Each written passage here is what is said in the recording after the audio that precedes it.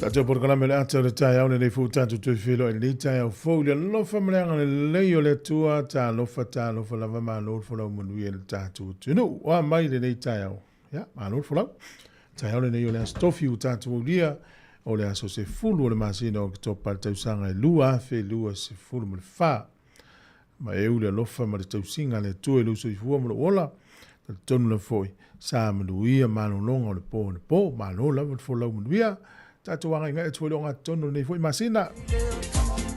Patalo fatu sunga I whawhinga inga ma whale tua, ta mamtina ma tua, lo le atudo o manos, yana I whanau, whailele mpe fau e malangatu malanga mai, whawhiloa I nei tato wompa, anga o lo momere tau tua I so o se atuno o lalangi. Patalo fatu renga whiwhia.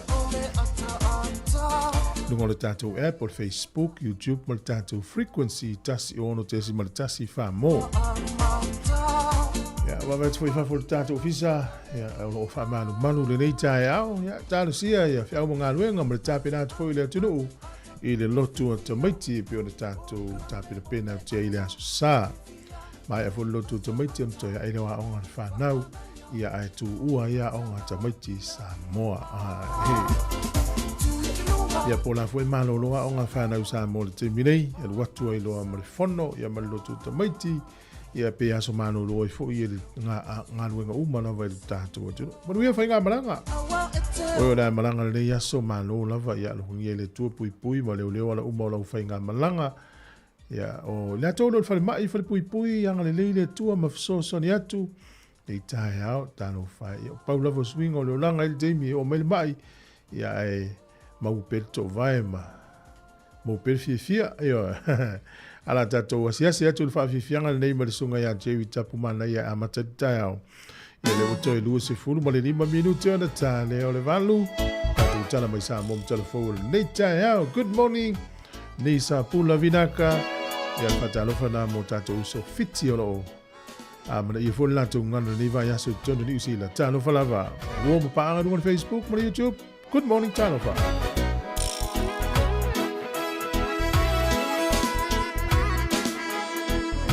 Salumana yelele ua mafuai no choice yasimai ai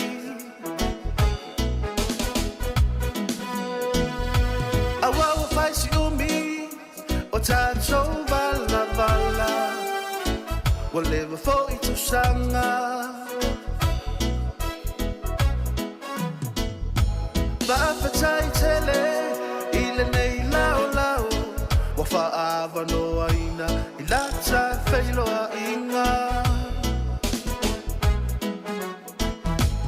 malangona ai ole mafana esa olava e fa'ava baudava inga beata to mafuta fa'atasi via ile tama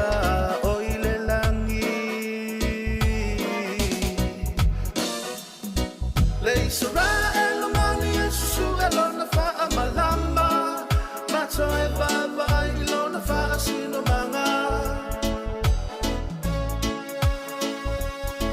E mana tua pule ai le mana tua whaalai o una o le ngangana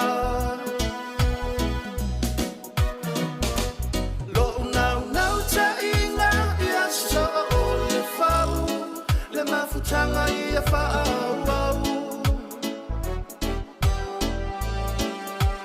mafusia i tato i le whela whani ala una talena tato tutu fatasi lo uwa o le aliliu ai ua o iloa ua o la ipuniu ua tala eslo pepe i foa foanga a le sili sili ese o lupa salva ese a ua fui fatasi langona na o le nei pese wa ato tupe pala fa afetai ai le li le tato mafutanga e fola ulo nei sa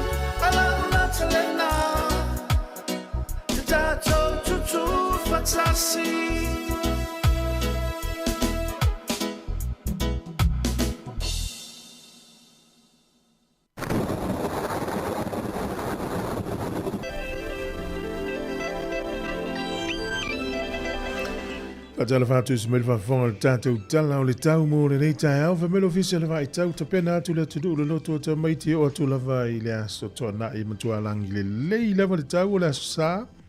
I eina i timu nisi o teimi e langi le lei le te le vai ngā le sā whape foi le aso ngafua tu tusa le lei ma le aso sā. E langi le lei le tau i ka piti to ulu ti munga i manua tū whanganui taranaki ma taranaki. Taubo, Hawke's Bay, Mauwairu Rapa, va ia te munga inisi o taimi. Pe ia te munga inisi o taimi, va ia le mātalu la inisi o taimi. E langi le lei le nuu leo Marlborough.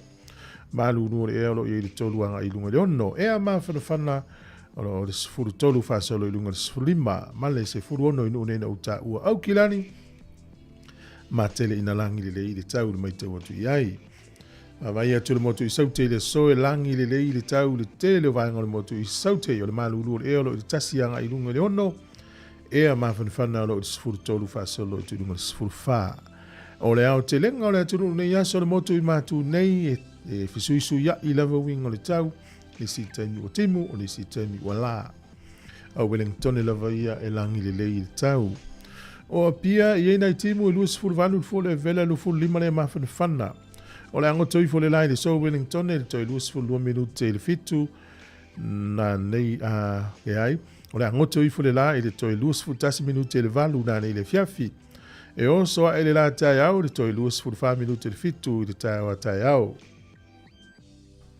fuole malulu i Wellington i manutua o yolo i sifuru tasi ma le sifuru lua ea mawhanawhana sifuru lima anga i lunga le sifuru iwa tala o le tai mo le au whango tala le yaso Wellington e sua le tai le te o le sifuru tasi le tai au nei pe le tai toi sifuru fitu minute i le ono i le yafi ona toi sua leo le tai lata i le sifuru lua na nei o poli lua pe le tai le te o le valu le tai o nei sua le tai te o le tolu i le au auli toi pe le tai a foriva i le po na nei ya malo lava mola to e la fora to se le ni tatu tunu malo lava le anga le lei ya te le pene o manuia o le tulango le tupe le le aso nei tasi tala ni usila maula tupe sa mo e tala lima valu sene le tupe fiti tala tolu lua sene le pa anga tonga i le so tala tolu lua pe tastesi ma le tolu lua le pa anga tonga tasi tala New Zealand maula tupe Australia valu iwa sene tupe Amerika e ono se furu sene ya malo manuia le foino lau se leni ma ia telepeni o manuia ia o le taimi leo le avano whaamirianga wa stoifua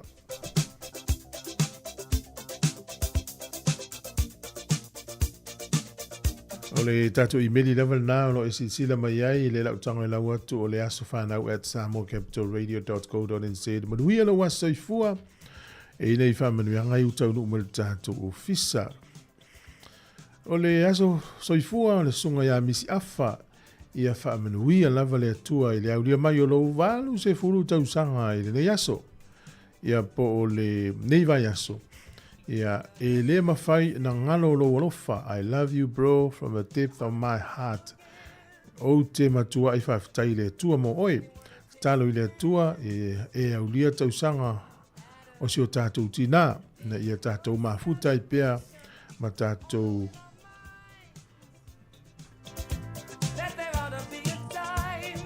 mafuta i pea ma aini tātou keke se tele ai le whaangaloina lau favoriti o le urpua owe tātou whilo ai le asto na i olofa tele mo oe and God bless maluia le asoifua o misi afa ua valu se furu tausanga si a sau limas furu tausanga si a opo limas fufa tausanga o le au ainga le tasi le sau oi whaamirianga nei o ina Nahan o Amaraya Nahan Adonai Nahan ia ma Adonai e tolu o le tausanga alofanga from Taualapini family i na Mankri East i Aukilani o mangele i Aukilani le sau whaamirianga nei mo le tato i meri maruia tele le asoifua misi afa si a sau si a opo Adonai ia malelisi nana utoro lo wina maruia utou asoifua ma oiolo e whafonga mai ma e mai mo mai nei was whanau.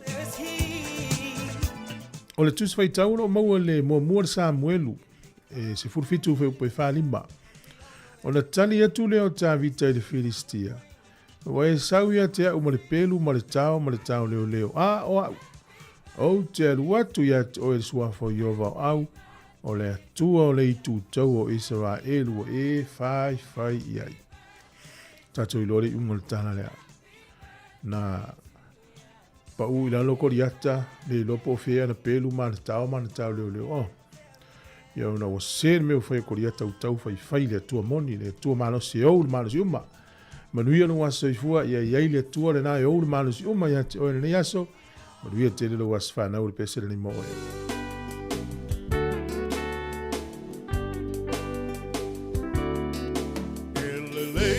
so mawana fai le tua ai se ai ole nei aso malona taua wa ato ai se si tau sanga fa o popo lo so ifua ono le lofa o le tua malana pule fa so ifua Wai ele tangata wai o manatu mai ai Le tele o nei tau sanga wai o foa i mai Fohi le atua le vi inga le faa manu ma le faa fetai Aua ua ono mea matatau wai Ia manu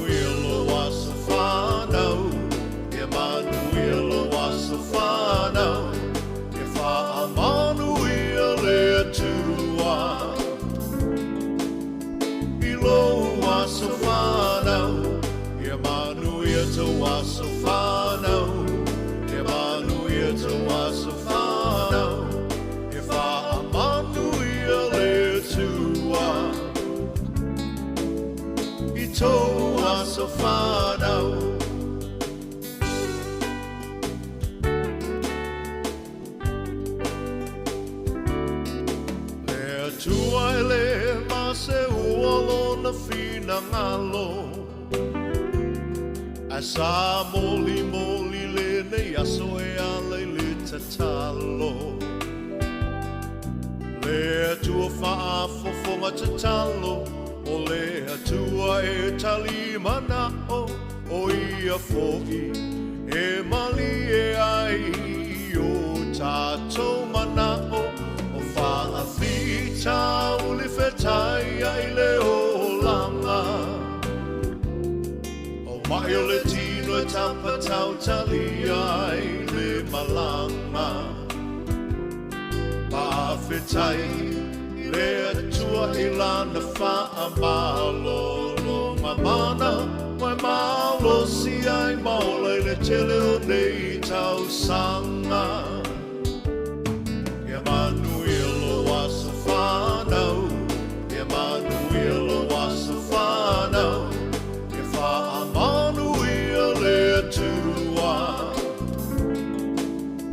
Ia wha so whanau Ia manu ia te waso whanau Ia manu ia te waso whanau Ia wha manu ia le tua I tō waso whanau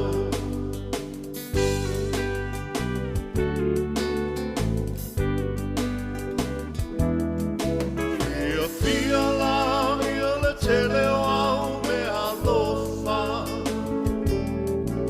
Se me alofa siri nai le mana vaola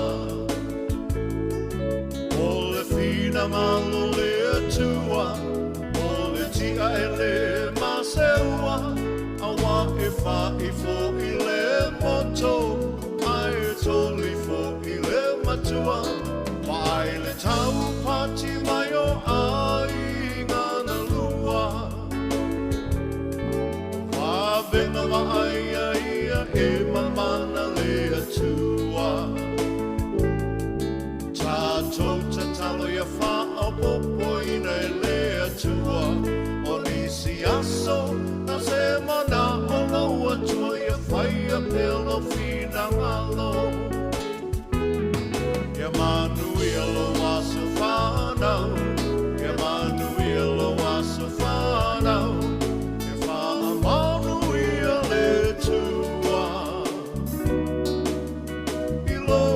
So whanau Ia manu ia te waso whanau Ia manu ia te waso whanau Ia wha manu ia le tua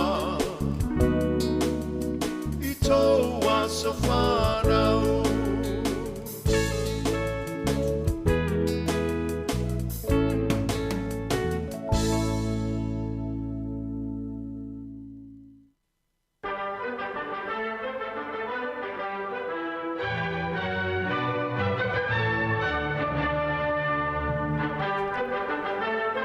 Patala fatu le tātou tunu se mele whafonga nei tala fo i tala whasol pito le langi le ia so tātou lia ia lea so sifulu ki topa. O le sol tau sanga tasi ono li maiva na maliu o le tangata so e nuu leo April Tasman.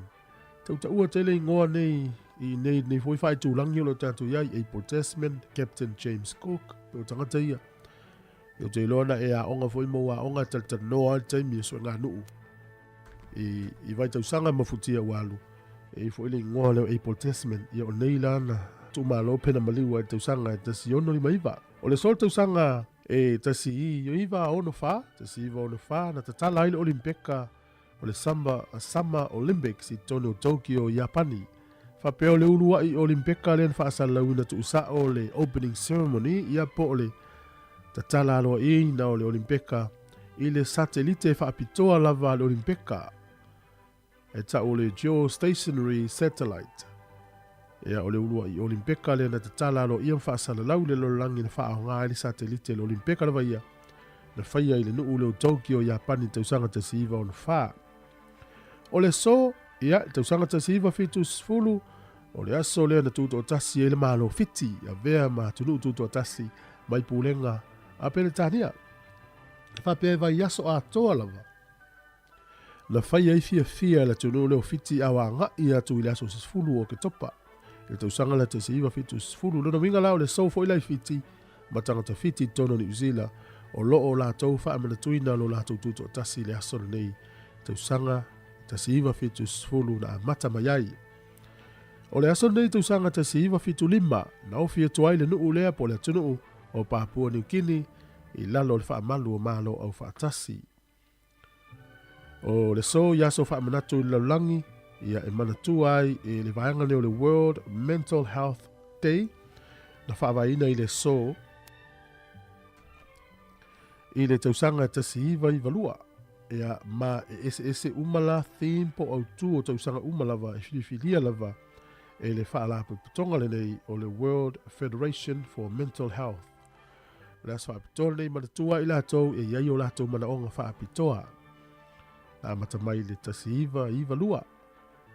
O le sol tausanga tasi valu iwa fitu, na whāna wai le teine lea o Agnes Genevieve Eki Swan. Mulimuli ane o lona ingoa lama na tauta ua i Samoa o Eki Cray. Ia le tauta iloa, ia e tauta ua tele nei teine hiana pi sinisi. O lona aso whanau le nei tausanga tasi valu iwa fitu.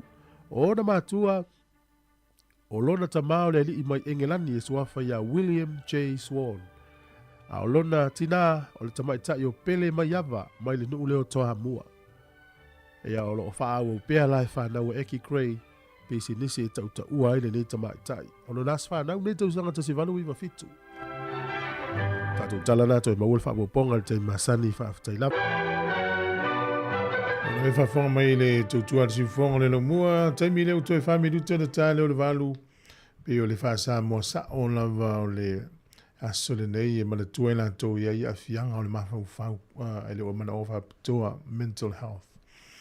Whamiru te le walu whatalo whai tātou wumpa anga o lo whatalo whamai alo mamano, alo whātu, whawhawira tāni elu, pasta matamua, na e Noka Fraser, whaftai tele mafuta me Australia, sau wau nila, mluia le aso i lau sunga malo fau, maungalave, ia Reverend Anterea, no whātua porokalame, le wana e Sam Moi Mai, te wini, ia whaftai tele lava. Na isi vaenga le na moti whafuse, i le tātou whasalonga i lungo Facebook, ma YouTube nei le tāo, le watoi whafuisia morisi le fia, whafifianga ma le sunga avili le ilua ieru, tamam tina mātua o mai mauna te manawa, avita avale uma, ano whātua porokalame, mluia ngā luenga o le nei aso i la tau ngā lue, whātawa ino le tātou ngana Samoa.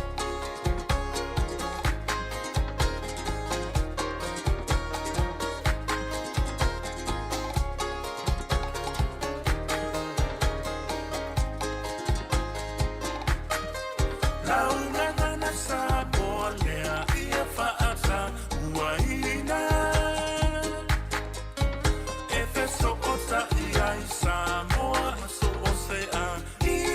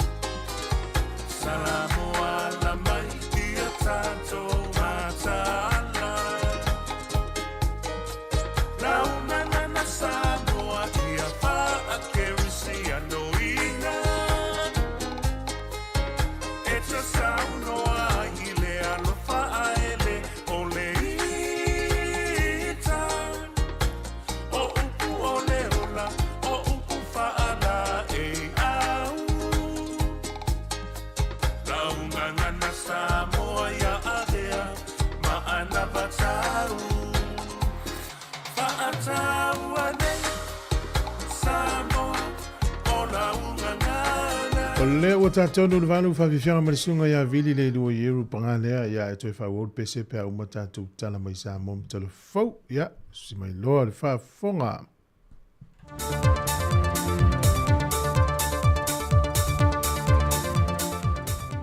Ta alofa lava, o si mai le whafonga e leisi whaopoponga le nei o telefou e meolo o tutupu e lo tātou tano i Samoa. O le toi taliu mai o le fionga le teitai o le atunuu, le fionga fia mea Naomi mata afa, mai lana whainga malanga mai au se tālia i Samoa. Nā vei o ia o le ulua i malo whaalolongia, e uia awala o le a uia e teitai o malo le taupulenga e le masina le nei. Le asia leo vaenga o le fale whaapitoa le o le ato ai tau nui ei malo whaapitoa. Mai nei o mori mawina i la nā sia singa, le la atua Samoa e leisi la sanga whaavao malolo i ei atunu o le laulangi, e ala le i ona malaiwa alele whaavao malo, e tali ei ni malo whaalolongi e asia atunu. Mai ua moli mawina fo e le fionga le pālemia, tu langa le leon tāpeneina o vaenga le pui po le vaenga le security, i le fale atua vaenga ua umana fausia. Wa amata o na ngaso mai ia leo mai atunu o le Pasifika, le wasi i o latu a au e feso swani mai i ngā ruenga a li matama i tai malu le malo Samoa. E leo ina ma pui le saonga le mu o le au sufono, ai maisi o tai o malo le taupulenga, i le fontanga o le au swia. O le whai unga o le vaiaso e tau nuu mai ele to se fulu mai le malo tonga, mai vai le to se fulu le i vaenga o le pui ngā, ma le au whaafeao i ta vale ma wila afi. O isi vaenga tau nu mai le asonga fua, ma whaasolo atu i lawai i le vai aso fau. E tolu se lau ma le ono le au whai o leo tu whaatasi mai atunu SS o le Pasifika, le o le a ngā lue whaatasi ma malu le malo Samoa. Wa amata le apitanga a leo Samoa, e launa no fuanga autua o onga makole ninga alimtanga luenga i ta whaingata. Mai ole no whanga foi le ole awha mautu uma iai, ia leo feso swani mai atu motu o le Pasifika, ma vai atua i le puinga le teimel fontanga, e le ngata o fale usui ai fono, o au onanga i lunga le altele, o le malai wa lele o fale a pitanga o le a wha mautu i ei malo o le wafu wha wau malo wha pe foi le malai wa lele wha wau malo i whaleolo o lunga le al tele mo o unanga lau tele wha pe na foi le vaenga e mate i tuwina me poeata i le wha ngā solonga o ta vale ma le wha avea ina o malo. Ai mo le tupo Peritania o loo malanga wha atasi mai lava ma leo leo lana ia lava pui puinga peitai wa mai a foi o na whaia whiutanga inga e ngā lulue wha atasi i ma leo leo o tofia e fesoa swani i la lātou tiu te tau ave i le mālam na maanga i a wala ma vaenga umolo tātou o tunu. O le isi ripoti lata mai o sa i li linga ma su e suenga e leo no liki mai e o se swau o mai le vaa su e su e le malo ni usila leo o lo ngoto nei le tu i sauti sifo e ngā tai whale o le atunu. E ripoti mai le aswana nafi le au maaulo ni usila e leo va aia se swau o liki mai i le teimile nei mai o lo ta atia le fu le vaa i le vaenga na ngoto ai. E se mai i le vaenga maaulo e mate i tu vaenga ia ai o lo sau ni foi i masini ma leisi foi vaenga ni sila e lato te au ina ma wha mai na se swau i le teimi e tu lai mai e se tu langa wha pēr. Wa mai e ona to e se mai nisi o vaenga mai le vaa e wha tino isu e su enga le mafu anga wa ngoto i le vaa. Na toi wha fo ia ne nisi o tau le leo a fio anga latane i le vaenga o lo mangoto i le vaa me to tino nisi o le au vaa na tafta whea e au fiei telefoni fe aveai o tusi folau o kātu te ngā tupe i la tauwia mai o lo saunga le mo uma. Wa tata mai tūlanga manui o tau mo whainga ma whinaunga o lo tui tui e pēr le to telo ma malo le atunu o Samoa i New Zealand i le whina wina leo le toe wha foi pe toe wha mautu wina le tula fono o le sitseni na ave se ina New Zealand le a feiva se lau walu se fulma le lua. I le report al Komite New Zealand no lato wilo ina le mata opo, na fautua ina i le toe wha foi leo le sitseni te ngata Samoa, na wha leo ngā ina ele tula fono. Mai wo wha li ai le suia leo le lango a le vaenga lo tula nei i le malo, i le lango ina leo le tula fono tau wha aofi. E to tono le tula fono tau wha aofi mo i lato e anga waa, e mo i lato na soifua mai laso se fulmal tolo meta si iwa lua wha, a nga i laso mo Januari a fiv se lau wha se fulmal iwa. Ai e au fia i fo i mai lato uma na tupunga mai ai. O leisi vai ngol tau sanga, o lo fautua i nai le wha leo ngai na leo le atuanga, o le tula fono i le a fiv se lau valu se fulmal lua, e na o le whaia i ai oni te unga. O le mawhai o nanga wa o masulio i lanto mai le tausanga awhiv se la wono se fulma le lua na tuto tasi e lo tātou malo. Wanga nā i lanto na soifua mai a o le i o atu i le aso mua Januari i le awhiv se lau wha se fulma le iwa. Ma wata o to le whaita wina wha alua le tu la fono tau wha awhi. Ai ua manino le langlangoina e vaenga wha apufai e awhi ai le Green, le Labour, le National ma le New Zealand First. Se vanga na ai nisi o vang wha apufai au fia le Maori o lo ta lia so lato fina ngalo. O tala ia mai sa mo le nei aso, whamnuia le tue fua whanga le awhenga iai, whasoi foia.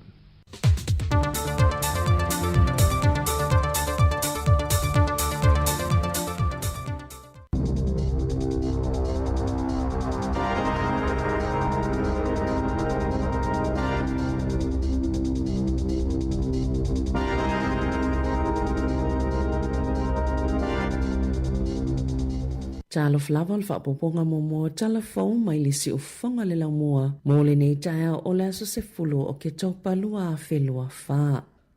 Ua whaalia lea ngā fia o le vaenga wha upwhaia le Labour. Ina ua whaailoa le langolango atoa ua iai le pili o le Citizen i Samoa. A o wha ngā solo atu le whaitaunga lo na lua. Peo na lau sila fia o le pili le nei. O le amwhaia i tangata Samoa na whaana nau mai le aso se fulutolo me. Tasi iwa lua whaia o atu le aso mua Januari tasi iwa whaiva o na maua le Citizen i New Zealand. Ma o lato Citizen na ve se le tula fono i le tasi iwa valulua. Na sauno le tamaita i whaipule Carmel se pulo Poloni o le so upo le leipa mo tangata Pasifika o le toi whaasaonga lea o se na whai i tangata na soifua i Samoa. Ia sa ave ise o lātou sitiseni lalo to la fono ta siva valulua sa anga vaa iai. Sa ia mumuli aila na whaaftaile whaita wafi o tangata. Sa whao o ina ato lātou finangalo tustusia ma whaaleo ina o ina sa vavali mga ala ma whailo o lātou finangalo i le komiti. Sa ia whaaftaia fo ile li whaipule o te anau tu yono. Ono o le tu whaata singa o le apili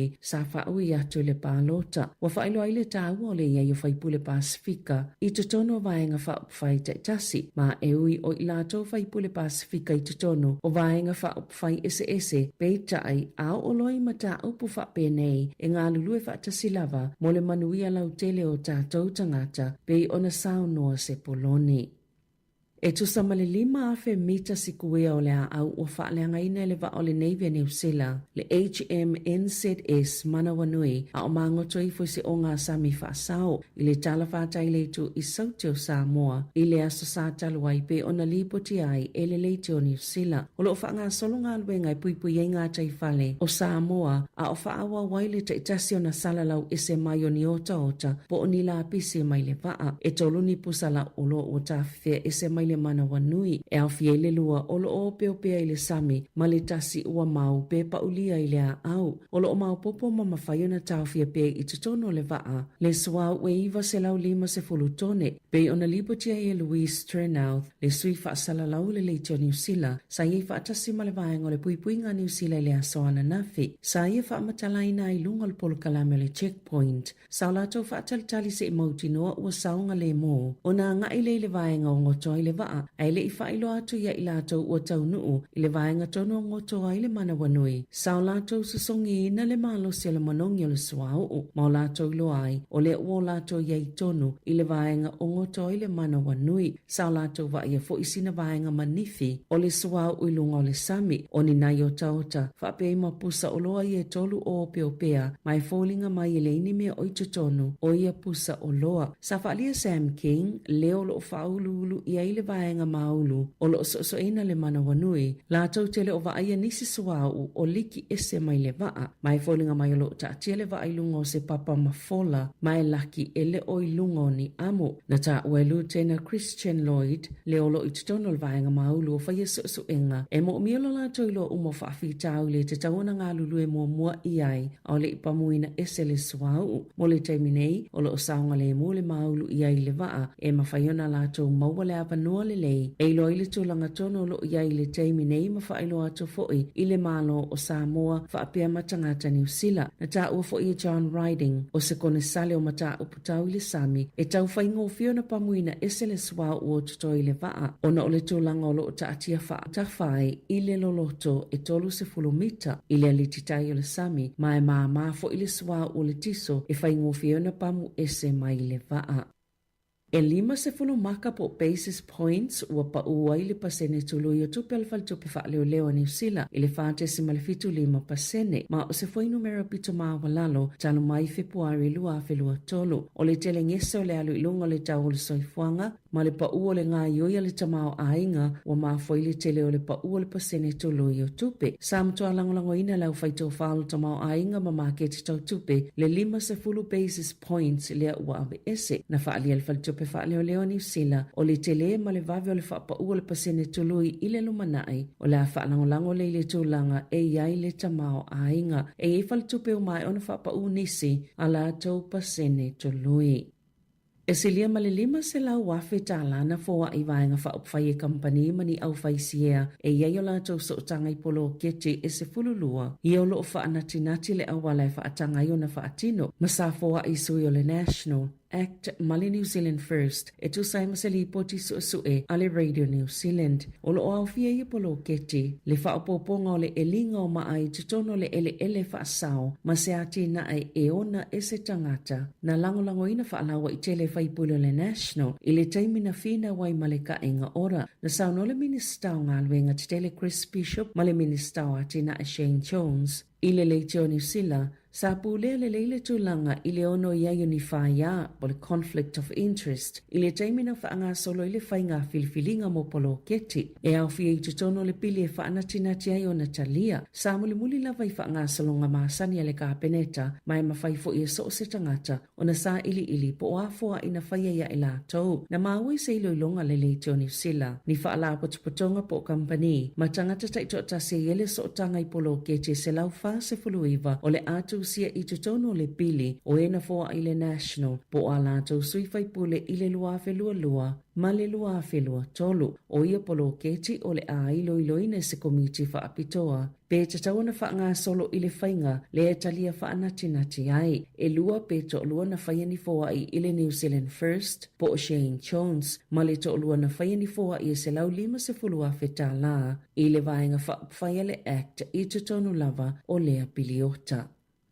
Ua finangalo le minista o le ACC po le whaala potopotonga o tau i mo whaalavla whaafosei e ave esele pa uo lo o i tau o la fonga mo ta avale ele tise. Ma ua manatu nisi o le siti o la fonga le ACC o le ao o atoi le fase fulutala e toi whaao popo i tangata e i ta avale ele tise la tau te tatongina na ilo tangata i ta avale o tu aingo hybrids po tama i ta avale penisini. O se finangalo whaalia le whaala potopotonga le drive electric na ave le ACC o lo ta wai o le atotongi lau whaita avale ele tise le ta isa lau male iwa tala i tau sanga ai ono iwa tala i totongi lau whaita avale e whaonga aina le penisini o lo whaatala noa le ACC le whaia oni suinga i le la fonga o ta avale afi po le motor vehicle levy le e totongi e tonga fitinga ma le tau singa o tangata na manunu ai ni whaalavelave tau ta avale o le taimi nei e ele pa u whaapito mo ta avale ele tise ma o se vainga o tau mawhainga le whainga malo ua mawai atu e whaato o tele ai tangata e whaonga ngā ia i tu a inga o ta vale. O le a o a oina lau whainga luenga le Plunkett ina ia sila fia le whainga o tui pui i vaenga o le atunu olo pito maa wa lalo lava le whainu mera o e ua whai tui pui a o na ia ai le malo le si itio le numera o tamaiti e whai o lato tui pui. E se pepa wha amatalanga i le tae awa na nafi na whaalia le minista o soifua maloloina Dr. Shane Retty ma le minista langolango Casey Costello e tasi le miliona tala o le atu ina atu e whaatino ai le Apollo Kalame o le a whaipa angai le soifua maloloina New Zealand le Health New Zealand ma le whanau a Fine Plunkett e a oa o lato o whainga luenga ma whaatuina ini au nanga mō tui pui i ona la lai luas fulfitu le atunu na whaalia Dr. Retty o se vaenga le fufuanga le whainga maloloina ia mawhai o na whaamautinoa le o atu le iwa 5% leo whainga o tamaiteta ilua tausanga e ato o toa uma o lato tui pui.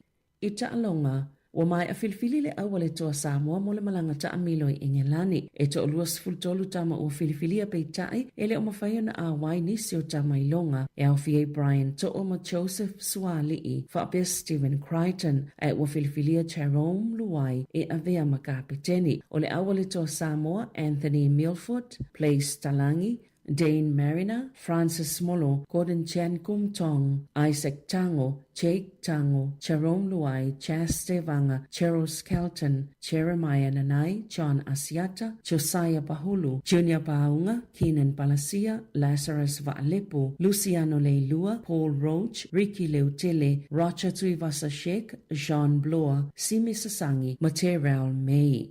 Talafawia malisi ufonga o le la mua.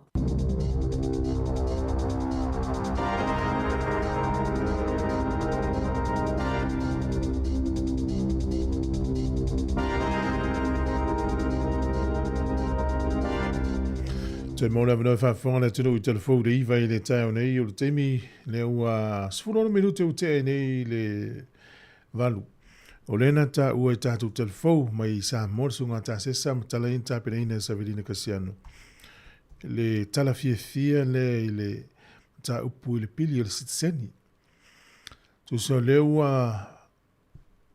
au tasi pe ua mafuli le lango male io ina il committee sa ilo ina il mata upul nei le ave submissions for ipo manatu fali o le tunu tatou Samoa. Le la se atu il parlemene il mono na faitonga luna lua. O le tala fia la. Ya, o le wa e matuala na wa matango fie le io ina e le totele o sui o committee le nei. O mafuli ele la tau lango.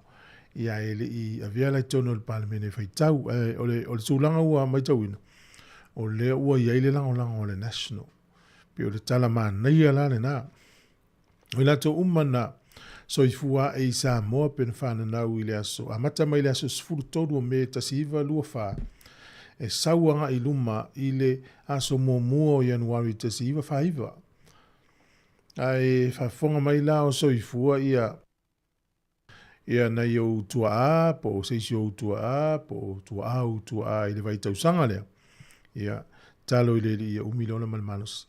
A mai alfa i taunga mua, a mai alfa i taunga lona lua, ia tato whatatali lea. Ia peia lava o meo pili fo im tu la fono netunu. E tolu fai taunga. Ia na hawe lole o i le kovana maulunga o ni usila. Ia pasia malo, ia po a fefo ia matai, o na tato whalongolongo lore, po le alal whainga fai ai. Ai le mai tau atu i le vaenga le wau mai. E le au fia ai whanau. Ringa na o nai tua. Lava nei. Ia, matanga o fia tele le nei tala fia. Ia mo oe fo i sa e langolango ina le tamu whainga. Sa whailo submissions pe sa whaali fo iso fina ngalo le tau.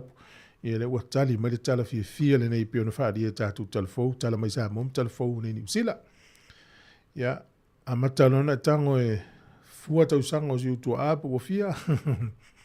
Vai le vai tausanga lea o tasi iwa lua wha. Sfuru tolu o me tasi iwa lua wha. A ngai mai lea so mua. Januari tasi iwa wha iwa. Ia pe o le vai tausanga po le piliota na. Lea matua i mai o i tonu i. Ia no fusili nei stasi o uo. No fo isa moa. Nga to lea le matua o si utua ana we. Fa me o valus furu fatu sole. E au fia la si o tua a il fa moe lea ua. Ia wala sa tapua i me fo ila to ainga i sa mo. Mana tua la o le tasi iwa whaiva. E le o le tasi iwa whaiva a toa. E la tona soifua. I le aso mua o Januari tasi iwa whaiva. Fa solo mai le aso toru tasi o te sema tasi iwa lima tasi iwa whavalu. Tu so le piriota na aele o le tasiva whaiva a toa. Ne te weise sin so i fuar tasiva whaiva le so lua Januari. Ele o au fia la o ele wha moe ne. Ele o au fia isi au tua a. Lo ingo le vaianga leo ta i fitu lima tausanga nga ilunga pea. Ai e te tauala na i tonu le piriota lea. Wha solo tu le runga fitu ono tausanga, fitu valu sfuru. Ia mo o ele wai ni usila. Ale wa e sit seni mai no fo mau ia le faina o na wa e manuia a si vaenga le tau fai mai zamo le lo manuia le lo pole fa lo mai nei ni usila se tama matua postina matua na sawe te fa o pena malanga si mai fana o le matua le ona tau sanga la o fitu ono tata o le fitu ono manino le ia fa solo lunga le fitu valu fitu iva le sfur valu tas ia lo inga o e tonu ale o manuia i fa mo le ia ai mana tua e isi fa stepu e luma tau nalu ia fai taunga mo lo na lua taunga lo na tolu ia fa solo tu lava se pasi ia mai lo pole ala so tonu a mata i loa ia ona e teine mai tamani usila lo lea e no nga tau sia i lata usanga ile anga ia tu ile o ngatu tonu na mo lava no mata no na po ma le sa avea foi fai pule o le parlemeni usila le leipa fio nga upito William Sio. Ono nei de tai au le tu uai ia pe au fitile ia ia fa mai ona le le te ilunga le vale le te mitonu na se manuna tatal no la nei tai au ia la la ilunga le ia tau no mai tele lopo fela tu no la nei ana text wa tali mai ia lo pe molta to no fa tal no tai au family no atili le o fa moi o lo tina le la ve ai o so fu malta si va fa ia sa o le o to li musia va na au fi si o tu a ia mauti noa na soifua lom tua. Ile aso sfuru tolu o me. E ngai lea au fia ila to ina soifua. Ile aso se furu lua o me ta si iwa lua fa. Su tolu su fa su lima su ono me. Fa solo menga iluma. Ai lea au fia ila to na soifua la sfuru lua o me ta si iwa lua fa. Ono le matua i mai o i o mea ia le piriota o taimi. O aso, o lo mai o yo leis furu tolu o me te siva lua wha, i le aso mua Januari te siva wha iwa. O ila taula na so i fua i whafua to le piriota na e ui o le tasiva lua wha na soifu ai, e ui o le tasiva wha iwa na soifu ai, ai a le iai tu tono piriota, ia so masina, ia no inga ele anga wha, e le anga wha avo i wha naua i la tau, na le anga e au fia, le manuia le piriota lea, e le au fia, e le anga e fwa, anga wha ai au tau, i o le wha mnino ngā tili, na ai ai la le fi po le tupe tutongi, ala tatou wha longo pea, le iti ua tatou o i o le wha iunga, e tau tatou a mata tu lo ngā taunu leo o i le wha so longo le mata upu, ai o le tala fia le nā mo le tatou, tino, wha fianga le si ufonga le lau mua i Wellington e ta ua la unga ngana sa moa na ulo sifu tonu minute o te ele valu ta lofa lava.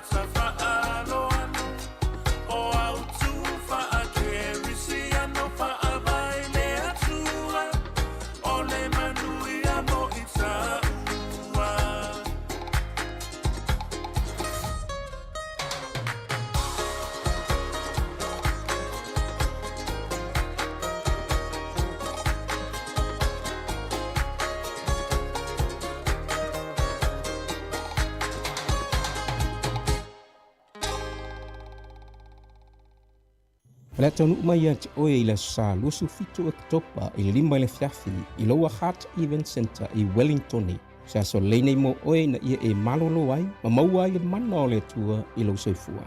La so vavenga mga luenga mamana le tua le whaatinoina i ate oe. La e mawaina i fo i suau o e whaamanian i le aisonitau. O ni MC le nea manoa tau. Mo nisi whaamtalanga whaamoli whaafsotai mai o luatas, 5 otasi, 2 fitas, soifua. Whaasila si langa tā ua, e tusa malo mātou tu langa e ave ai ma ofisa whaasara lau, mātou te tausisia tu la fono wa saunia e le Broadcasting Standards Authority, a whai e fia whaia sau whaasea, i se mata upu na e whaafonga i ai i le Samoa Capital Radio, e re tau na lafo mai lau whaasea tustusia i le tuatusi, Limatasi, Mangavin Avenue, Porirua, Wellingtone, pe ole i meli mai te alu, .moresi@samoacapitalradio.co.nz e re tau na whaia i le tonu le luas furuaso whai ngā ruenga, talu na whaia le whaasala launga. A whai e le o whaamalia ina oe i se whaai unga o tu inatu, e ma whai o na tu ina sao lau whaasea i le te mana whanonga kai pāho po o le Broadcasting Standards Authority. E maua nisi whaamtalanga i le wha ngā solonga e whai alo ia lau whaasea i le upenga te whailangi bsa.govt.nz whawhitai. E tolu se fulu afe tā la le tino i tupe ua tapena le Digi Sound mo lana promotion e fiso soni ai i le taunga tā o le soifuanga le nei vai taimi. E tolu whailonga tupe ta i lima se lau tā la cash o le ase ina i asa whareila ta i tasi moni usila ma au se tā lia. Na le whaatau lava o sau top up luas fulu tā la pe siri atu mai whale o loa masani pe lafo foi online le Digi Sound Pacific o na maua leo lo avano le sei. E te avano foi a lafo sau se leni le my cash le Digi Sound Samoa whaonga i le tautua le ClickX Pacific. Lafo nei loa sau top up luas fulu tala pe sili atu foi pe whaonga le ClickX mo tupe lafo le mai cash alo ainga i Samoa ma isi atu nu o le Pasifika. Mo soa whanoa e te manu ai i whailonga tupe e tolu ta i lima se lau tala cash i aso whareile taitasi. Mo nisi whaamatalanga whafso ta i le telefoni o le o valu se lau tolu whawha whalua tolu o valu se lau tolu whawha whalua tolu seki a le Digi Sound. O le tautua le si ufonga o le laumua o lo iai fo i le langolango a le New Zealand On Air. O le tautua le neti ufonga le laumua leu afa le valu pe anu tatu ili ni Jamie mano no fo le whanau tuanga wa onga tai au le aso muli i ona toia ele le vans fo mo le taualunga i fo i wa onga o le nei fo i tau sanga i lona kuata muli. Whamalo whaftai ya tala fifia na wala fai mai na tunu nei tai au e mo le tala fifia pe ona vatu tatu telefou ya ole i lo longa len fai le komiti le wa mai e le fai unga matango fie le ya wa le lifa uma o la tau fina ngalo ina ya tu ina tu fai tau ngalo na lua ya male vai nga mana ia na ya le a mata tape no pena i leo tatu tatele i lopo le ale umi fanga solo i fai tau ngalo na lua ma le tolu ma le watu ko van sidi saini a le metaulia ma le mana ia o le wa le wa pasia mai i pe ona o fai no atu le fai no atu tatu telefo e si vanga le ono le tato uma matua e pe taute mafau lava le olanga umi o tamaiti ya e pe no fai tau tala le na mai le aso na fili newspaper e luas fudu dua tau sanga o stamata le vau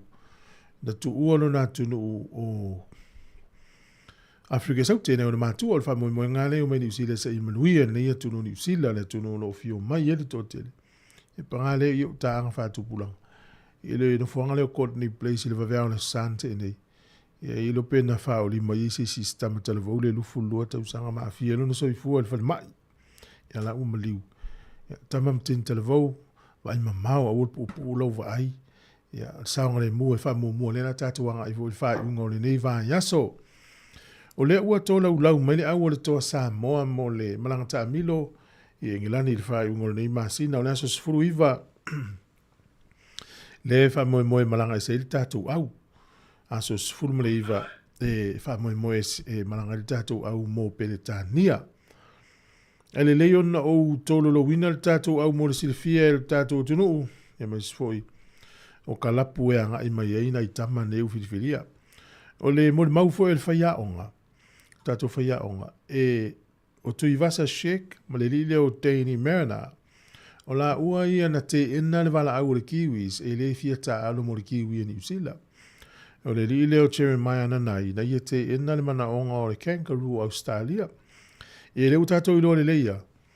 O to'o, o luai, Crichton, o nisi o ila tau i a Junior Paulo, a te ena fo le wala au Australia i nei tau sanga i wotea. A tatou fuala le lakapi uni ma le lakapi liki.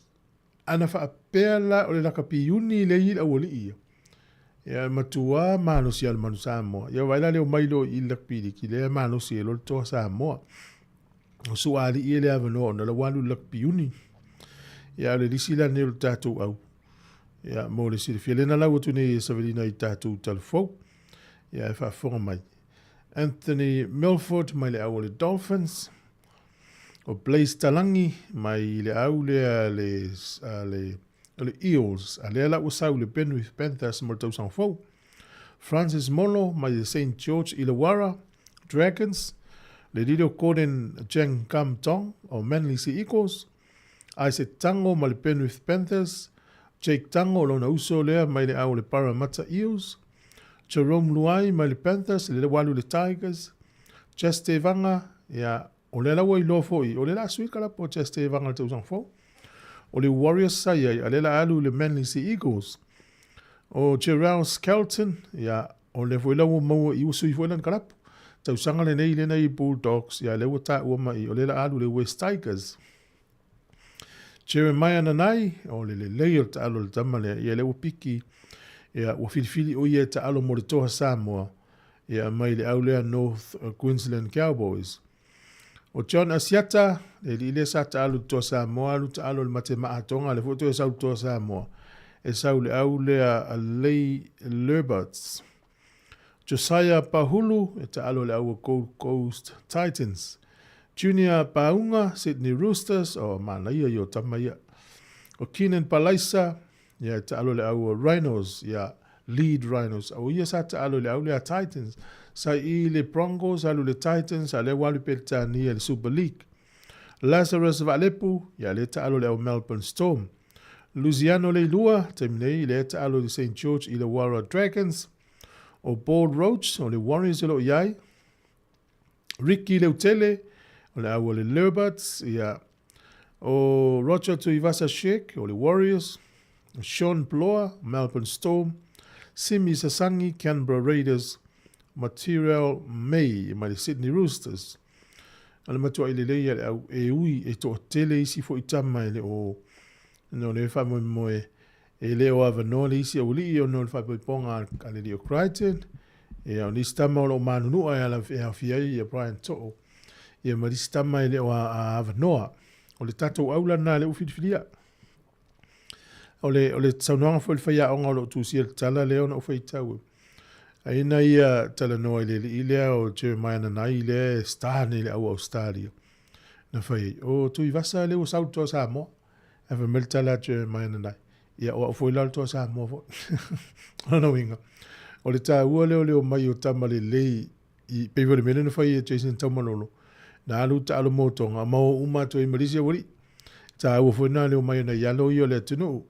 To o Crichton, i alu sautu i vasa, luai.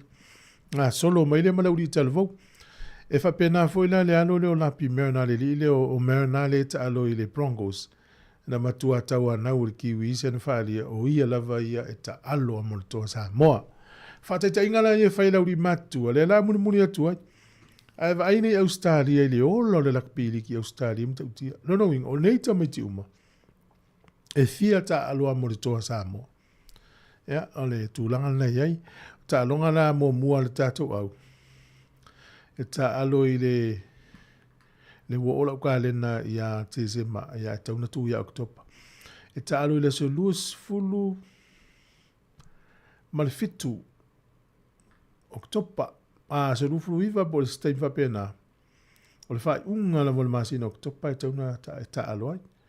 No inga le o le asa o le aso mafua. e le vaveao. Toi fa mautua tu teimi, o le aso lufu fitu, e ta aloai, ia o le aso lua, o le masino novema le ista alonga, e lua ta alonga ma Engelani. Tatou tala noa le sitseni, ia fia tala noa mai le pili le sitseni, ia tala le tatou leina le ofa, tolu valu lima le ofa tasi.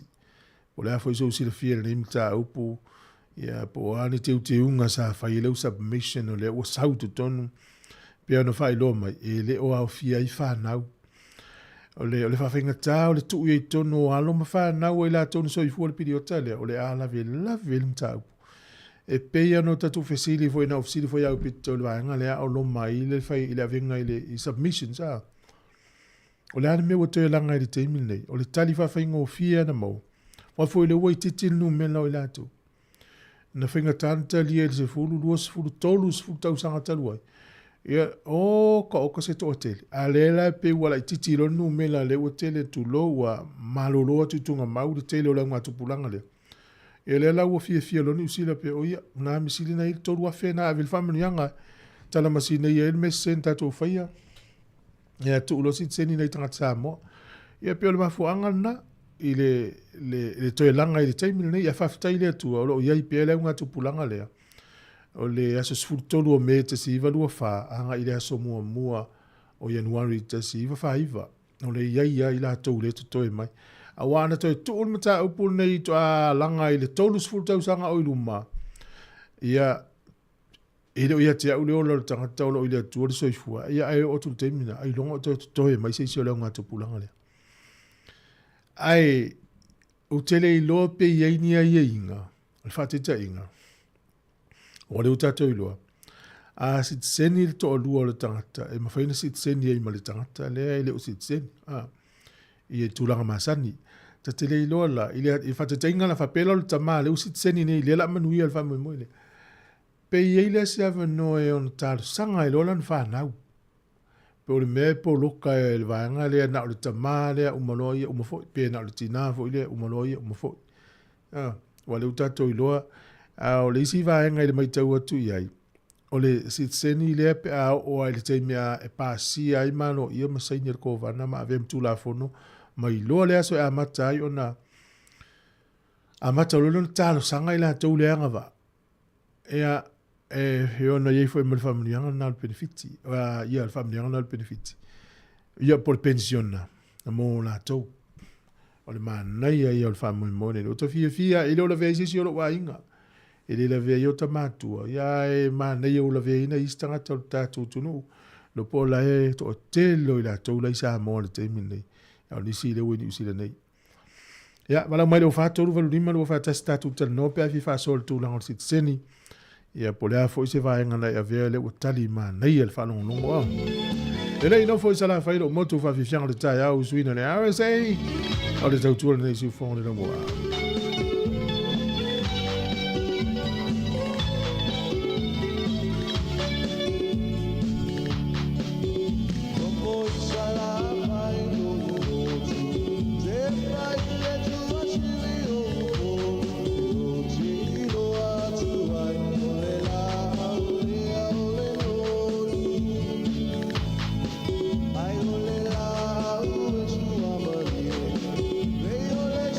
Love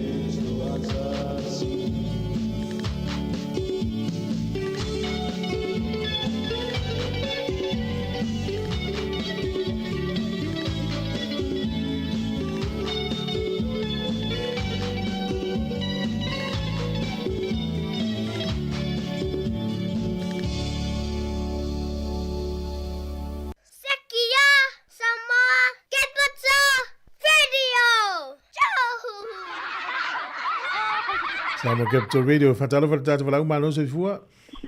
Malo po ilava soifua. Ia, o le wenu le ea. Ia. Pastai lava mo fa fili. Ia, le. Ilo obava ai atu le final six. Ya wa ye le ofikawi. Le mele o le fitawi. Well, ole nga e piki le tausanga nga le na e fa fo le nga e fonga mai But really, she okinga for is 1924. Yeah, ala wo fa ilangi langa ye fo launga kala ngia nga wai vai von tausanga. La okir kilo yai. Onga ole koko la wo masa. Polale fa ka ngo fio ngi sile. Fai nga fo ya le. O to so la wo masa ya wa ya. O le Samoa mai ranga ngasi, mai Samoa whakawhanga wanga ngei, kaunga entitled le freedom, travel in New Zealand, ma ngofo in New Zealand, onga ole toto masa Sa fai sau submission i le vaenga leo, le na tu inatu i le tunu. Iyo, sa fai lau submission, iya. But o submission nga, ma lau submission nga fai, o la mea linka suiso. La mea lenka suiso o ia me i Samoa. Kau ngala kou whaia se mea mauku, moka haka Samoa. Ia ngā awe dola i olo proposal ngā. O ia mo whaia ia mea ngā ka kau ngā free sa ka Samoa uma. E whale mangofo i kongongi sila. As they wish ia peo sia o. Mano, whaftai fwoi monongango ia e mo i reo family nei si tu a leo tau maua se vaenga lea a madueri se vaenga. A whaftai tere, ia mano la... Pau ale mea fo i ngai le mea ngā, e leo whamangu ia i ngai wha ngau mai maukanga whapea i alu generation. Mea la fo i la ngai le whea i lako mea ngā, wa a uma kua la generation ngā, ia wa uma. Oro ki ngā wa levanga citizeni ina 1980s, o Samoa. Ele i mawhainga apala ia o pepa. Ia sea? I whamei ulau o makua, but I was 18 at that time. Au kiu silo la, au kiu silo i ka maiki e le adoptu mai Samoa i ngei. E alu lunga le age 24, yo vai la, i la mea ngā lenga le mawhainga, koe ngā mea pe ngā lau kei loanga pe pelo. Ia, i le nā taimi, ia. Malo foi le whaftai foi me long i no wha mui. Ia le manuia lava le asa. Ia whaase fo. Mana il fina ngala stina lea. Ia sa o isi tu e wawai. Mai maula pe ana lavala le unga tupulanga le sitseni. Ai o mai fuata sa mo ta whao mato yo. I wale ia le kota, i le avese le kota, i le a fea ia i me ia lua. Le pili sitseni mal kota. Tu mau pere se i. Le afe se lau tangata yo mai tausanga uma. Ia ifu ilo na lave na e tausu el pep whai ngā luenga. Ia e se mai fo ila e le vaenga lea. Ia e moni ai, ia e ola e ili te tonunga, e le uma ili fi nau e la tolo tai mua el wha moe. O le si foi tu e si le fia e tātou, e le o kometi na morsit seni, e mana o mia le tālu sanga. Lo inga fa pea la vo si o tua a le au fia le piriota le aina fo no fo ale a inga le si tālu sanga faya. Ia ele mua e sit seni, ele o kometi e tauna, fai le tālu sanga. A tālu sia i mawhaina fai a pia, e ole o mai hueni usi la ma le tele o le tupe, tele le taimi. O nisi mantua i le ngatu pulanga lea. O le mwhaina toi whewai. A tālu sia i mawhaina fai le ofisa la i a pia. Se fei ma le taimi. E o foi la le whate te inga fa pe, o le la tālu sanga le hafo. Le na supanueta po le pensione. Tālu sia i tālu sanga i le ofisa la i a pia. Ia ale mano ni usila e woni yo mai ni usila ma le alu ai fu o le taimi ia alu mano si ona itamam le tina tau malanga ai pe no foi at onisi wole fente malanga tal tato pese yo na tala no le su yo compagnie le tala tato le no le afore iva le tau nei mo le no tala no le sunga fa ni ngaleota su yo le Université Victoria si tala mai ni si vai ngo le université le taimi nei ya mesi la fa na u le tapena ya e mo le tau sang fo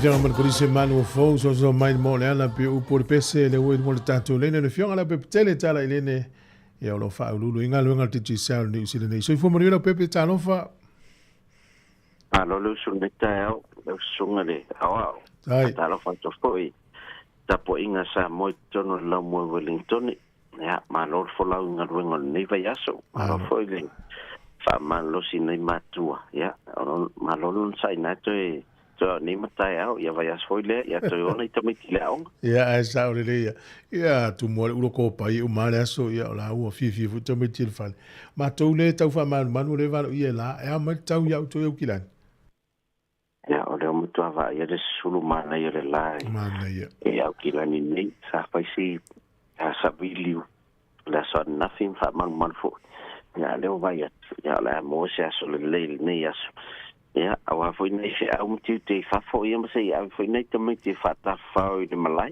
ana ia se fa isa u sa no ngal tulanga le ile masi ia tu le au to kalapu le na tamiti lai tile no i Australia ya tu fo e mai fo ia le a la tu ta longa pa tu se lim ta longa na ta aloi i tonu vai aso le na wai ya e lua la tu ta longa de manuia ya o la tu ta longa sa fa pionda malolo ai o le mai tau i au junior si Australia ai la vasi a te leo tino tamiti toi le lita alo ya wa e fao ta longa mo kalapu ya o de sela tu ta longa ta alem au filia le Queensland ni Samoa so la dena peki uma mai ai tamiti under 12 tono Samoa i Queensland ya e ser malo se le au filia na ya to le late no tamiti e sama fule no e tata no ai fo i nei coaches ma ya o la to afaso o le toa tele o tamiti ti tele o tamiti o lata alo la kapiuni o tele hoina eta alo ile liki le asto nai ya la kapiuni le aso sa ya sa auxilia fai o de matua le tinges o la pe alina le to tele ni tamiti ona le ya la to au ya pe super rugby ma ya ale la to faso na ta sele awe la kapiuni professional in Queensland Reds ya awal ale likila ya le Broncos or Titans or Dolphins man of Queensland Cowboys ya ele no matamiti le yang ile liki ya o ala itiana tamiti to fayo no lingi ya aira si le tamiti develop le uni la le juniors ya ai matu tu fayo ile liki ona tele avanoto tele sele ni wai ya ono wing ya wata foi na ti lo le uni ka pia Australia se wala na ya fala wai tele per pa foi au fieta miti nei pe afman na o ina ya malo se la to au ia super rugby ya wale ti wata to va ai tele tato tamafa na wolo tono le liki Australia termine ya ona do lava au le union fe ona nga ia ma na ia tele me sil foi le ma la matu afu e facilities po va nga o mutapena ita mutel mtuale le tele tamiti vai viding ia le ngol mena o mai lunga o tamiti le liki ela sto filo nga tele sa mo ma ne foi fa no le mautu o le pe sa mo Australia la to o filina ta no mal to wa ia e mautu yo o ma tanga foi kalapu ia e va in tamiti o le simana mato mai tauina ia e toi titia tele o au iana mato ta alo ia lavana tamiti sa mo e ia ton ia papena fo ia tamiti tonga ia fiti ia ai o le simana mato mai tauina o toi titia karapu mai ana mato ho ia e se le mautu o la to facilities ia la to malai ia la to panis la to gym o la to fale foi fale ainga e official event ai ton ia mautu uma tele me ia se asa to ba e fa penale mo tu ni facilities e klappe for tato e nei e ona ya la to malai ma rate me ya no ta mai fa ya stelo tu pela tono o talonga i Australia ya pa fu mo tato ya ma auto telefone ya tato players ni o la wa matana i Australia ono tu langana e tele tu so ani mo wenga wenga me fa pena ya ma mo wela mai sia wala fa tel watu na li unit tele ya tel watu yo ya la fo le likim fa yo da ya ngai pa mana o sa idi se rumana e o la ta Noni. A pe peo no tata ya a moyel tu lango e fa ala wilo al tato company titi sa mo se fira tino.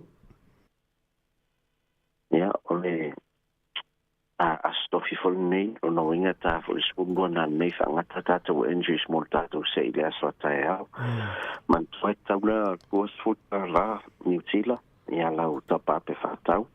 Em fatino el foi ne le vala wina numero over se la uli nei ngol tato pe pa ya fa te mi la forse le ni nga ese numero di sale Samoa e fa ngale tu al ClickX e ta funele stala numero tanga le Samoa my cash ya no mo le lo va no tono le o tato se ide pa le sota ya e mala ta fa fa do atu le o nangal tato se fonga no mo ya la to wa fa peona fa maniena o le tato se tar se lo nono na lo no winga to e fa tato se e to ya ona fa mai arola ia le o tato promotion ata su tapen pena mali e mo le se fa pito tato Christmas ya o le o te ma fo yo na tato no le ya mo la to fo yo o fa tato ya to vates mo fo fa tato ai ni sa mo Mesel Tamaiti, ya isa ol tato website pacific40.com over Marcela tato falolona e inferno la fo ele talo fa vata mo Tamaiti. Ya, mon tele le fa ngo pe padi ole o to wasa. Tele le ola longo tu atasi le familianga e malue fo ne yaso mal. Ai tu fa ngo yaso mese fo fuanga fo el fa na so fo la pepe mo ne temi. Dai so fo. Tala ma ja mos mel fa fo.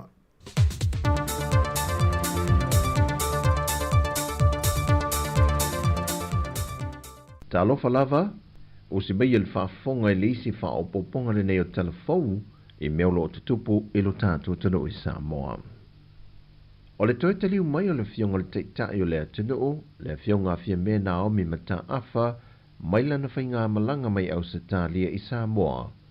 Nā vei o ia o le ulua i malo wha aloalongia, e uia awala o mo le a uia e teitai o malo le taupulenga i le masina le nei, le asia leo vaenga uma o le fale wha apitoa le o le ato ai tau nui ei malo wha apitoa. Mai nei o mori mawina ila nā asia singa, le la ato sa moa e le isi la sanga wha avao malo lo iei atunu o le laulangi, e ala le i ona malai wa alele wha avao malo, e tali ei ni malo wha aloalungi e asia atunu. Mai ua mori mawina fo e le fionga le pālemia, tu langa le leon tāpeneina o vaenga le puipuinga po le vaenga le security i le fale ato vaenga ua umana fausia. Wa amata o na ngaso mai ia leo mai atunu o le Pasifika le wasi i o latu a au e feso swani mai i le ngā ruenga a li imtama i ta imalu le malo a Samoa. E leo ina ma puipuia le saunga le mu o le au sufono ai maisi o ta ita i o malo le taupulenga i le fontanga o le au squia. O le whai ungo le vaiaso e tau nuu mai ele to o se fulu mai le malo tonga, mai vai le to o se fulu le i vaengo le puipuinga, ma le au whaafeao i ta vale ma wilafi. O isi vaenga tau nuu mai le asonga fua, ma whaasolo atu i lawai i le vaiaso fau. E tolu se lau ma le ono le au whai o leo tu whaantasi mai atunu SS o le Pasifika, le o le a ngā lue whaatasi ma malu le malo Samoa. Wa amata le apitanga a leo a Samoa, e launa no fuanga autua o onga makole ninga alimtanga luenga i tawhai ngata. Mai o le no fuanga foi leo le awha mautu uma iai, ia leo feso swani mai atu moto le Pasifika, ma vai atua i le puipuinga le teimel fontanga, e le ngata o fale usui ai fono, o au o nanga i lungo le al tele, o le malai wa alele, o fale apitanga o le a wha mautu i ei malo, o le wafu wha wau malo wha pe foi le malai wa alele wha wau malo i whaleolo, o lunga le al tele mo au nanga lau tele, wha pe na foi le vaenga e mata i tuwina me poeata, i le wha ngā solonga o ta vale, ma le whaavea ina o malo. Ai mo le tupo Peritania, o loo malanga wha atasi mai lava ma leo lana ia lava pui puinga, peitai, wa mai a foi o na whaia whiutanga inga, e ngā lulue wha atasi ma leo wa tofia, e fesoa swani ila la tiu te tau ave, i le malam na maanga, i a wala ma vaenga umolo tato o tuno. O le isi ripoti lata mai o sa ili linga ma su enga, e leo no liki mai eo se swau o mai le vaa su e malo ni usila leo lo ngoto nei le tui sauti sifo, e ngata i whale o lea tuno.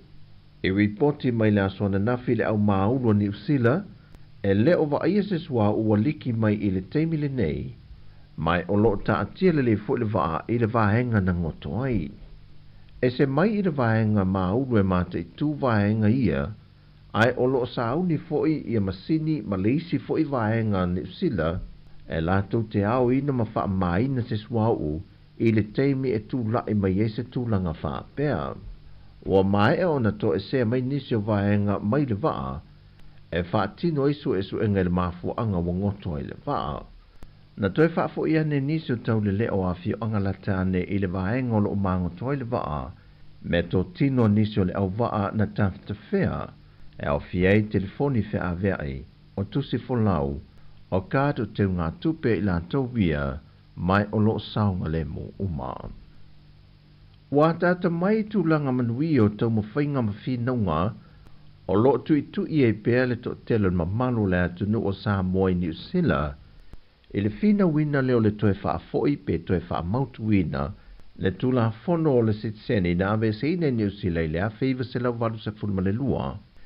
I le report al komiti New Zealand no lato wilo ina le mata opo, na fautua ina i le toe wha foi leo le sitseni tangata Samoa, na wha leo ngā ina e le tula fono. Mai wa wha li ai le suia leo le lango a le vaenga lo tula i nei i le malo, i le lango ina leo le tula fono tau wha aofi. E to tono le tula fono tau wha aofi mo i lato e anga waa, e mo i lato na soifua mai laso se fulmal tolo me ta si iwan wa wha, a nga i laso mo Januari a fiv se lau wha se fulmal iwa, ai e au fia i fo i mai lato uma na tupunga mai ai. O leisi vai ngol tau sanga, o lo fautua i nai le wha leo ngai na leo le atuanga, o le tula fono le a fiv se lau valu se fulmal le lua, e na o le whaia i ai oni te unga. O le mawhai o nanga wa o masulio i lanto mai le tausanga awhiv se la wono se fulma le lua na tuto tase e lo tātou malo. Wanga nā i lanto na soifua mai a o le i o atu i le aso mua Januari i le awhiv se lau wha se fulma le iwa. Ma wata oto le whaita wina wha alua le tu la fono tau wha awhi. Ai ua manino le langulanguina e vaenga wha apufai e awhi ai le Green, le Labour, le National ma le New Zealand First. Se i vanga na ai nisi o vang wha apu whai au fia le Maori o lo tā lia so lātou whina ngalo. O tala ia mai sa mō le ni aso, whamnuia le tue fō whanga le a whenga iai, whasoi fōia.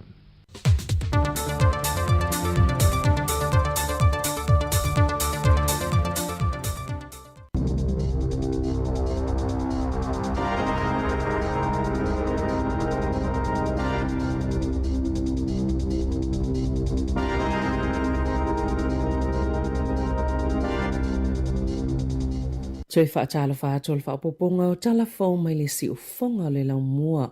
E lata i le fito se fulu afe tangata ni usila sao lātou whaalia, e ta iono se fulu i tū la ngā lulue ai le mai aso. Na whaalia i whaamomonga le tusi ngā ingoa, e tele ina i le tolu fitu te si male lua i tū la, e whai ngā lue ngai tangata ni usila i le mai aso. Ua pa uma i le tolu valu te si male tasi i tū la sa ia i le lua afe se fulu tolu. Mai tali tutusa lava ma whaamomonga i le tusi ngā ingoa talu ai. Peita ina whaalia i tangata i tō lua se lau iwa se fulu fitu, sa ta i se lau ono se fulu valu i tū la sa whai ngā luenga i le vaiaso a fua iai e tu sai ngā lulue i tō la ta itasi umalava i le tausanga i lua fesfulvalu e to lua se lau fitu tolu na o lātou whailoa sa o lātou ngā lulue i taimi umalava peitai i le lua fesfultolu sa wha se lau fitu se fulu wha sa lua te simaleono miliona leo whaingo o tangata na lipo tia le tusinga ingoa sa whai ngā luenga e lata i le miliona leo whaingo o tangata na o lātou whailoa na whai ngā luenga i le wha se fulu i tō la i le vaiaso se lau valu se fulu no afe wha se lau lima se fulu na whai ngā luenga i le lima se fulu i tō la ma le to ono se fulu iwa se lau iwa se fulu lua na o lātou whaalia sa whai ngā luenga i le taiono se fulu i tō la i le vaiaso. Na toi whaasanga i nele soni le whai ngā malanga se waalele le e New Zealand na malanga mai kalai e stete mo au kilani i le tae awa na leila maana tūlau ele malasaunga le mui nele soni i le te au le fitu na tā ua le kapiteni David Morgan sa yeni whaale tonu i ea malu lua le waalele mai to lua paila te sa whaafueina le whai ngā malanga wali pati o le ailo ilo mwhai e iei suenga i lea whaale tonu.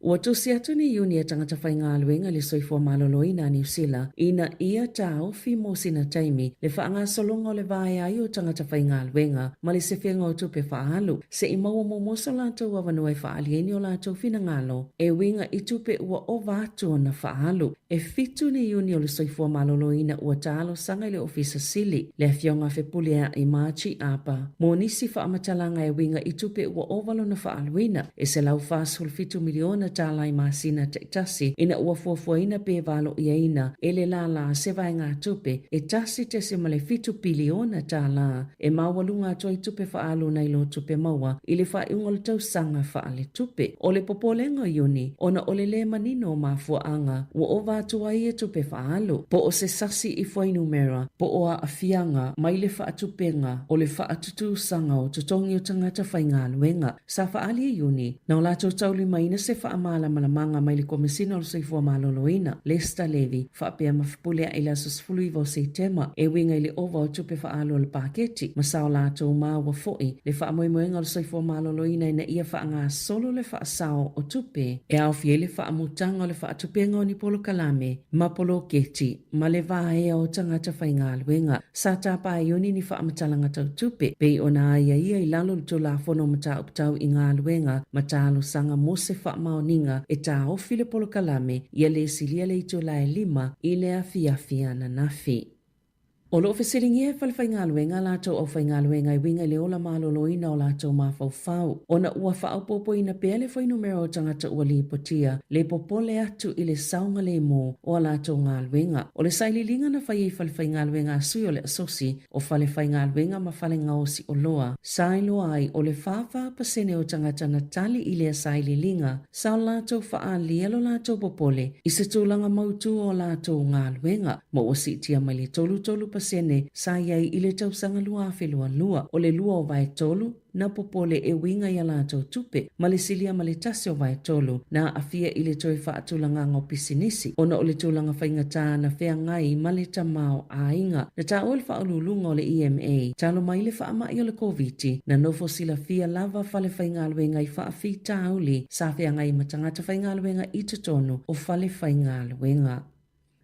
Ua whaalia lea ngā whiawhia o le vaenga whaopwhaia le leipa ina ua whaailoa le langolango atoa ua iai le pili o le Citizen i Samoa a o whaanga solo atu le whaitaungalo na lua peo na lausila fia o le pili le nei o le amwhaia i tangata Samoa na whananau mai le aso sifultolu o me tasi iwa lua whaia o atu le aso mumua Januari tasi iwa whaiva o na maua le Citizen i New Zealand ma o lātou Citizen na ve isea le tula fono i le tasi iwa valulua na sauno le tamaita i whaipule Carmel Sepuloni o le so upo le leipa mo tangata Pasifika o le toi whaasaonga lea o sisise na whaia i tangata na soifua i Samoa. Ia sa ave ise o lātou Citizen i lalo le tola fono tasiva valulua sa anga vaa iai. Sa ia mumuliaila na whaaftaile whaitawafe o tangata. Sa whao o ina ato lātou finangalo tustusia ma whaaleo ina o ina sa vavali mga ala ma whailo o lātou finangalo i le komiti. Sa ia whaaftaia fo ile li whaipule o te anau tu yono. Ono o le tu whaatasinga o le apili Australia sa whaui atu le pālota. Wa whailo ai le tāua o le ia i whaipule Pasifika i tutono vaenga whaupai taitasi ma e ui o i lato whaipule Pasifika i tutono o vaenga whaupai ese pe tai au o loi mata upu whapenei e ngā lulue whaatasi lava mo le manuia lau tele o tātou tangata pe ona saunoa se poloni. E tusa male 5 afe mita sikuea o le au o whaaleanga ina le wa o le Navy a New Zealand, le HMNZS Manawanui, a o mangoto i fuisi o ngā sami whaasao, i le tala whātai leitu i Sauteo Samoa, i le aso sa taluai pe o na lipoti ai e le leite o New Zealand. O lo wha ngā solo ngā luenga i puipui e ngā tai whale o Samoa, a o whaawa waile te itasi o na salalau i se mai o ni ota po o ni la apisi mai le waa, e tolu ni pusala o lo o tawhia i se mai le Manawanui e au fiele lua o lo o peopea i le sami ma le tasi ua mau pe paulia i le au. O lo o mau popo ma mawhaiona tau fia pe i tutono le waa. Le swa ue iwa se lau 5 tone pe ona lipotia i Louise Trenouth le sui whaasala lau le leitio New Zealand sa iei whaatasi ma le vaenga le puipuinga New Zealand le asoana nafi. Sa iei whaamatalaina i lunga le polo kalame le checkpoint. Sa o lato whaatalitali se i mautinoa ua saunga le mo. Ona nga i le vaenga o ngoto i le waa, ai le i whailo atu ia i lato ua tau nuu i le vaenga tono o ngoto ai le Manawanui. Sa o lato susongi ina le malo se le manongi o le suau, ma o lato ilo ai o le ua o lato ia i tonu i le vaenga o ngoto ai le Manawanui. Sa o lato wa ia fo isina vaenga manifi o le suau i lunga o le sami o ni nai o taota whapei mapusa o loa i e tolu o peopea mai fōlinga mai i le inimia o i tutonu o ia pusa o loa. Sa whaalia Sam King leo lo whaululu i aile vaenga maulu o lo so ina le Manawanui la tau tele o vaia nisi suau o liki ese mai le waa mai fōlinga mai o lo ta tele va ilunga o se papa mafola mai laki ele o ilunga ni amo na ta uelu tena Christian Lloyd le o lo i tutono le vaenga maulu o whaia so enga e mo miolo la tau ilo umo whaafi tau le te tauna ngā lulu e mua i ai o le ipamuina ese le suau mo le teiminei o lo saunga le mo le maulu i ai le waa e mawhaiona la tau maua le apanua le lei e ilo ili tūlanga tono lo i ai le teimi nei ma whailo atu foi i le malo o Samoa whaapea matangata New Zealand na ta ua foi John Riding o se kone sale o mata uputau i le sami e tau whaingo fiona pamuina ese le swa o tuto i le waa o na o le tūlanga o lo ta atia wha ta whai i le loloto e tolu se fulumita i le alititai o le sami ma e maa fo i le swa o le tiso e whaingo fiona pamu ese mai le waa. E 5 maka po basis points ua pa uai le pasene tulu i o tupe alfal tupe wha leo leo a New Zealand i le whaate si malefitu 5% ma o se foi numero pito maa walalo talo mai Februari lua a felua tolu o le tele ngese o le alu ilunga le tau o le soifuanga ma le pa ua le ngā ioia le tamao a inga ua maa foi le tele o le pa ua le pasene tulu i o tupe sa mtoa langolango ina lau faito whaalo tamao a inga ma maketi tau tupe le 5 basis points lea ua ave ese na whaali alfal tupe pe wha leo leo New Zealand o le tele ma le vave o le wha pa ua le pasene tului i le lumanai o le a wha langolango le le tūlanga e iai le tamao a inga e e whal tupe o mai o na wha pa ua nisi a la tau pasene tului.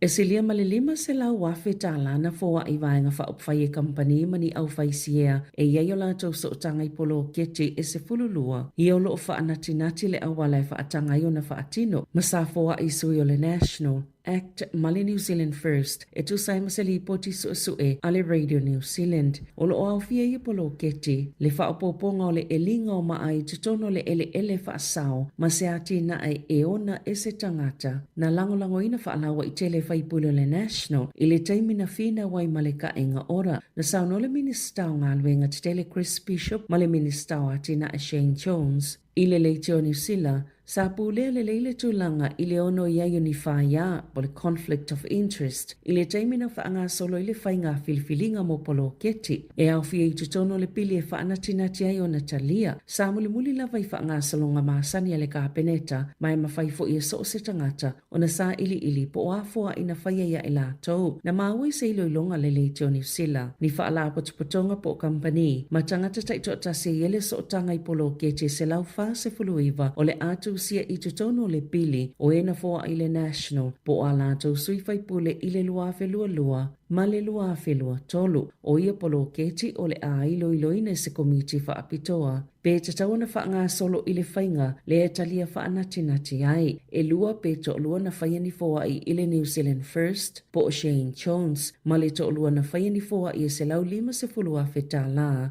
i le vaenga wha whaia le act i tutono lava o lea piliota.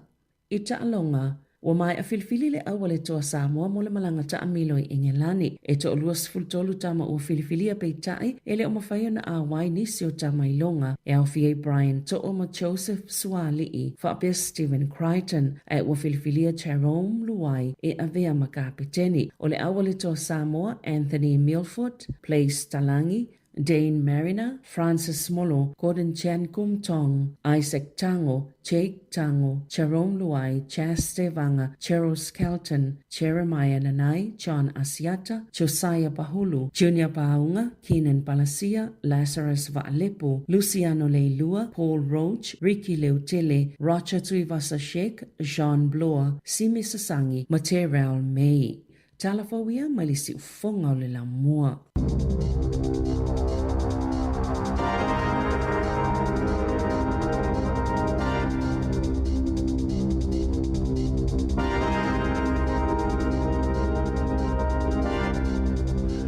Amano faftais furvana minute o te aile iva afa iva mona mona tano ma sunga fa alinga le hotel suyo le Université Victoria wal por kala me université fa filo il tele o tato pa anga e fa talo fa mai fa malulu atu toina o fa talo fatu fa ftai tele lava e a to faro peti bonito te sele ya pali sina fili malo tina ya Rachel Sifa lo ftele atu ya toa lima siavao ya fa peo te siva lua fan so i fusion tina lunga la le wala te se lau tau sanga iva tau sanga montu o ila to man so i fu te mina le ava ngala to le so i fu tua mai na so fu to lu me te siva lua fa le ngola so fu lu me te siva lua fa solo nga ila su tasi se fulu le ivo me alu nga ia apelila mati februari januari o te siva lua fa ele ava ala to na ai fodinga mai la leanga va ase utu a fa taina so i fupea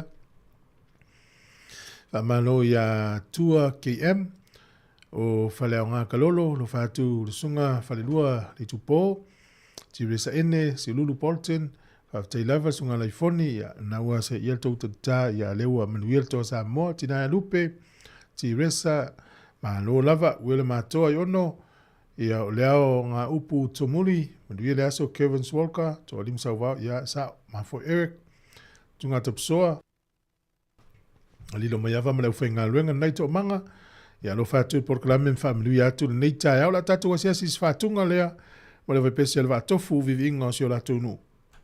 Ia, ma nofo sunga ia Andrew Lisa, mata afa po mata afa la ulu, manuia tele nei tai au. Le la vai atu le so ele la awoi. Luis for minute o te nei le iva tu tu nei si fo no moa.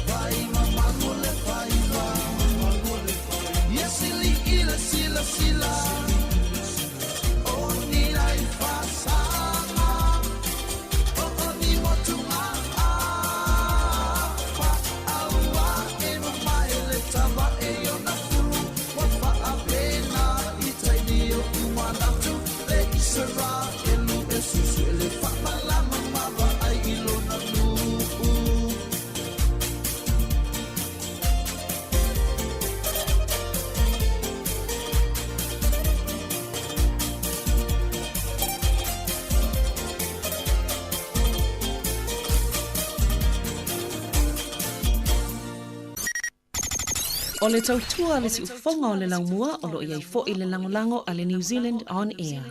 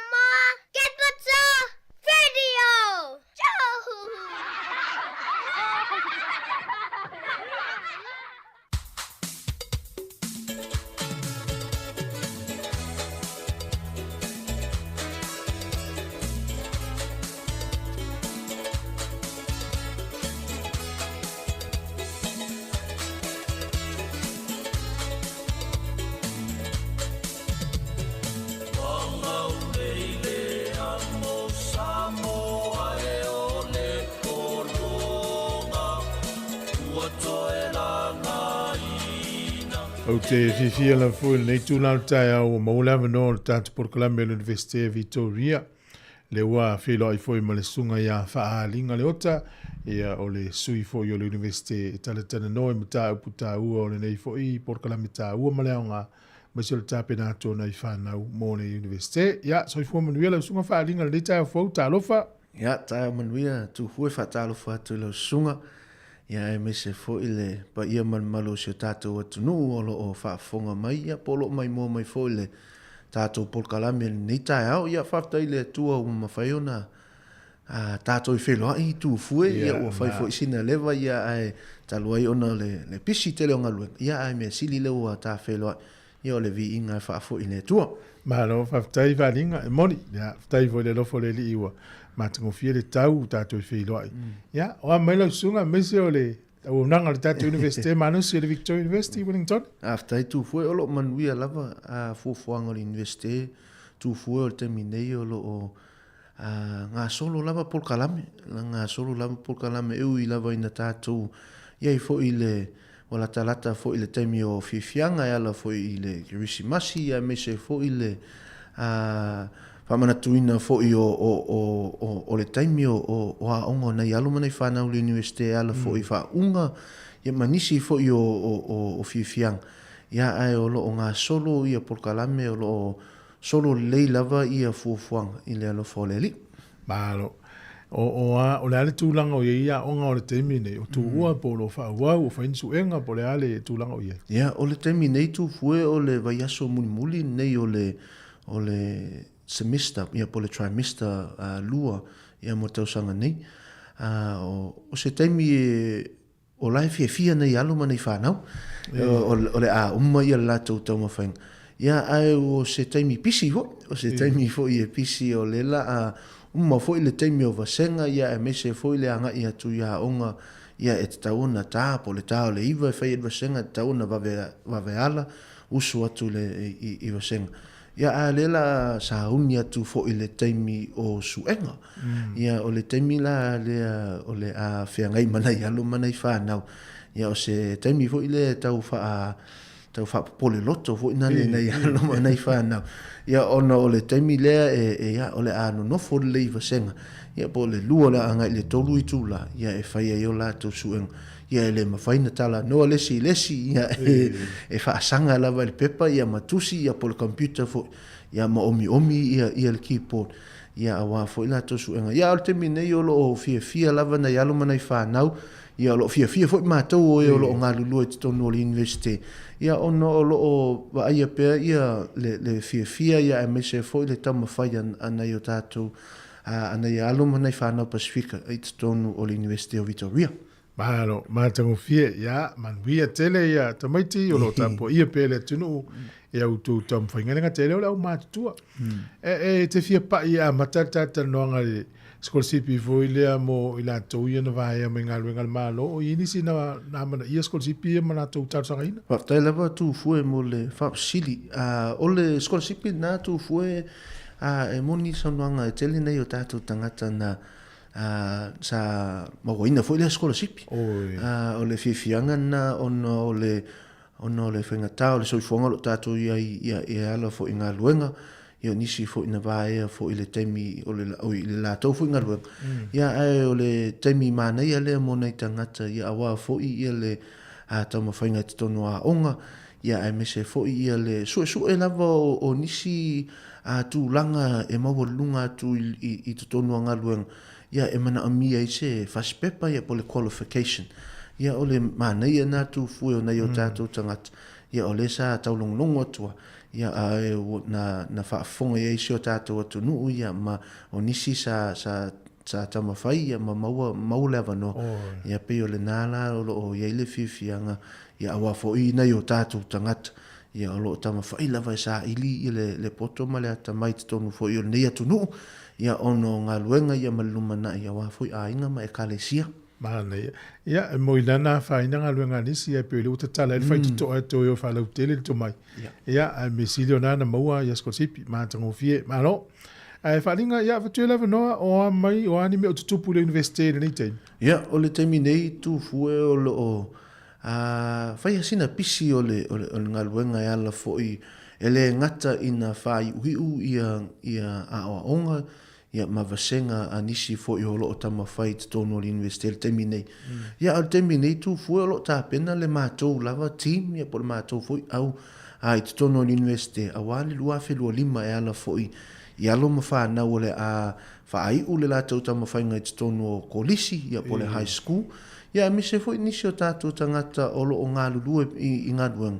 ia ai o lo mana o lava e toi fo'i ia pe tama fai fo'i te tono university ia e mo se qualification ia awa fo'i nisi tūlanga i te tono la tau lava ngā luenga ia e ala i le vaenga leo le postgraduate diploma ia po me tau honors or masters ia se ia o lava i PhD le wha ingoa i tanga tō doctor ia e pe o nana le fa pispisi ai lava mātou ia e pe o le anganga fia na mo i mātou lo ngā lua i te tono university ia mi se fo isi o tātou atunu o lo nau lava ia nei o tātou tangata ia awale tau mawhainga i te tono ngā luenga o le taimi nei tu fue ia o lo ua amata o na whaailoa i tangata le sa ia po o alum whana o lo o whaai utausanga ia i te tono kolisi ia o lo o le taimi nei o lau whaailoa ia te lātou pena manuia pena le manuia le lātou tau mawhainga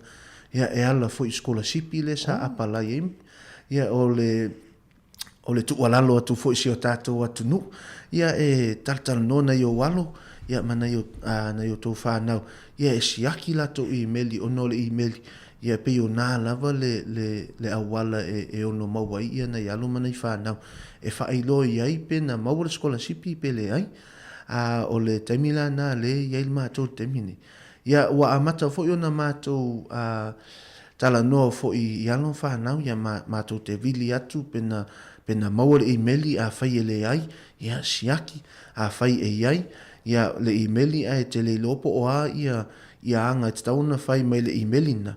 Ia o inala tal noa ilo mātou ma whai lo ai pe po fet tau ona tali ai ia le scholarship ia pe le tali fo ia ona wha solo atu le inisi fo inalo atu le lisi. Ia ona o le tele o taimi nei ele ngata i mātou tu fo a inisi fo ia university. O laua a mata ona lafo ia lato information ia awa fo ia scholarship ia o nau ta inga lava ia malama ia na yalo mana i whanau ia sila fia fo ia nei mātua ia ona whai ele se tala noanga o le ia ona whai se tala noanga ma mātua ma ainga ia ona fidi le tamaititi ona whateta inga tu fo ele e sialo na o tala noa i le aso nafi. Ia na maua ia le scholarship mai a mātou University of Victoria. Ai toi maua na scholarship i Otago, toi maua na scholarship i Aukilani. Ia ona o tala no e ui a o te whaingaluenga le University of Victoria, ma o nau ia sau i le University of Victoria. Ia ele lei a ona wa aipo o whea le i tu ele lei. Ia awa fo i le lumana i ana ia luma nei whanau. Ia pe o tano anga nei mana ia tu alalo atu fo ina i o tātou mātua ma a inga o whaafonga me tātou porkalami. O teimi lawa nei e tauna tatano po wheo o university. Ia e mana ia le University of Victoria. Ia ai ona o nisi fo i mata upu e le tau ave ina i tatono o Victoria. Ai mawhai ona ave i tatono isi university. Ia o ina aloa e tau ona whai ina i tano anga. Ia malama ia nei whanau ia e mese foi ia nei mātua ia ona fia i lea o nei ainga. E whaila ta tala wa pio la fine po la tali i le o maua le scholarship. E le i o le teimi alua i lea o. Ai tasi i le celebration po le whamana tunga fia inga ruta tala tu le imelia e moma whamai o maua lau lua sifuruafi mo lau tolu sifuruafi. Moni lako. O le matua te leo le nā tupe o la whaasau le whaasoa le ainga. Ai wharinga o le atonu le piri o taimi o le tausanga nei na whaangata i scholarship ia le umau le tali. Partai tu fue e whaasol solo lava ia e tele ia tu ainga scholarship. O scholarship la le ia le taimi nei mo i la tau e whaai u tausanga. I te tonu o korisi. O scholarship ia sa tatala ina ia le onga tono uni o le aso sfulu ono e o uni sa tatala ia scholarship ai whaangata le aso lua o setema ia mātou lava ia Victoria University ia o tele ilo tele nisi ai pe o scholarship uma ia e taitutu sa taimi i University uma lava ona e lalo ifo ale o le ministry o Ministry of Education ia po le TEC ma me whapena ia o inala na e taitutu sa lava ia taimi ia au tele mai lo tele po o aso na sa au mātou lava ia le University of Victoria ia o le onga tonu uni ia a e tapuni ia le aso lua o setema. Me wena le tā uai fo ia tau malo le teimi te tala 11 no Ma vi ave tonu application wa lo pe va vi fonti ti lo va ngala ma vi mo fa. Oh. Yeah. Ole yana tu fu sa ole so no le ya le va e tamo fa e fa tumu ia application. Ona ele toi popole ia na yo tatu tangata. E nana submita ya me sili la wit tonu. Ya na fa tali le man on sa. Ya pola le taimi toi tali mai. Ya lela wo taimi ole se selenga. Lela wo tatu ya taimi se selenga e ala fo i le tule ole scholarship. Ya ole pe ona e sa no fo. Ya ole taimi fia le tala tule emaili. Ya vai atu wa fa manuia ina le scholarship. Ya isi tatu walo na nei por wa pe tours fu fe esa ma wa. Ya ole na fa ngo fia fo le na avenga nei matua. Kasi na tole me alo fa matana grisi. Ya wa fo le tours fu na fa te nga toru tau sanga na wa fia lo ngele ai se student lo. Ne se student. Matua ai u le mala degree le ai se student lo. Le se tala. Ya sa ole.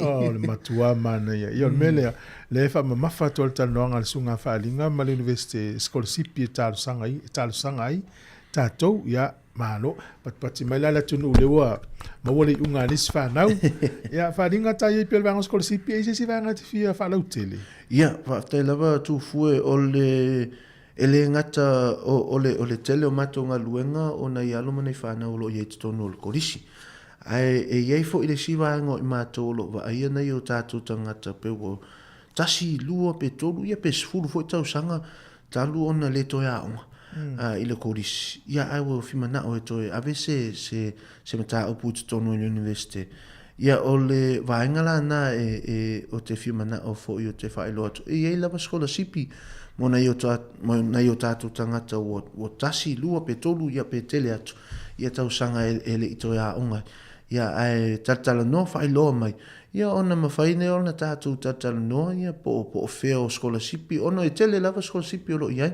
ele ngata i scholarship o le universite lava ia ai fo i external ia scholarship fa foato le universite ia e mawhaiona apala ia ona nau ta inga ia whaingo fia ina ia le ta mawhainga nei o tātou tangata ia i tonu ono universite ono le temine ia o whai lava sina tangata tātou i fuanga.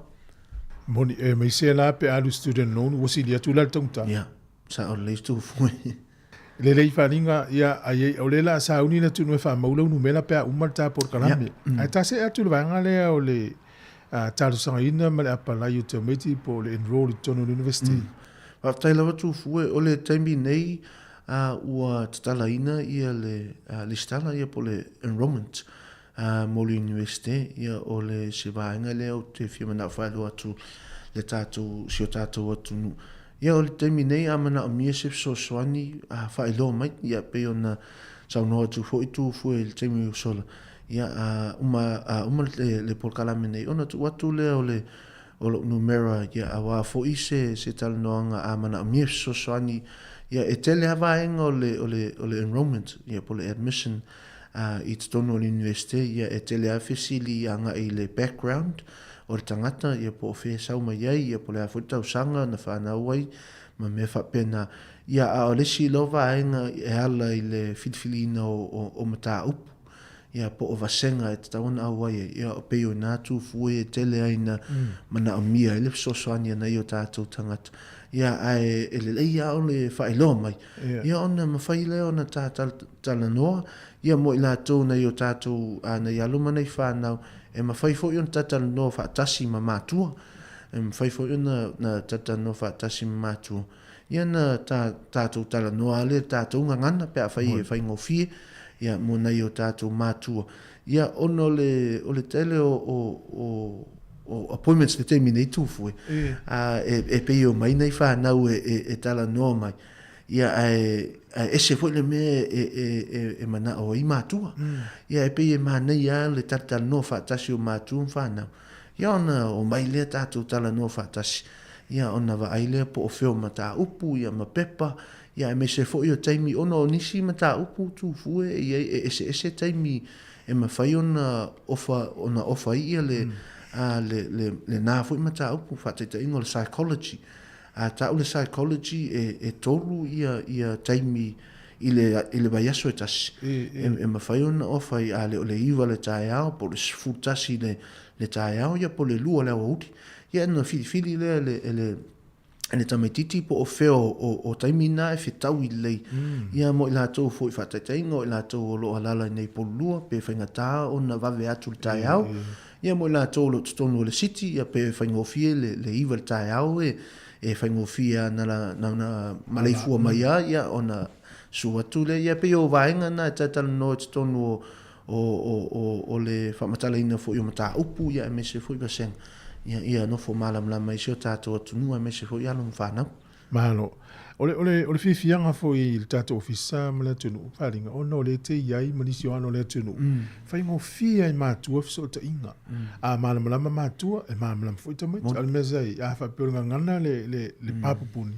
e pe fa finga tafu nei ni sio matua fa tai fa malo falinga ole mfaina fa manino i matua le fie ul faleta mati le tausan fou l'université o la tomu taimi e tatau ona le stalai tai lava tu fue ole nau ta inga lava a mo sila fie ta to o nau ta inga ia o atu fa ingo tausanga nei ia ua apalai ia ma enrolled to no université e ala fo ile fitfilia o mata upu po vasenga o le taimi lava le universite lava ia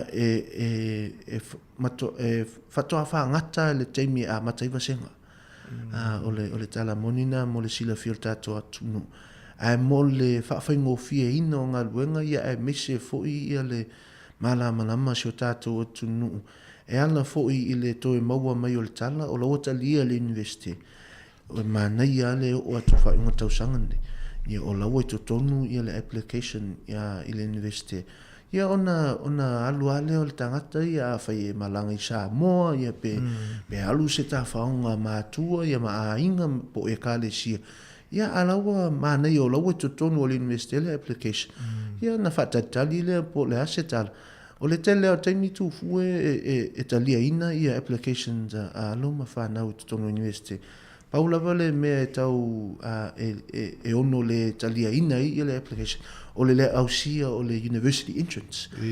Ai la isi a wala ma fai ona talno atu ai ia tapu ia malo ni tangata mona i o tatu tangata Pacific. Ai le si a wala na ma fai ona ulu atu ai ia tamaiti ele ausia i le university entrance. E ma fai lava ona sua tu university. Ai le si por kalamena.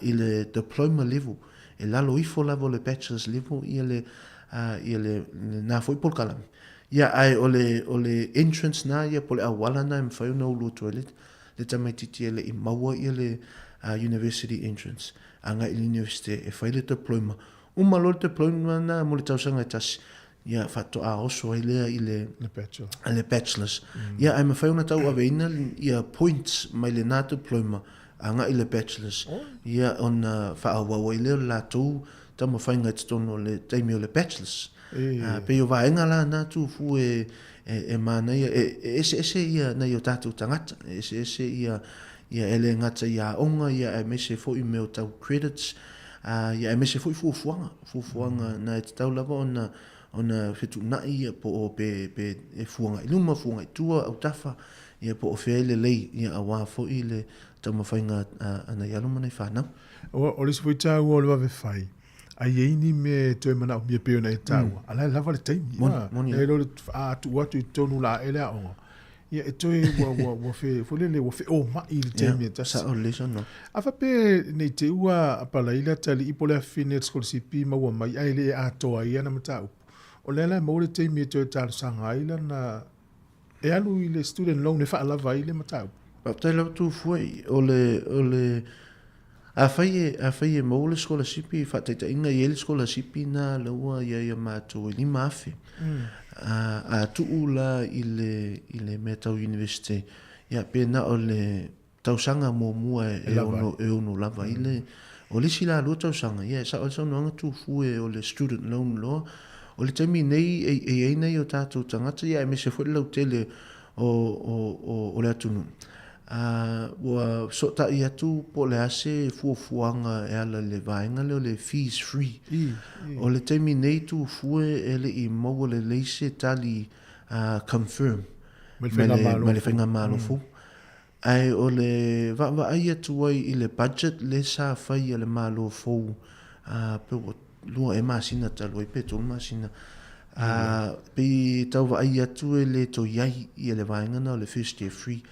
Ai ele confirm o le teimi nei ele confirm ai o le tau va ai il ma whainga malo fu le I le fai unga o le tau ma whainga o tausanga muli o qualifications a tangata taitasi o le vaengana na fi fai loa tu tato atu nei le maua le lise tala ai e maua loa ia se confirmation mai le whainga malo le ia po le Ministry of Education for ia ona whaelo mai lea tātou Paul Kalame ia mba tātou tātou no ma whaelo atu fu tātou atu ia malama ina I o tātou tangata ia masao niuni ei ia po awaenga I ono mau sipso soani ia la me tau tupe ia me se fo le tongi ino o mta upu ia ai pe o le vaenga na tu fu e sa o lo so no a fai ngata le tau sanga mo scholarship ia o le silo lua ia pe tolu tau sanga ia o le student loan loa fa umai. Talo sia wai o le telemoni whalinga ia ai wali liu foi manatu le whenga malo nei ai telin tamiti na tau sanga mua whangaile free fee le po le musulo. Ia o sa nanga tu fue o le pe o le vaenga na va aiele malo iai foi le vaenga na sa titilo malo ia pe o na sa no foi. Ia pe a mata le lato qualification. Ia nana fu ia ai le fa awau. Ia ai nisi la woto. Foina le se atangata pe na fa tu temu so. Ia ia tangata a mata tausanga nei. Ia lua so fuanga fa to sa wale si tolu tausanga. Ele si tangata sa mata no tu fu o tasiva. Tasiva valu fitu. Na ngata ia le tau whainga o investe. Ia e mawhai ana toi sao. Ia o la e whaina I fufuanga ona o le temina tasiva wal fitu. Ia e pepa la ia le temina la e whaawa wal temine. Ia e fo I pepa le temina e wale toi le temine. Ia o la e whai le ngaluenga mātou ia me se fo inisi tutonu la vol investe. Ia e wa aipo o feo pepa e mawhai ona transfer mai. Ia ile la foi tem ia e fa wau nei tem malo matengo fie tele o fam talanga tapa na ne lau peni malo pepa o malona o tulu mela e fa la wi faling e ni si vaenga faling amor si fia tile la tunu ia fa tai tu fu ta tono ia foi inisio ta Paul Kalame ia ole ia nei masina o to ia ai mole no fo sa uni fo io si o tato atu ia pe ona fa tu temi o sol ia ole la tato sa uni atu fo ile temi o selenga ia e ala fo I fa unga ia ma fifianga fo ia wa ia na ia lo mana I whanau mana I o tātou tangata o lo tama whaiti tonu university. Ia o le fia wha ilo mamau atua e tā pena ia nisi fo I o wha anoi ngā luenga ia e meise fo ia nisi I te iwa malanga mai mai nisi atunu. Ia o le vaiaso o le aso iwo te sema.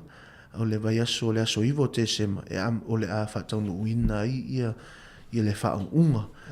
Ia po le graduation. O le vaiaso lava na a matai ia fiafianga. Ia pe whatau nuu e fo ia whaunga. O le aso iwa na o le aso ngafua na tu fui o te sema. E whatau nuu ina I le le whaunga a Pasifika. Le whaunga lava ia Pasifika ia o le aso iwa. Ia ona malo lole o i le aso lua ia a matana ta pena ia nisi o vaenga a mātou lava a ngā I le Michael Fowler Center le whatau nuu i le whaunga. Ia ona whatau nuu wina leo whaunga le aso lulu na ia ma le aso tofi. Na o le aso lulu ama le aso tofi le whatau nuu ia whaunga le aso ia le whai I Michael Fowler Center. Ia a o le Pacifica graduation ia e whatau nuu ina le aso iwa songa fua. Ia ona vai le aso sfulu na le aso lua. Ai aso sputasi ma le aso sfulu lua. Ia e whatau nui nai loa ia whaunga te tele le whai lalo le siti. ia I maku whala sinta. E whai loa tua si o tātou tunu tā pena maua. Ono le taimi nei tu fue wo sui ia wha unga mai le mesa iai ana mua le taimi o le afiafi. Ia ale o whatau no ina wha unga ia I le tai au ma le auli. Ono o wa aifo ia le universite ia e mana ia le afiafi e o ia ainga ia e whai ala tau fianga ia ma o e tena ia na tonu lava ia ma malo lolo a wafo ele umainga luenga ia ona toi usu fo ileo nei mātua ia na ainga ia inga luenga nisi asu ia peo se fia whai loa tuna nei o se o tātou atunu ia nofu saunia ia a wafo ia vainga ia meo wha anoi ia ma porkala mea ainga ia wafo I malanga mai nisi vainga le atunu au vai atu dar kale na pe mal toi fitu vai so foi fa ele toi umi ai se foi longo no fia pe au fa unga o so le oka al mena le o ia mato tu fue pe na e sa no ia o fitu ma vai solo to ia al termine wa mata foi ma to fa fia ia ole anga lava na ele se tamile titi ele tolu fa ta usanga ia nisi foi ona I vaenga mātou ia o le PhD ia o le tūlanga pito maualunga le ia a tu whaatasi la ma le taimi sa amata I le bachelors ia o nisi o le sfulu lima tausanga talo a ia o nisi wa whai a whanau tūlou ia o a inga ia a leta ma whai a o la tau pep ia o le na ai umanmanu ia o pe o fifianga nā tu fu na i o tātou tangat ele ngata I le tau atua I o se o tātou atunu ia e mese foi ia na I o tātou na I o tātou tangata o lo tama whailava ia onga mawalu. Ma tango fie, ma no wharinga. A watula na unumela pe mele unumela mo le tunu o e wala ua tuai pe a tusa mare taimi e vanoi oe a. Ia, paftai lava tu fue o le olu o lua, tolu o ono, fitu lima. Olu o lua, tolu o ono, fitu lima. Ia o le whailoa tuasi o tātou atunu, ia peo na masani ia a whailava e te vili mai ia ai le maua atu ia lau whapso taime. Ia ona tuku leo se message. Ia ona uma leo vili atu ia pe text atu. Ia pole ale taimi e whitau. Ia ona tātala noa le. Ia ai ina ia mawhaiona tātou whaasoa ia ma tātou taltala no. Mahalo. Aringa whaftai tele lava moro taimi. Whamalo fo I ate oe ma le tō whenga luenga. Whaftai. O le tala fia mo sa mo le whaonga ino nga ngana. Whaingo fie na so tainei mātua. Numela na wharinga. O lua, tolu o ono, fitu lima. O lua, tolu o ono, fitu lima. Ale tali atu ala pisi. Ia tuu ia ise message. Mrau numela tu vili atu ai. Ia atu ule po, ule vili ala fia. Mo vose mana o longa wharinga. Ma le taimi masiona ainga. Ia, e se si vaenga, se si alo whaanga on tātou tanofo de se si aso uruma. Ia, whaftai lava tu fue, ole angang whaftai lava, a lau sunga tu fue, a le se fo ile pa I o lau whainga luenga nei le Samoa Capital Radio, ono le ava no mātango fi, whaftai tu fo ile pa I o tātou atunu, ia wā fo ia le tāpua I o whaiva o I mātou titonu universite, ia olo o pisi lava, ia ai olo langona ina lava le mālosi, ia ono o tau tatalo, ia me se fo I lango ia o mātou ngā luenga, ia o le tatalo lava, ia lofo le tuam wha manui atu nei ainga e ka le sia manu, ia awa fo I le toenga o nei māsina, ia e me se fona anga I atu, ia ili whai ngutausanga, ia awa fo ia fianga fo I nei o tātou tangata, ia le whaunga, ia e moli atu le angang whaftai o lo whaanga, na i o mātua, ia o puia leota, ma tu ngā titi leota, ia me se fo e ka le sia, e o G.Q. Bernie, ia me se fo ile pa I o tātou atunu manuia fufuanga nei aso. So I fua mai manuia. Ia whaftai tele la wharinga, so I fua mai manuia wharinga leota, ia mai University of Victoria. O le tautua le si ufonga o le laumua, o lo iai fo I le langolango a le New Zealand On Air.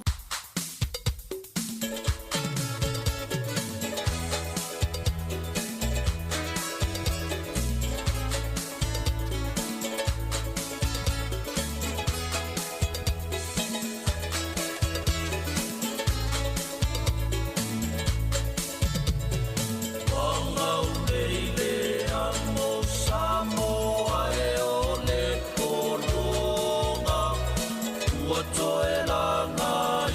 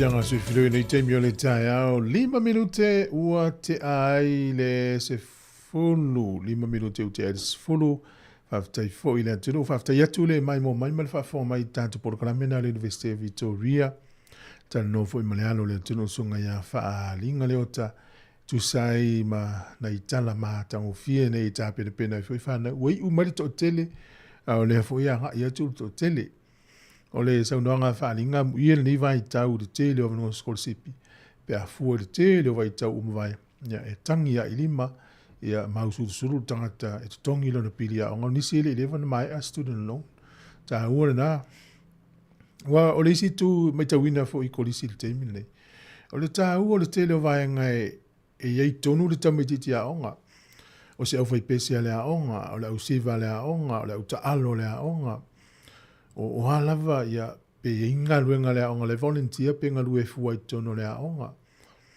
Ia o le leo na maka i le aonga me uma ia tu fatasi. Sile sila mvava ia ila to ilo ina skolsipi na fuale ia yo la tu tali i oi male ai. Ese foi langona o le fia o matua pe atala tu le email ia lava mai congratulations o le o mola uruas fuafe o ka se tupe.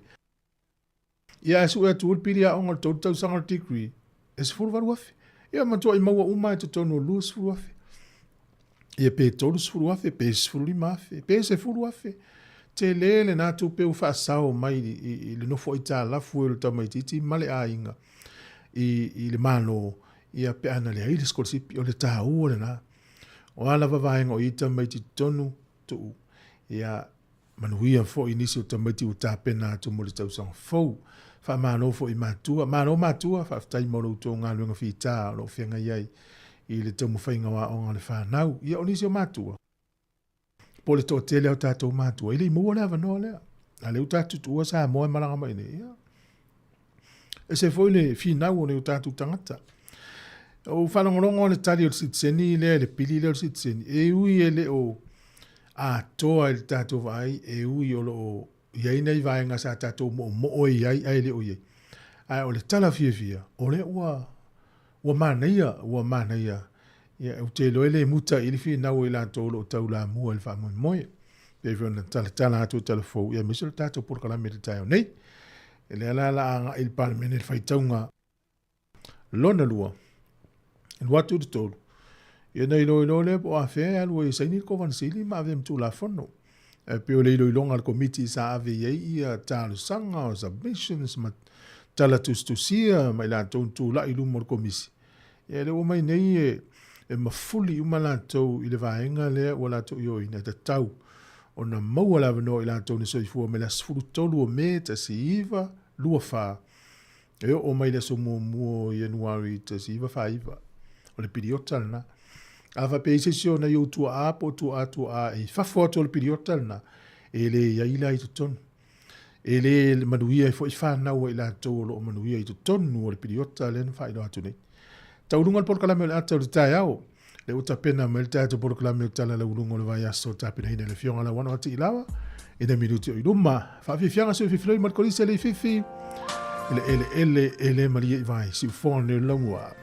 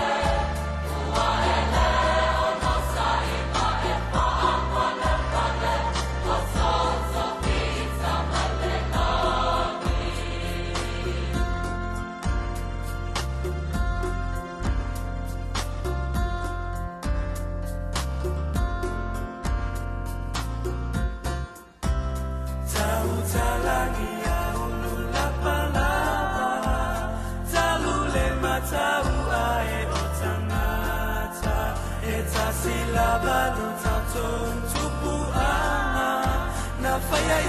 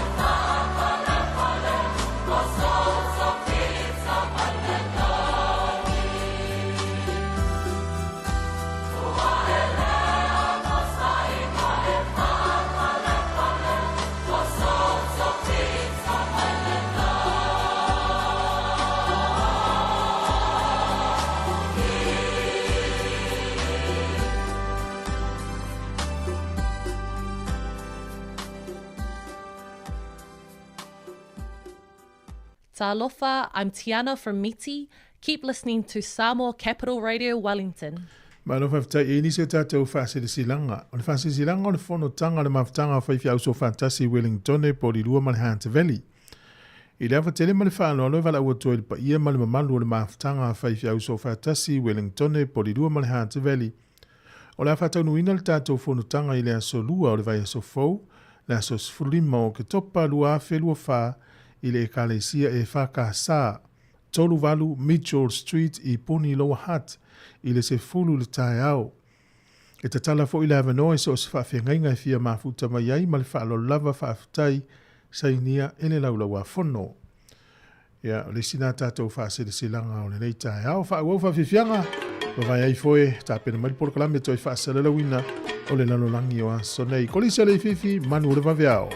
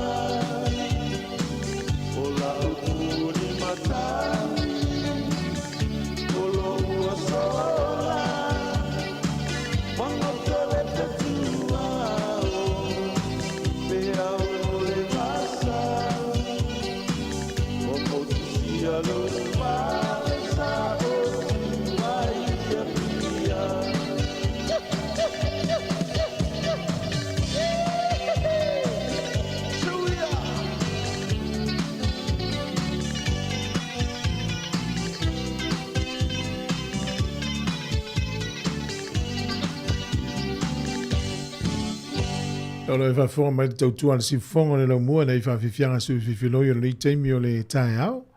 E wawai atu fwoi loso e o le la, o la fwia i lunga o le whonga ele ele. Ia o na mata fwoi lo le miti ia le sua vai o lo toa i lunga o le whonga ele ele mai ti munga ana po e mesi o le sau. A maa lona vale o ngā lulu e to tele le atunu o lo mafuta mai sunga ia tupu muri au. A tai lava i saia le ala. Lo to mau ti la ya sunga malo fo monga le lave a meria fa mona lo fa tu por kalame fa tu vo ya lang sa foto lo iva fo fa te lava tu po au mumuta lo fa tu por kalame po le ota terini manuia le aso mata atonio fa te tele lava to lima sia va ya malo ye le ni ya so manaya le ya monisiono fa Filipe fa fe la to ua fa ilangil fo lo ua mali li ile ya fia ile ya fia fa mo le nei ma le tua la ua mali li ile to fa sit seni start mali na la to lo so fo mai e lo ngole vai tau sanga na ono le sa ula vale telo tato Fili ya e tato tap to poi pem fa longo ya mo la to le la manuia fa mo le nei ya a fa sa mo fa sa lo ngol te mi to mo fa mai ya tar sia sa faz o submission mai lang o famo e wale la manuia o msio wainga e masi na YouTube a lo so fo mai fofonga o le la mua afale se fulu le tayo le fa fonga por clame o tala la ulunga a le la lolangi o se nei fa te le fionga la wana na fa fi fianga se fi filo e wa fo le so soni la toro nga lu en fa fonga mai tono ainga tono whawhinga luenga tono lau ta vale po whia lava o e mafuta mai ai. O le tautua le nei le siufonga le lau mua Wellington e luas fulu 5 minute o te et se fulu.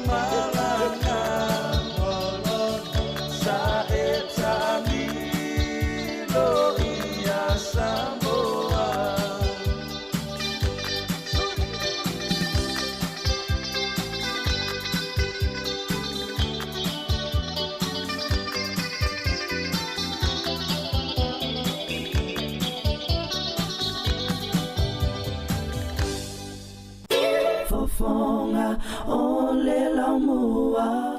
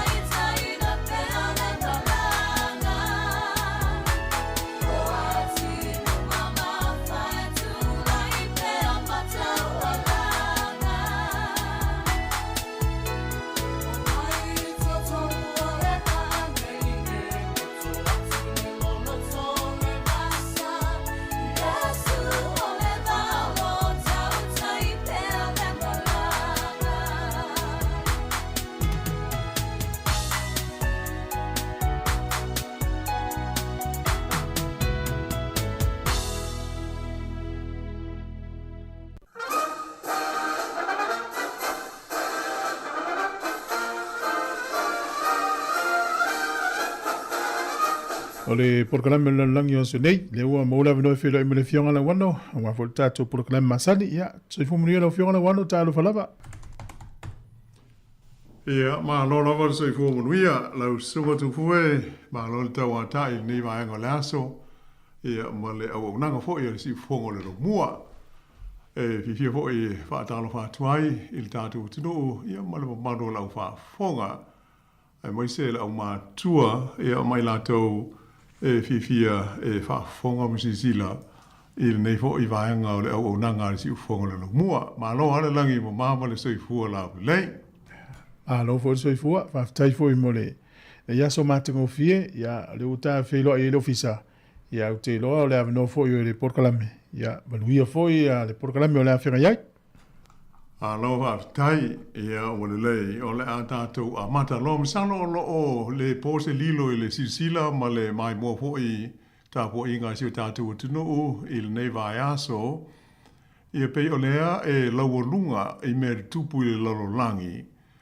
ia le taua ia ma le vevesi le ua li mai ua whaatele i sa sae tūru tonu po o le Middle East i le mā lea o Israelu ia ma nuu lātou te tua oi e iai le panona o Iran ia a whapewhoi ia le tunu o Yemen le pei o na maua mai ano pō ia le ua whai e le so ia sa lātou whoi o sa whai ngai whaasanga ne i le malo ma le tunu o Israelu ia ai o le ase i mua ona amata le tātou tala i nai mea hui o loo te tupu o tātou wai whanua. Ea ona salofa i o tuaila lea i sina ripoti lata mai e tusa o le taua ma le vevesi le nei i sa sae tu tonu. Ai o le tala mua na amata i le awhiawhia nafi ma le po atoa na po ona wha mamaluina ia pūlenga i taimi o ni whaalawe lawe wha afosei. Ia po o le, me hoi le tau o le state of emergency i le ai o Dunedin i le motu saute, taluai le matua mamafa o ti munga ma le mahalosi o ta whenga malolonga, wa wha ina ai lea vaenga o New Zealand i le taimi nei. Ua whapena hoi o na wha mamaluina ai la pata inga o ti munga, a to foi ia mawinga fale tonu o le tau o le awhapeo na a fiai ia le tu malo i mātū o Otago, le vaenga i mātū o Otago, a whapea Dunedin, ma vaenga i tu lata i le Sami, i le pitanuu po o le vaenga le whaingo ina o Clutha, le teimi nei se ia o tu lava i le iwa i le poana nei o loo wha manu ina ia la wata inga i tu langa lolo wama le wha le tonu o le tau. Wha lia mai e tu sa ma le se lau la wha i tangata sa ave sea mai o la tau a inga i le poana po ia mai u wha penaan wha vaina ni no whanga e sulu wha iana iai i tangata ua lamatia ma wha ina o la tau whale ona o lo longa ma ta whenga nei mai ana ta umai e tu sa male se fulma le valu le au inga o awala ua poloka ia pe ua tapunia ua le mawhai o na whaanga ina mo whewa inga masani o ta male le taimi nei ona o ia lolonga whape ai ma solo ele e le vao le fitu se fulu ma le se lau milimita o le swa timu o lo valo ia e palasi le vaenga o le tinu i le so ia mai na taua pe tusa lea o le sili atu ma le au whainga masani o le swa timu e pa ui de tonu o le lua masina i de tonu o aso i tolu ia lea o le a whea ngai ma Dunedin. Ia ai pe hoi ana sila ma mai mo ia i ata i whaasara launga wha teknolosi i lunga o penga o sota inga i le so. Ia e mo tau tia lava le tulanga o le maralosi o ia uanga ma ta whenga pe ona afiai ia le tu langi saute ai mai se ia Dunedin ia ma se vaenga tele o le tu malo o Otago. O le tasi o tātou tala mai ni sila i le so o nei ia po le so le ua whaai loa mai ai whalaua i tele ia wha mau ngā ili e winga i le whaitaua whaai o tangata New Zealand ato ai ma le tūlanga o lo lātou soi fuanga. E pei ona sa wha mao pōpoina i le taimi o le tūsi ngai ngoa tele taluai nei. O nei wha amtalanga o ili e au fi ai le tūlanga o fale o lo ono nofo ai tangata o le tunuu, o le fua ma le maurunga o te tongi ma tupe maua, o le tu ainga o tangata po kenera e iai, a e wha pena fo i ona wheo ai pe whapewhea ona whewha ai e tangata mō ngā ruenga atoa ma o ngā le whanau. Ai mai se ai o le fua o le malosi o le ula ta paa o tangata ma tāpua inga e lo lotu ai.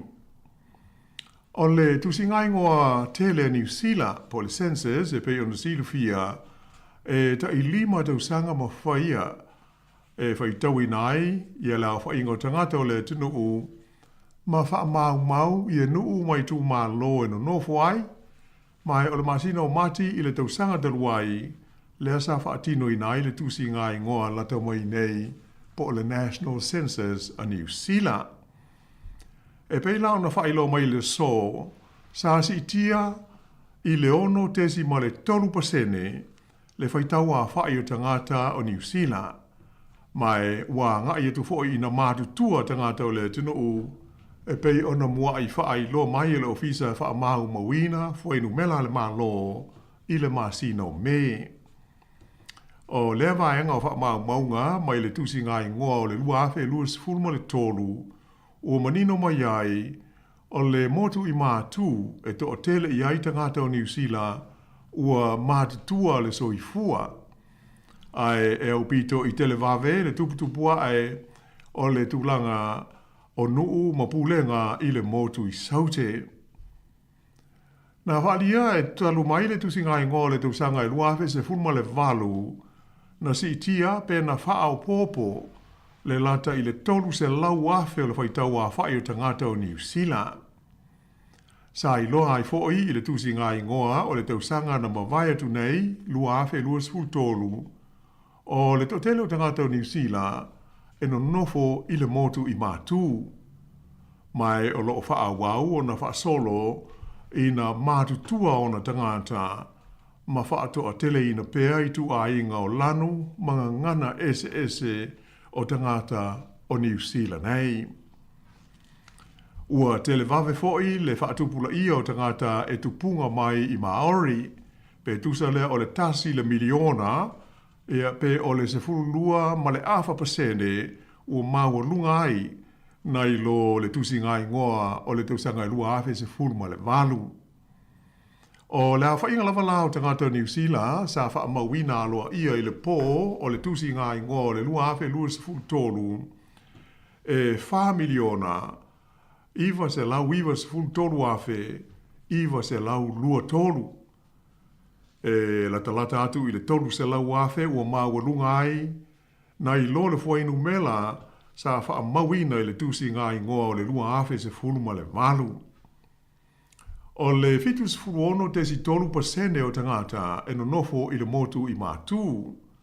Ai o le tasi vai tolu po le awha inga e tasi tesi ono miliona o tangata e no nofo I le tonu o le itu malo tele o au ki lani.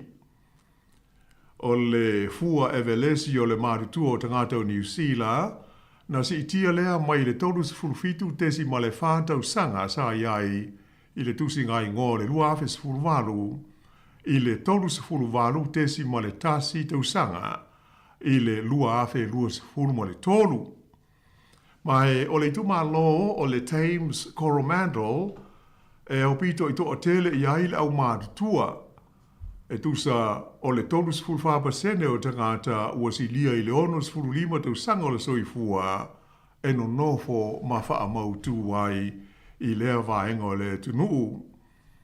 E so atu iai ia Kaikoura whapea le Kapiti Coast lea no nofo ai le lua sefulu ma le 5% o tangata mārutua e siri atu I le ono lima tau sanga o le soifua.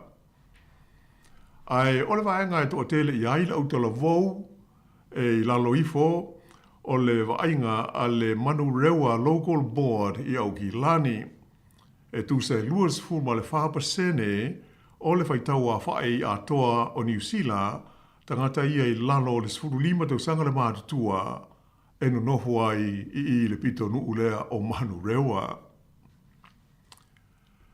Ia ma le tala whai umai I o tātou wai whanua I Aotearoa nei pe o na whaafongo e fo ia Awhamsanga ma Māori.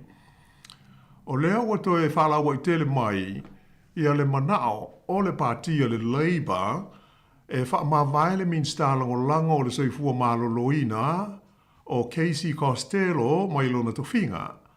E na uari mai o whaamau maunga o whautuanga ia whaapea sa whaalango lango I ailana whaai unga e whaapa uai le fua o la fonga totongi mo se kompani nga osi sikaleti e lei ato o toa. Ai sa manino i se whautuanga mai le ofiso tupe le malo po le Treasury sa tu ina atu il tamaita i Minister nei o le a te le lava se whaamanuianga e maua e le kompani ngā o sisi kaleti le nei e ngō o le Philip Morris pe a whai e whaatau nuula na fuafuanga e whaapa u i le 5% le fua o le la fonga tutongi mo ana i tu a inga o sikaleti fo inei ta ua o heated tobacco e pei ona vevesi ai fe la fo inga le parlemene i le nei vai taimi. Sa mafaina i whautuanga nei mai le ofiso tupe le taununga o se suenga whaasai nisi na whaia le mtanga luenga le soifua maloloina le ana ta ua ai e le ai se whaamao ninga o mea nei e ta ua o heated tobacco e ma whai o na tau fia e a pe whaai titi ai le fia ula sika leti o tangata. Pe tai lasa whaadia mai el tamaita e Minister ia Casey Costello sa iei lava i ana ia tangata faufau tua tūma oti sa whaalango i ai le whainga o na whaai unga i le mata upu le nei. Mai sa amata mai e le manao e whaalau i tele mai ia whautuanga tūma oti ea ma sa le i manao fo i e whaatala noina o ia le autu stala ma le au whaasala lau. Pe tai muliane ua sui rona mafufau ma ia whaalia ai se talanoanga ma le walesi whaasala lau a New Zealand e whapea o le a whaailoa mai i a whautuanga nei i se taimi e le o mamao e pei o na vivesi e nei le mta upu o le heated tobacco.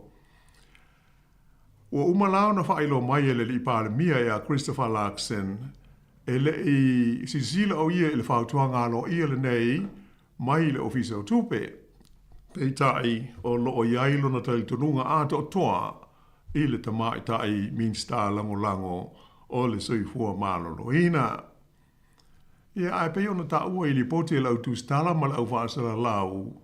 Ona pō lea na whaailoa mai ai le Minister whautuanga nei sa tu inatu ia te ia tu sai o lea mata upu mai manino mai ai le te leo le whaale tonu ma le ato o toa. Ai e pei lava ona si le fia, e leo se teimi mua le nei o whaali ai e le patia le Labour lo lātou le whaatua ina o le tamaitai Minister le nei ia Casey Costello a betai o le mata upu e tusa o le whaamalo lo ma le avesea o se Minister mai le kāpeneta o le mata whaioi le valea a le pāle mia. Pei hoi ona sila fia e le mwhoi ona tu ua le mata whaioi a le Labour la tau o le pati o lo ita ia le tuangai e whaai loa ai o la tau langona e tusa o ngai o inga ma whaai unga whai a Minister filifilia o le whainga malo. Ia ai usi mai pēr le whaafonga.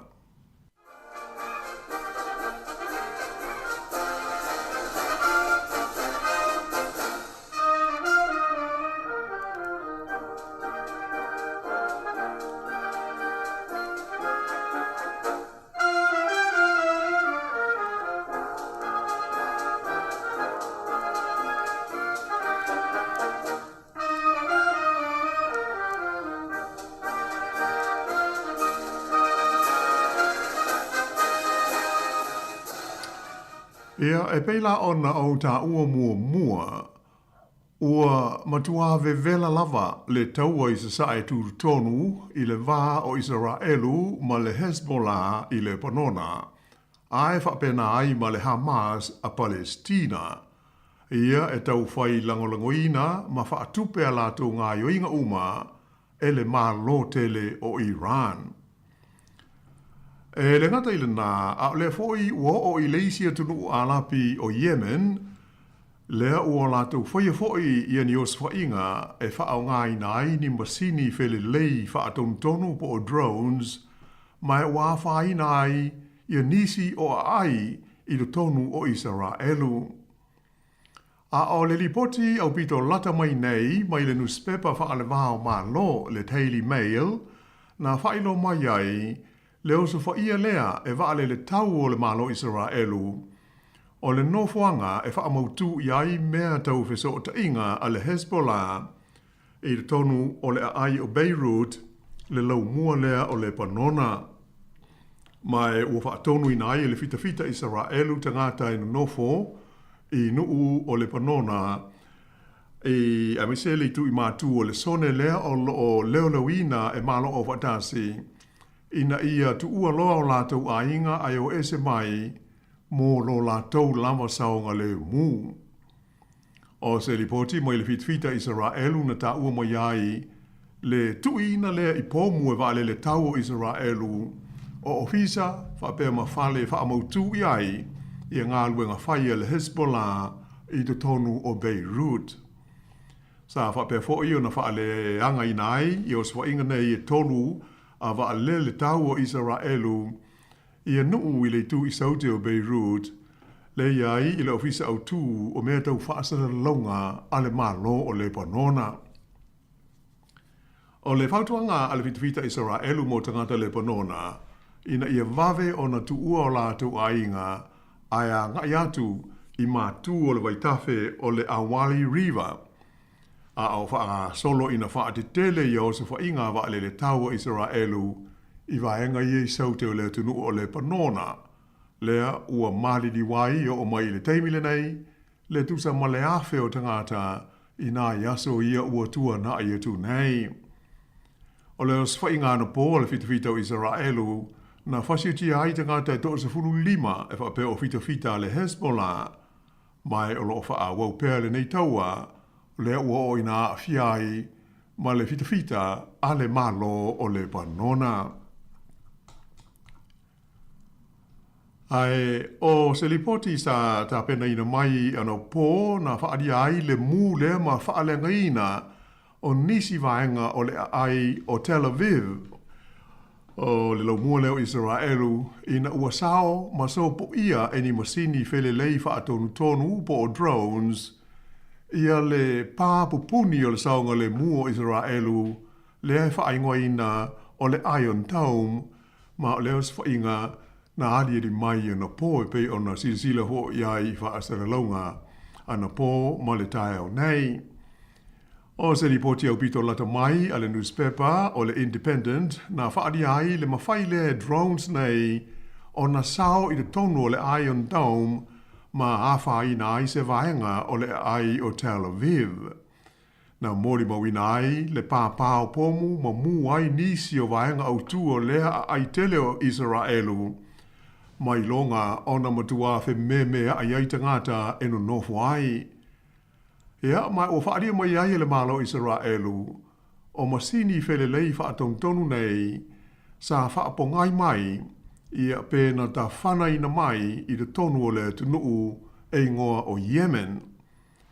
Ea mai o whaapopo tuai ia lea foios whainga i le tūlanga ma ale ma le whainga tā ua o ne iai ia vevesi ma whetaua inga nei i tu tonu o sa sae tu tonu. Ta ua i le nei lipoti le whesilingia o le tūlanga le lei, ma le mautu o fuanga tau i le puipuinga a le malo Israelu. A o whenga iai au nanga mo whaalavelave whaavosei e ma le tautonga vitia le nei whaalavelave pei o nā a fiai le ai i Tel Aviv. O le pola so lulu le sa lipotia mo iai le anga i atu ina a mata o na whaatitele i a nei vevesi e pei o na iai i lea i tūlangi o le kelope. Le vā lea o le malo Israelu i a maona atu nuu tua oi. Pei o na sila fia o le aso fitu o le masina le nei o Oketopa e atoa iai le tausanga talu o na whaia i le taua Israelu ma le whaalapo tonga ngata Palestina le e whaai ngoina o le Hamas. Ai o le foi walu nei i le tolu o vai aso, talu o na osa whaia e vai ngā aua Israelu i ni nofuanga i nuu i le tūlangi saute o le tunu o le panona ia e whaamautu i ai tangata o leisi whaalapo tonga tangata alapi e whaai ngoina o le Hezbollah. Ole whakalawa tonga le nei o le Hezbollah e pei o na sila fia hoi mata o so o inisi o tātou polo kalame. O se vaenga o meo fita de te a tangata le panona e lango ina ma losi ma whaatupe mai e le malo o Iran.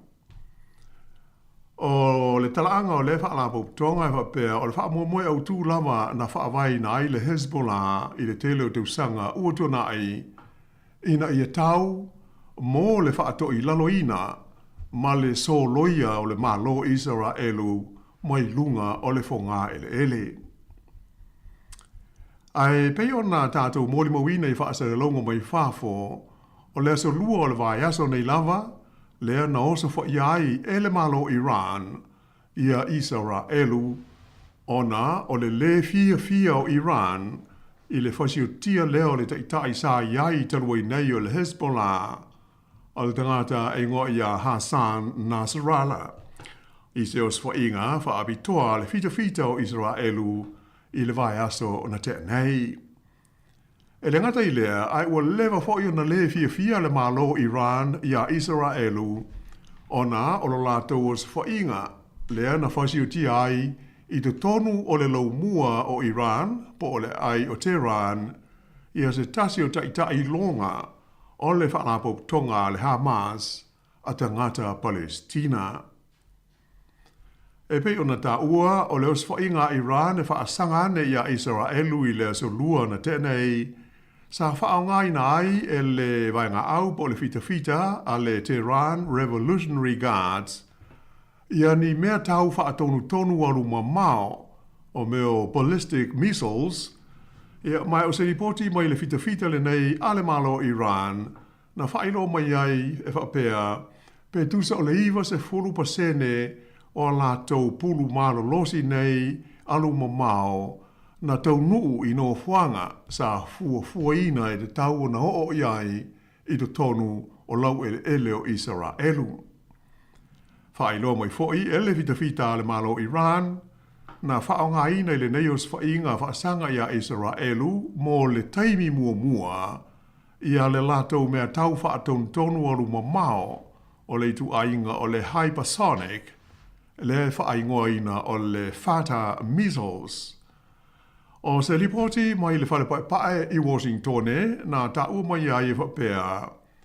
Sa mawhai o na whafonga ina e sui o le military a Amerika ia le li Palestine ia Joe Biden whapea ai ma le Palestine lango o Kamala Harris i tu langa e tusa o le os whainga le nei a Iran i le taimi a au whaanga solo ai.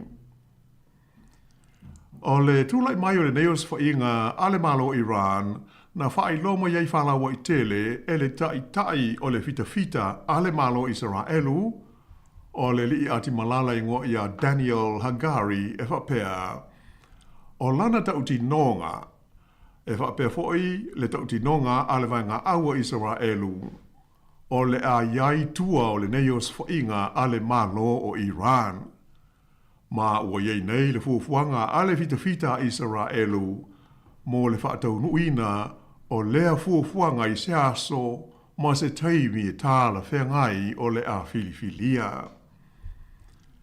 Pei taila o ata ua maua mai whaasere launga i TV whapeu penga o fisota inga a to ai manu spepa o le taimi o lo swainga le nei a Iran sa maua mai loa le leia i le totele o mātua ma whanau o whaapupu solo i le tono no whanga i lalo le ele e suru whai ai mo le saunga le mu mai ni pomu i a po o mea hui nei o bomb shelters i tu ese o Israelu.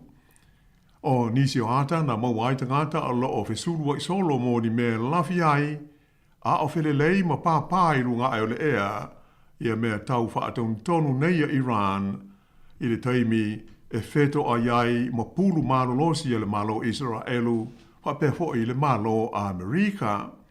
E o foi i le malo Peletania, lea ua fiso swani a Israelu i le tawhana ina o nisi mea tau alu ma mao whaatonu e tawhana atua ngā iai i Israelu. O lipoti alo ia mai le malo Israelu, a e whape ai ma le malo a Amerika na tau ai le matua tele na wani me tau tino na whaalenga ina i Israelu i leo sfainga le i lea sorlua a Iran. Ai peitai, ua avea leo sfainga, ma mea ua se atua i neile malo Israelu e whaasa ia ni whaatasinga whala wai tele, ma tāpuni a ileanga i atu o tangata e tā whawhao, ma tā ele ma tā whanga, o sā ma tāpu whauia ua whailo mai, e whangata ai le tolu se furu la whai o tangata e whaatanga o na awai ni whaatasinga e whai e whafo, ai tolu se lau mō whaatasinga e whai e tu tonu o ni whale. O nisi o pulu alu mamao mai Iran i leo ulia le sorlua, na la vea ai se whale e mauditongi ei tangata i le ai o Beirut i le lau mua o le panona. Ma ua le toa maari ai le soi fuanga o le to tele o tangata. Ona o le popole i le taimi e o atu ai ma se o sfa inga Israelu i lea vaenga o le atunu tua oi o le panona. Ai o mai i le taimi nei e sidi atu i le afe la fa inga o tangata ua maari liwi i le panona. Ona o a whaina e mafua i le lua vai aso o tui i pomu e wale le tau o le malo Israelu. E le ngata i lea, ai sili atu ma le tasi le miliona le a whainga o isi tangata mai i le ai saute e ngō o turo. Ua so sola ese mai o latu a inga a o whaanga solo na ngai atu iai i ale fita a Israelu. Whailo mai fo i se sui le fita a le malo Israelu o le os whainga le nei e nā o se vaenga i titi saute o le panona o le a o iai le lātou vaenga au.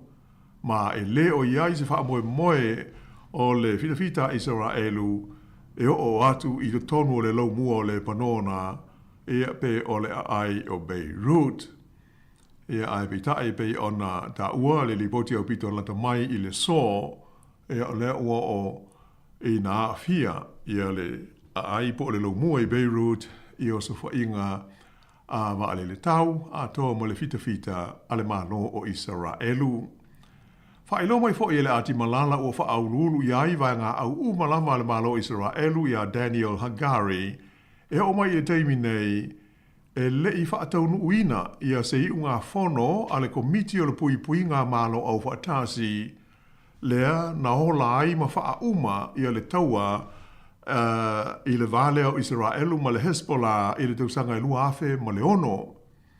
O le mafuanga lea ua whaatumu lia ai le i tūlangi i saute o Lebanona i terorisi atoa ma metau a le vaenga le nei o le Hezbollah.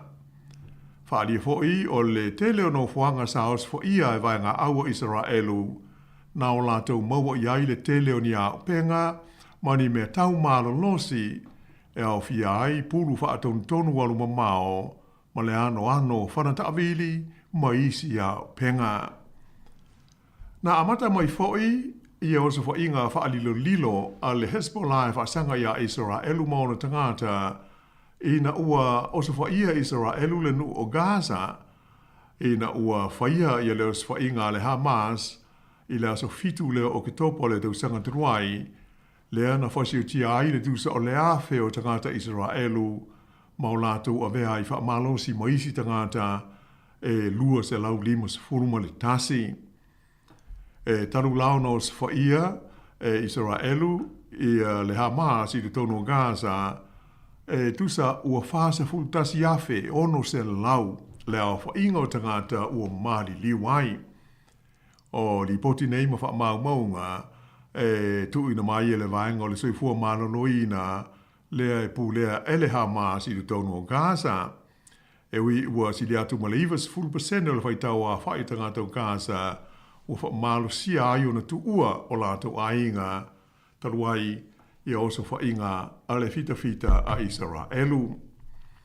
Ai oso whainga la tamai nei a Israelu na marili wai tangata e tonus fulfitu i ngā ioinga sa whaalia mai le fita na wha au tu i no fuanga tu tonu e wha tonu mai ai ngā ioinga wha military a le Hamas e au fi aise no fuanga mo tangata sul whai wha pēha fōi ma se a onga i le tu i mā tu o Gaza. O leo sa whainga le Hamas, leo sa whaia whaasanga ia Israelu ia o ke topa o le tausanga ua mawai. Na abe sea ma iai o lātou a inga le tūsa o le ono se furu wafe o tangata o Israelu mai ona ele le tūlangi i mātū e tūlata i le tua oi ma le panona. Mai o mai i le taimi nei e le i ma whai o na toe fo i atu ia tangata i o lātou a inga. A le ua fola mai whala wa i tele le whala tonga le Hezbollah o le ao lātou osa wha ia pēa Israelu se i hao ina tāo fia le taua ma le Hamas i o tonu o Gaza. Wha lo ma iai le Hezbollah o le nei ngai oinga e wha lo ma iai i le lorolangi lo lātou lango ina ma losi lea o le whala tonga a le Hamas wha pe foi ma tangata uma o Palestina. E to tele sa manatu a tonu o le a manuia tau mawhainga le malo a Amerika, wha pe ai le malo o Qatar, a toa male malo ai kupito, e wha a tūlanga ina i le tāwhia leo le pāpāo whana i le taua le nei i Gaza, ina i a tāwhia leo no wha a de tele o le vevesi e pei o lea ua adi ali mai nei i le tonu o le panona. Sa fa pe fo io na tau mawhaile Palestine Amerika i a Joe Biden, ma le Palestine o malo falani i a Macron, i le vai aso o na te nei, mo se molienga i le vau i tuelua e tau fiai, i a le taua ma le pāpāo whana, e pei o na adi i mai nei i le vau Israelu ma le Hezbollah a Lebanona. Ia ai se i vai foi nei vai ngole tātou tala, ia ona toe whaawo tuai lea pe a toe taliu mai, ai usi pea le whaafonga.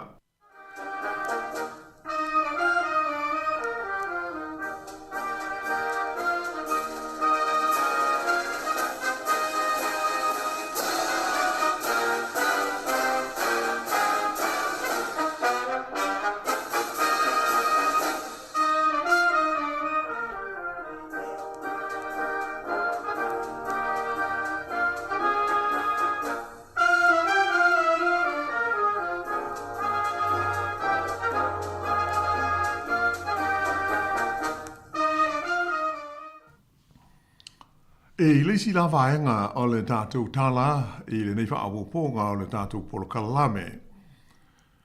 O le a le whaataunu uina i a suinga o le tula whono whainga pālota a New Caledonia i ana mafua ai solo te tee ma vevesi e pei ona mori mawina i le tonu o ia atu motu le Pasifika. O le whaaiunga na sauno manino i aile li pāle mia fau o le malo falani o le tangata sua wha ia Michael Barnier i lana unua ai saunoa ngālo ia i le tonu o le pāle mene i pāle na ia whola si ai le polkalame ma fuafuanga whai ala na whai ngā malo talu nei o na uma le pālota tele a whalani. Sa whaari ai e le li pāle mia i a Barnier e ui ina ua uma o na pāsia i a le teuteunga le nei o le tula whono e maota e lua o le pālemene, e pei ona pāsia ai e le senate i le masina o mati o le tausanga nei, ai wha pe foi ona pāsia ai e le whono whaitula whono po o le National Assembly i le masina o me o le tausanga nei lava. Ai o le fuafuanga ua whaia nei, o le a tāo fia le wha tinoina o ia teuteunga, o le a le tuina atu i le whono a wao po o le Congress, e pei o tū langa māsani. O le whono au au le nei po o le Congress a le mālo whalani. O le tauafianga lea tū whaatasia ai le senate ma le whono whai tū la whono. E po no inga o le tū whaatasinga o maota e lua o le pālemene o le tunuu. E mana mia la o na pāsia ai le whono au au le nei i a teunga wha le wha vai o tū la whono whai ngā pālota mo motu nei o New Caledonia ina ia alo i ai wha ale tū la whono. Ai pei ona silofia, sa ta ua inisi o tātou polkalame o mawai, o le aunga ma le anganga au tū o teunga nei, ina ia suia le whainga sāsa wa i asa o mawai. O le tūlanganga waa o tangata e pālotai i whai ngā pālota whaaloto i whale a New Caledonia ma o nei tū mā lo.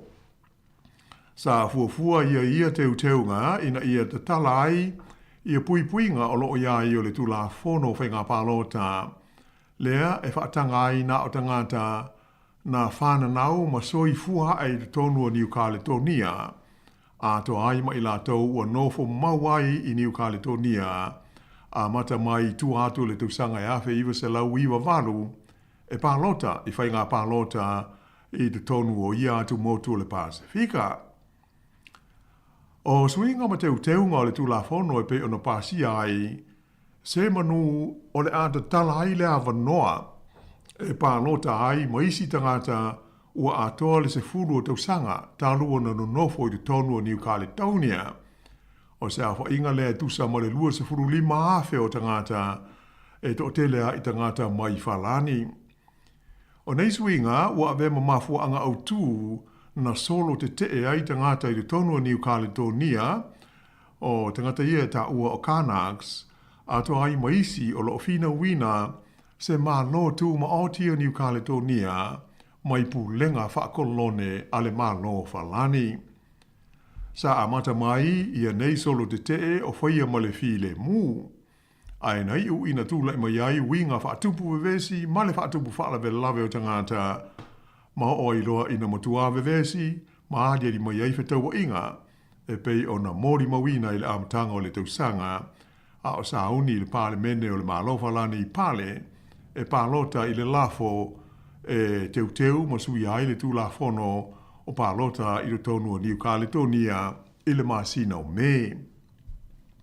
E pei ona si la fia tūla i mai nei vevesi a o whenga iai whalani ma lana pālota tele whaanati nati po le snap election lea sa vala wina le lipele stene o Emmanuel Macron. Na muri ane whaailo maiai alo ia Macron, taruai ona o le pālota tele o lea o le atao fiai mo se taimi le tū mau le whaatino ina o swinga nei o le tulafono pālota i New Caledonia. Ai e le whapea o le a whaapawhala ai malafua ai ia pe so loia e le whaia.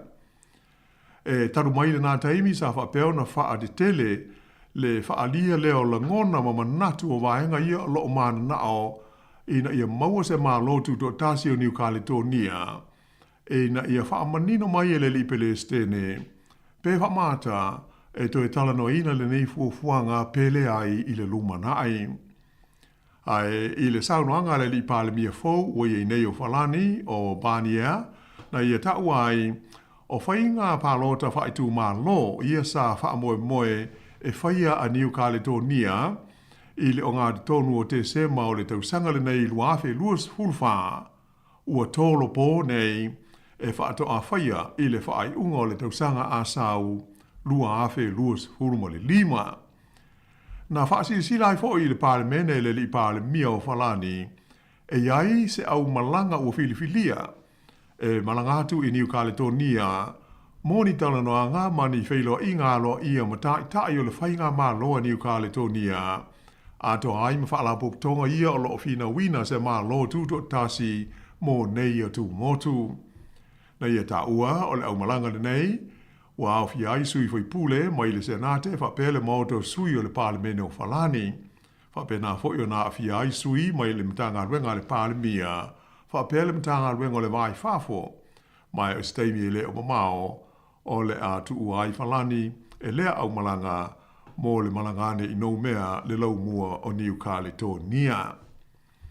Nā whaama whaina ai e le di pāle mia o nei fuafuanga uma e whaato a whaamaunia ma tu ina mai ona au ili linga i le taimi o le a tali malo ai le li pele steno falani o Emmanuel Macron i le ai o pale i se au malanga o tai o mata upu whai o ma lo mai i New Caledonia i le masina fau o Novema.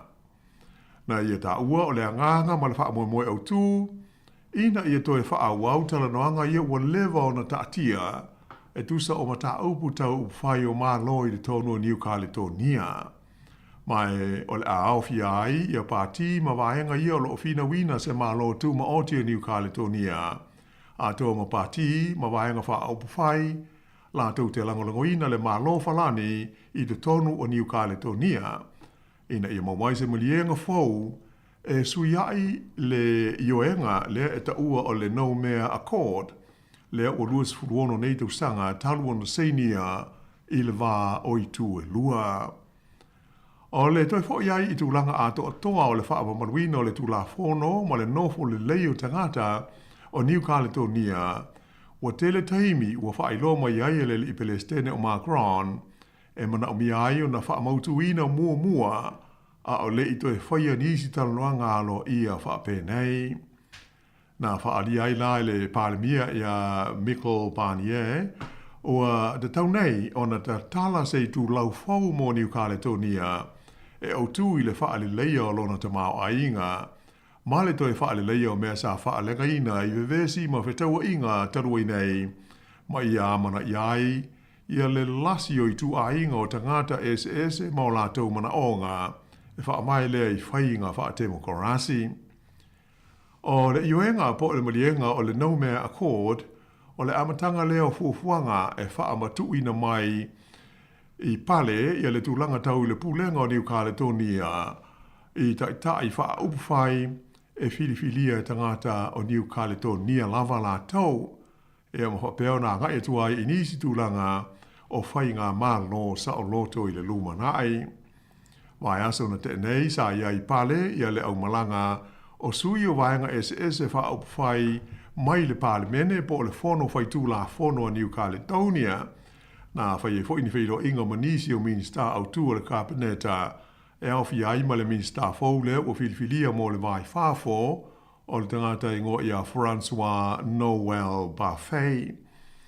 O le nganga au tū o le whai ngā malanga, e ina ia whaeilo atu i whaipula le palemene o whalani, ia le tūlanga o ngaonga o whaafita uli ua awha ina ai New Caledonia, ai maise i le tū tau le tamau ainga, ma le tūlanga lau tele o le soifuanga, ma una ina ai le whaatino ina lo se polo kalame whaata atia e 5 tausanga, whaanga solo ai mo le toi fausia o vaenga sa whaalenga ina, i se tau e tusa ma le wha tesi tasi piliona tā la po o tupe whalani.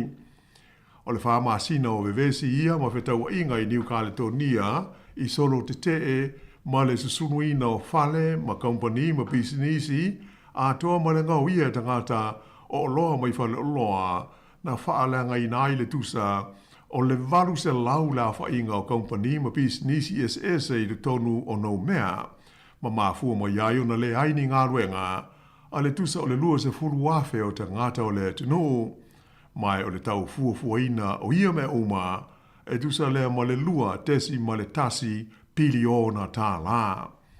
A e tanu mai le masino me e si lia ma le fase lau miliona tā la ua whaamatu mai e le malo falani e fe soa soniai i le tamau ainga o atu motu o New Caledonia. Ia e usi pēr le whafonga.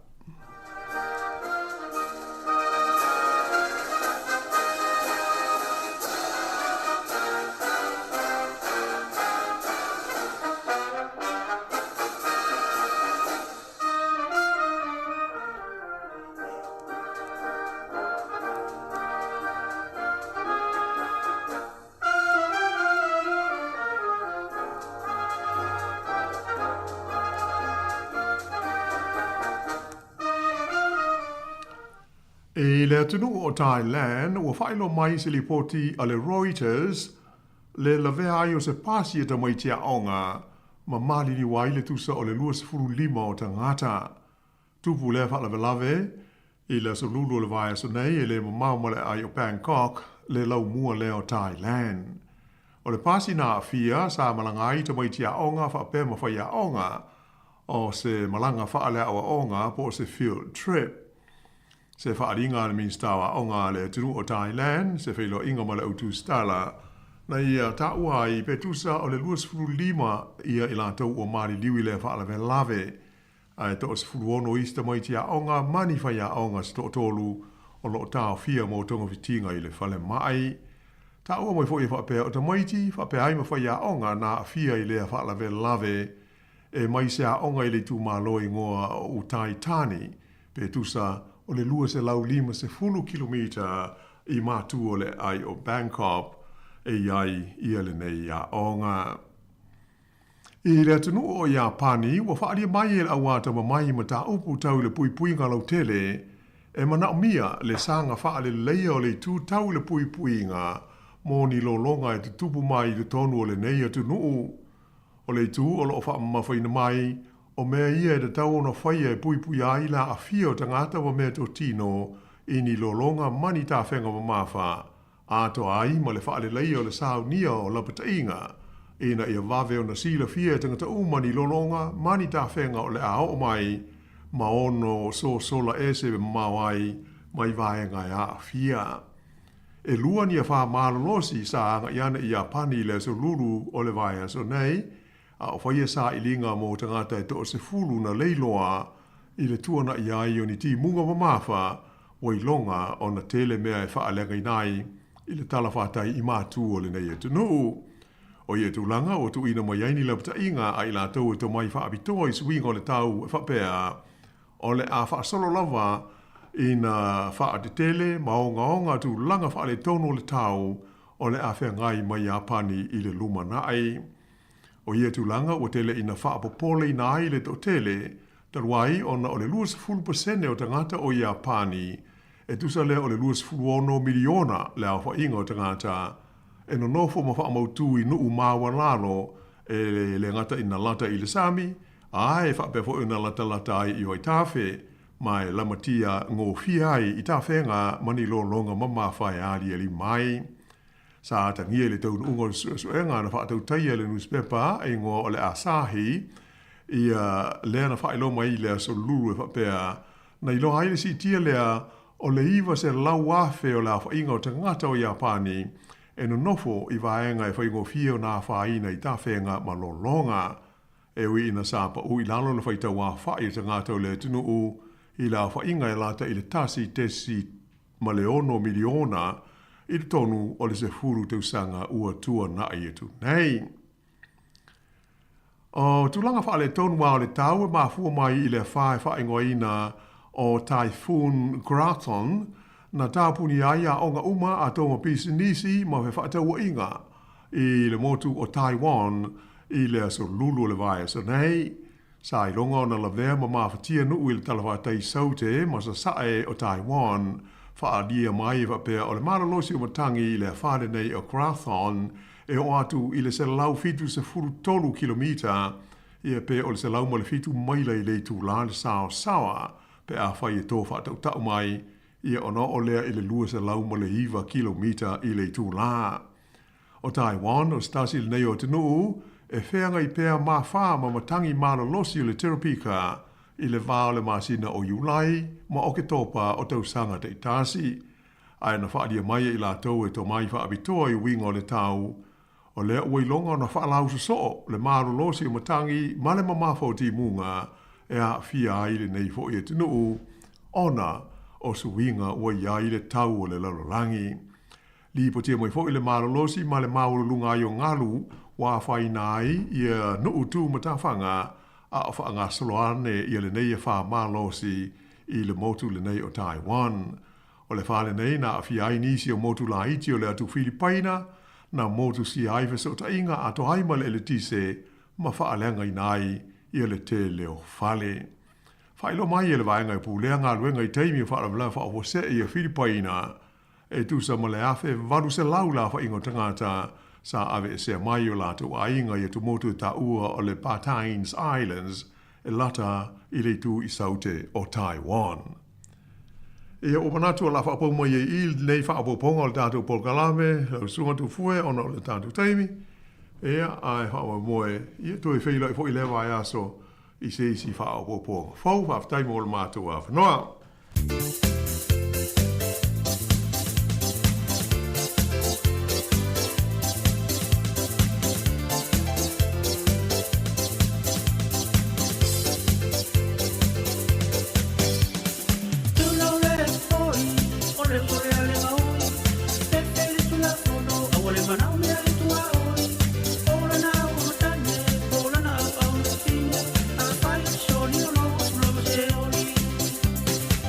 sua maria ile ai ai fai mai Petalai ngai a atamote ai male afu Ai leo le tau to oto mai fai fai whangongo Mai lau fai lele le saulo walele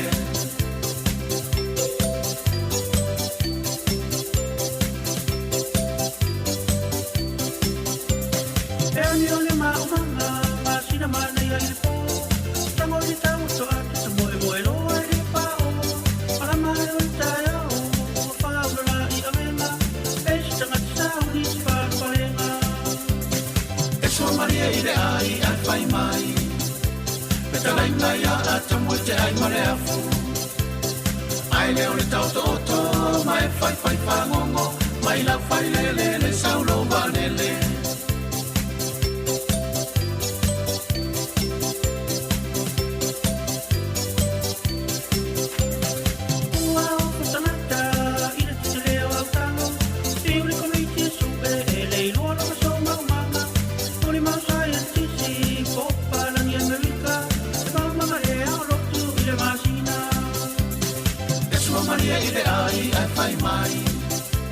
Petalai ngai a tamo te ai mare afu Ai leo le tau to oto Mai fai fai whangongo Mai lau fai lele le saulo warele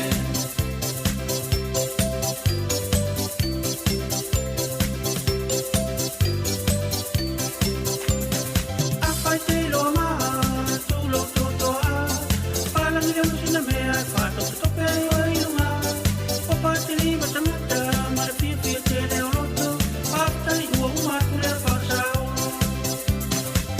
Maria ile ai ai fai mai Petalai ngai a tamu te ai male afu Ai leo le tau to oto Mai fai fai whangongo Mai lau fai lele le saulo warele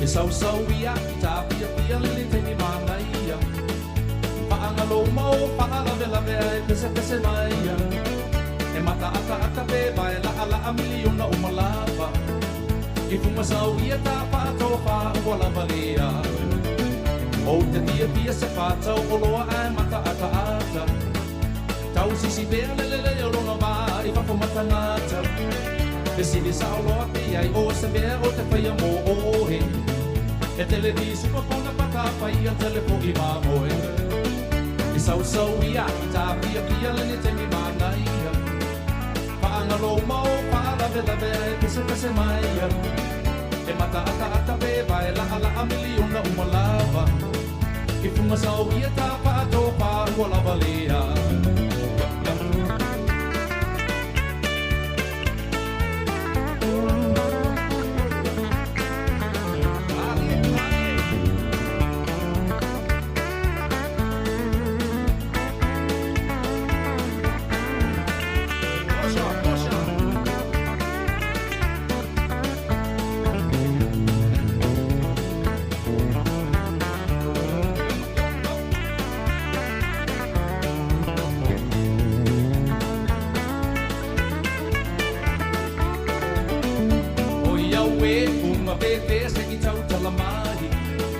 Le pona le ngao le ngutu o so ua e tangi tangi ai Pa a pe oe o lo au le lei o te pepe i ai Ai ui I le sau ia ta o ua e mai mai E sau sau ia I ta pia pia le ne te ni mana ia Pa anga lo mau pa la vela vea e pese pese mai E mata ata ata pe vai la ala a miliona umalava E fuma sau ia ta pa to pa ua lava lea O te tia tia se patau o loa ai mata ata ata E tau sisi pea lele I longa wā I whako mata ngata E siri sa o loa pia I o se mea o te whaia mō ohe E tele ni sua pona pata a whaia tele kogi mā moe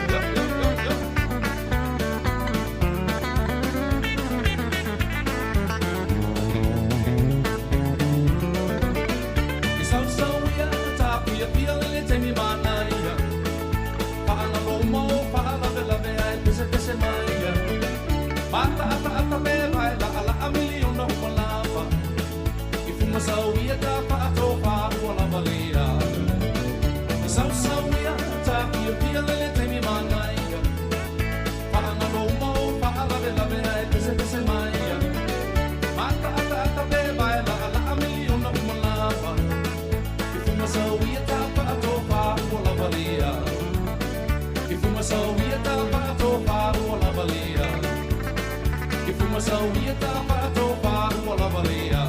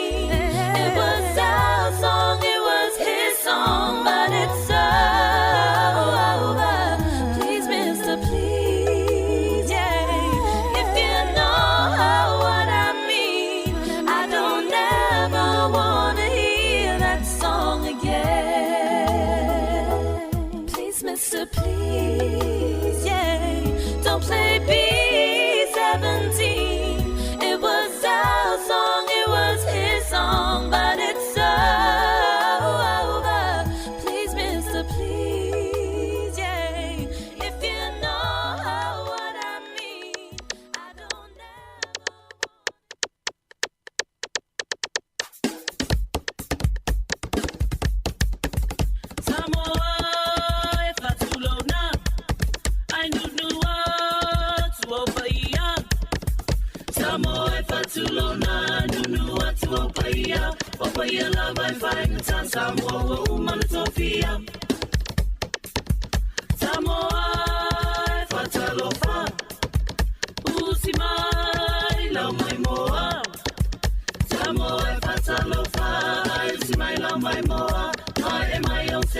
se fa fia tupulanga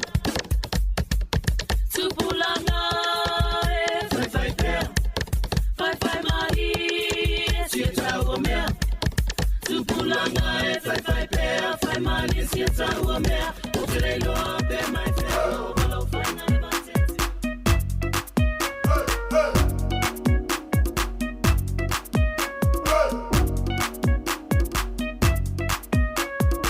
Siva Mahi, música Marie. Siva Mahi, música Marie. Siva Mahi, música Marie. Siva Mahi, música Marie. Siva Mai, Siva. Oi lue mai, lue. Oi atata mai, atata. Oi oso mai, oso. Atongie, modu atongie. Atongie, modu atongie.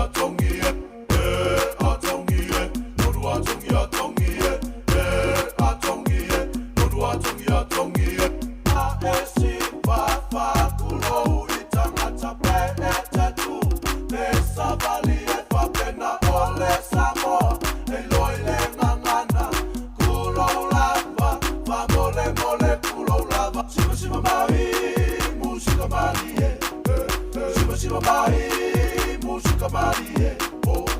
Siva Mahi, música Marie.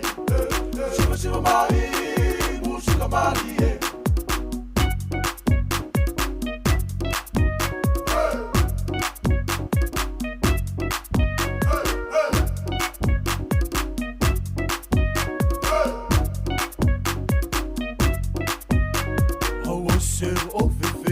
Siva Mai Arekenge, Siva Kamilo Milo, Bewa Aya Michael Jackson, Ese Ngai Wakuli, Ale Fonga, Ese Umi, Aste Ala Asikama. Olo e whawhama i le tautua te whonga le rau mua nei teimione, tai au e na whasa launga.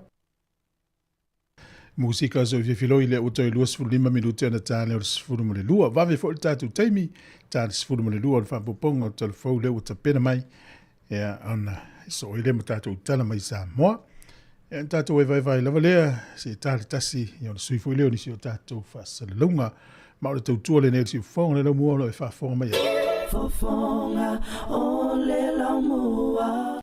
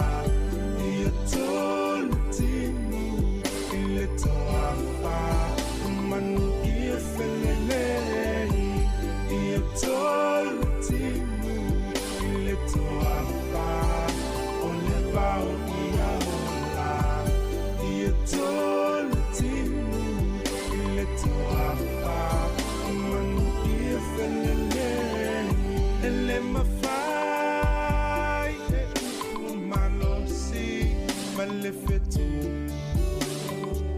Mana o e ya ile mana Male Mai uta itai Se wasili ona whangatawa Ia e whaatupu Le alofa mai le loto maa So o se to alua Ua male pele mafutanga Ia e whaalelei Ia e whai e pei o tawita mai o natana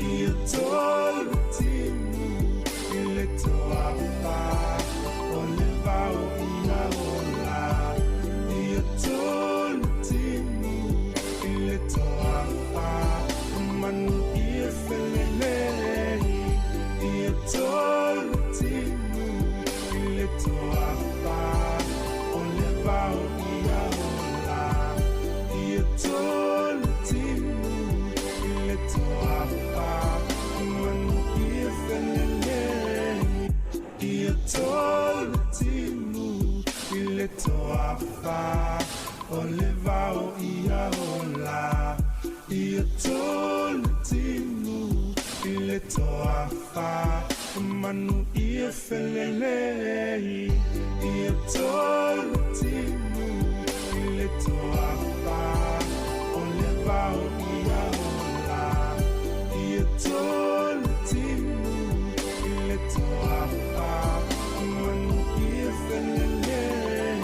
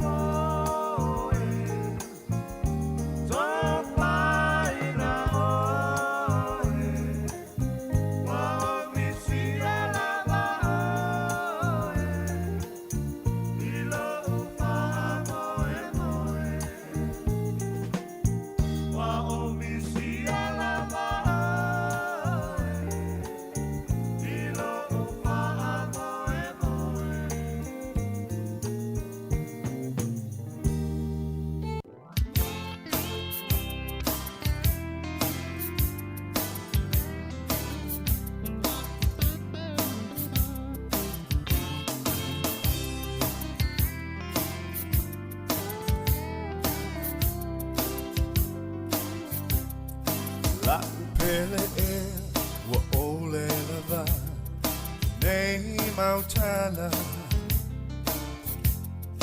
waso ona fai e nei tangata I lo uholanga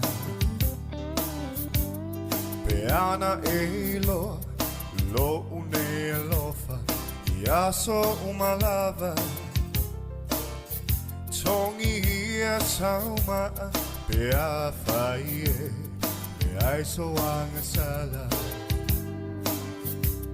So se Ia lafo I funga Va a tele O lo ua lofa O tele tau fia Mo oe la upele Peole manino ole moana I lo une anganga E tasi halasi lo ne au eo ole faava vau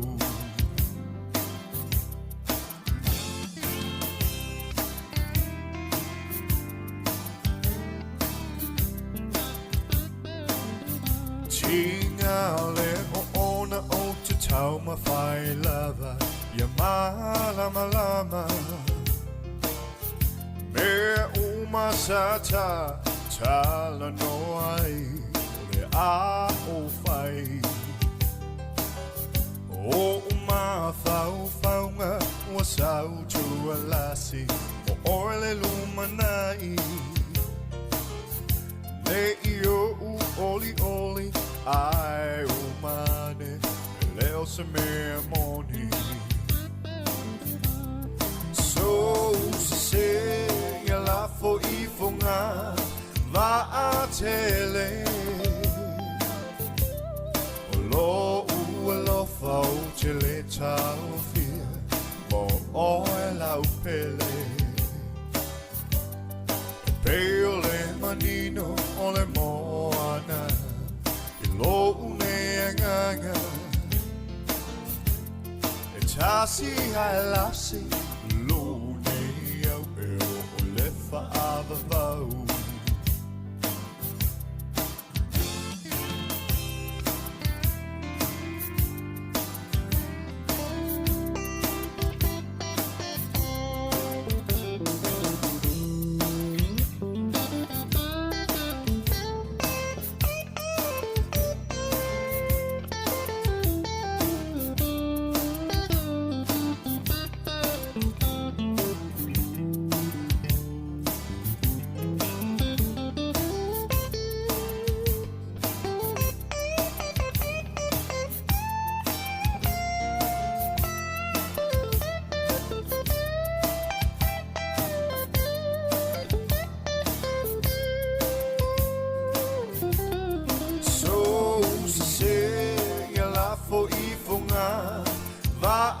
tele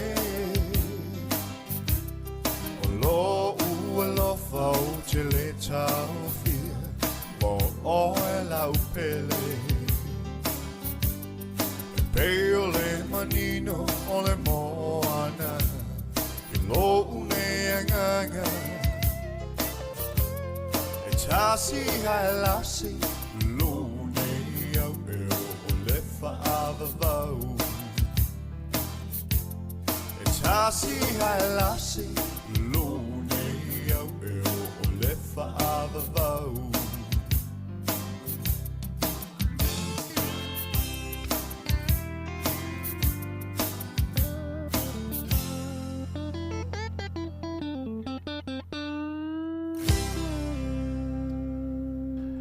Ora e whawhonga mai le tautua si whonga le lo mua nei temi o le tae ao. Ia, peia le whatua te ati sifuru ori.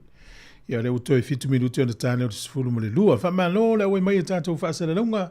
Nei pespisenga sui whiwhiloi e taito o luina. Ia, le mamalu o le tātou tunu. Whia lava o e mafuta mai ai la launga luenga mo lau tutu o lo whai.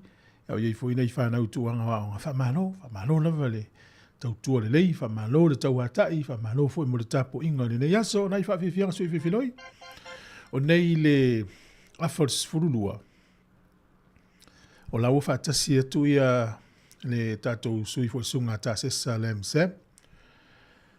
Ia, ile wha moe moe. O le tau aoina tu lea o le tino i tupe, lea sasa i le tupe i le tele o tangata ni usila. E ala i le kiva little page le na whaia le sunga po le tofali a manaia, Lorenzo Kaisara, o neila le whilo i a inga i e lua i upolu. I Samoa, i nā i le ofisa o le Pacific isi mane i lumane o le maketi o ia. Nā lai wala uria me le tātou tau tua e awa i atua i awale tu ina tu sia ke tupe ia. E le te tonunga peta i tolu sifuru wafeta la Samoa le hainga, mna tua le ua walu so i fua na i uso ia mai Samoa to olua masi tamato o tasi au kilani. O nei lai le afor sifuru lua le tfai elfa moe moe le na, ia, pe o le swinga na o tātou por kalame le nei aso, ia o na e ilfa moe moe o le apu e ta se sama si le ala e. O la ua na lai ia ilfa moe moe.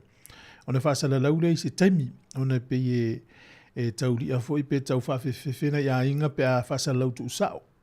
Ai pe o le whaasilisilanga na mo le silfiera tātou turu. Ai whamalo whawhitai, ia, manu tere ina nei aso ma na i pe spisenga lau foi fsosani mo le atunu. To e whamanino atu o le tala fia mo le nei aso pe nisi au fasili o lo tu ina mai. Ia e whawhea la mat ia whanau. Ai la tau i o wha i la ngire fo launga e au fia i tonu o le piriota leo. I o le tali e le ai ma se whanau e manu i ai. Nā o i la tau na soifua mai i le vāo le aso sifuru tolu o mele tasi iwa lua wha. I le aso mua januari tasi iwa wha iwa. Ia o le whaminonga na ele la vea ai ma se whanau. I le ai ma le tamaiti au.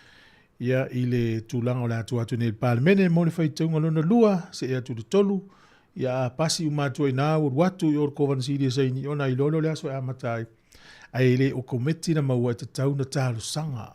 Mana winga whaisi o tua a e la vea i ilfa mnianga lea ele o kometi e tatau na tālu sanga whato a maua le hawa noa. Whawhiwhianga o le tai au whami lute o na tāle o te sifuru ma le lua. Tau tuala ne si ufonga le lo mui Wellington e tālo whalawa.